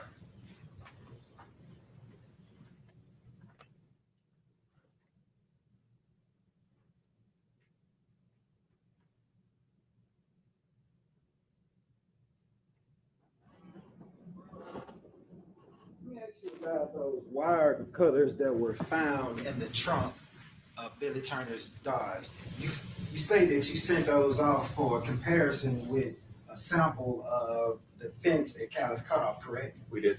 And what were the results of that test? They were inconclusive. Inconclusive, so you couldn't put them together, correct? That's correct. No other questions, John? Thank you, Ms. Thomas. Mr. Hagerman, any additional questions? No, sir.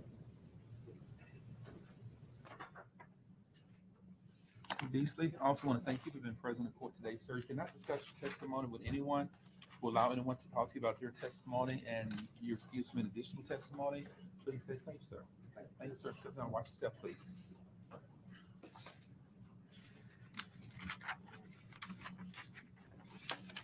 Ladies and gentlemen, does anyone need a break at this time? I think the attorneys need to approach it on one. Yes, sir.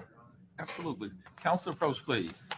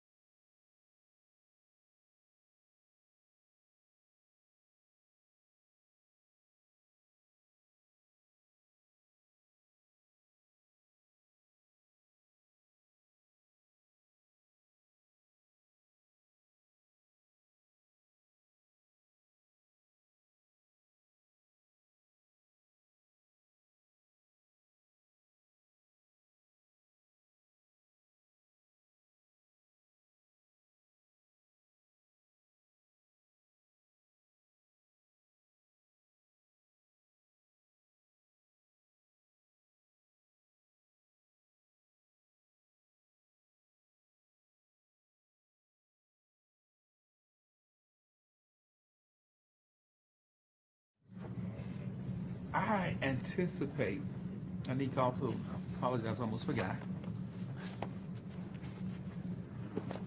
Need to have a conversation with Mr. Morgan about something he brought to my attention on Monday. Mr. Morgan told me he had a funeral that he needs to go to tomorrow, and we're not going to finish this case tonight. The state of Tennessee, I believe, has one other witness to present to you. Deputies have been telling me all day where your dinner is and what time your reservations are, and on a Friday night in Memphis.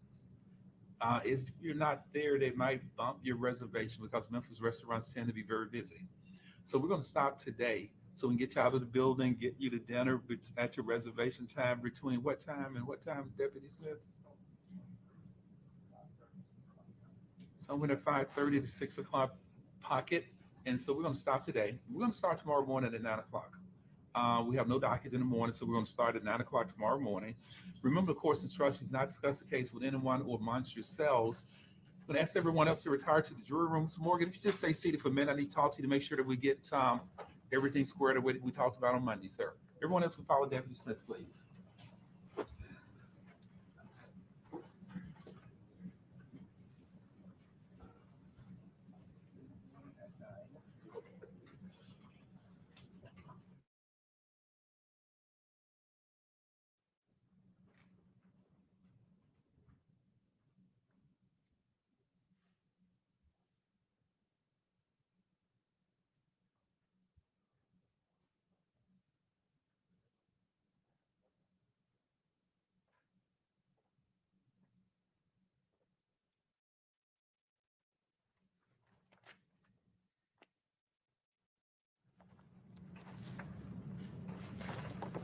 For the record, the jury is out. It's Torshell Morgan. Out you. Okay. Now you told me on Monday that Judge Coffey, I have a funeral that I need to go to on Saturday. I think you told me it's at 1 p.m. And that's a very close family member, and you really, really, really wanted to go to that funeral. Is that correct? Correct. And I also told you we were still in trial on Friday. I would talk to you on Friday, check with you, see how you're doing. And it was more, if you tell me, Judge Coffey, I really need to go to that funeral. I'm going to discharge you as an alternate. If you tell me, Judge Coffey, I don't want to be discharged as an alternate, I want to conclude this trial, I would not discharge you as an alternate. But if you tell me, Judge, I want to go to the family member funeral, I'm going to discharge you as an alternate today and make sure you get back to wherever you need to go in Shelby County. The deputy who's been driving you all week will take you to wherever you need to go, and make sure you make that funeral. So if you tell the judge you want to go to that funeral, this will actually conclude your jury service this week. Yeah, I want to go to that funeral. Mr. Morgan, on behalf of all the lawyers involved in this case, the great state of Tennessee, Mr. Billy Turner, Mr. Perry, Mr. Thomas, Representative Mr. Turner, Mr. Hagerman, Mr. Schofield, who represents the state of Tennessee, Ms. Deborah Marion and her family, for Lorenzen Wright. I want to thank you for the sacrifices that you made on March 4th, 2022, 2 weeks ago, when I talked to you and about 200 other prospective jurors, and you filled out a 21-page questionnaire and told me to just Coffey, I'm willing to serve in this case. I'm willing to be sequestered and taken away from my family and others. I want to thank you for that sacrifice that you made. It is, in fact, a wholly 100% selfless sacrifice. I will excuse you for any further jury duty. Do not want you to miss that funeral. We'll give you a jury certificate, Mr. Morgan, that would indicate you were impaneled. You were sworn that you did serve on this jury. In the state of Tennessee, we could actually send you a summons every 2 years for state court. But because of the population of Shelby County, we're not going to send you a summons on purpose to serve in a state jury until 2032. Now, if you get a summons before that date, you have the right to serve if you choose to do so. But if you choose not to serve, you can tell them that Judge Coffey said, I do not have to serve in state court for 10 years. Now, if you get a summons from the United States of America, I have no control over the federal government or over the president. And those summonses are for a month at a time. This summons will indicate you were impaneled, you were sworn, and that you did serve. Mr. Morgan, anything in your notebook that you want to keep, feel free to keep it. The cover of the notebook has my direct phone number, email address on it. Call me at any time. If you have any questions about anything in the notebook that you don't want to keep, Deputy Smith will collect that notebook, and I will personally shred the entire contents, so no one will ever be able to read what notes that you might have taken in that notebook. And if you have any questions, don't hesitate to call me. If you want to call me one day next week and say, Just Coffee, you probably see it on the news before I tell you what happened. Just Coffee, will you please let me know what happened on the Billy Turner trial? I'll be glad to let you know what happens and when your fellow jurors reach a verdict on that case. Let Deputy Smith know if you have anything in the jury room. We'll get you back to the hotel room and make sure we get your personal property to you and get you home so you can make that funeral tomorrow morning at 1 o'clock, sir. Any questions, sir? Now, I told you for 2 weeks that you couldn't talk to anyone. That has been lifted. If you want to talk to the lawyers, you may do so. You don't have to talk to anyone at all. If you want to talk to the lawyers, I make you available to talk to the attorneys. If you don't want to talk to the lawyers, just tell me Just Call. If you don't want to talk to the lawyers, they will not approach you. They will not talk to you. The media will never talk to you about this case because they cannot. And if you choose to talk to anyone, talk to that person or persons only about your impressions, what your thoughts are. Do not talk about anything that might have occurred between you and you and your fellow jurors over the course of this trial. But if you choose not to talk to anyone, just let me know, and the lawyers will not talk to you at all, sir. Any questions, Mr. Morgan? If you need something for your job, it says you actually served Ms. Kimmons or Mr. Waddell. I think actually in the jury assembly room, they have the scene now you can take this barcode with your camera. Did you happen to take that when you were there? If you did not, do you have a number for the jury commissioner? Call the jury commissioners, let Ms. Kimmons and Mr. Waddell know that you were discharged as an alternate, and they will send to your job a written letter or email message or anything else they need to show that you were in fact serving on this jury since Monday of this week. And again, on behalf of this great volunteer state of Tennessee, the sacrifices that you made, I want to commend you for that. As I told you 2 weeks ago, as I told you on Monday, trial by jury in this country, is absolutely the best system in the world. It's not perfect. It has a lot of flaws. It has a lot of things that if I were king of jury trials, I would do it a little bit better. But this imperfect system is the absolute best system in the world. I want to thank you for your sacrifices, sir. Step down and give your jury certificate, Mr. Gordon. You want to talk to any of the lawyers? No. We don't blame you.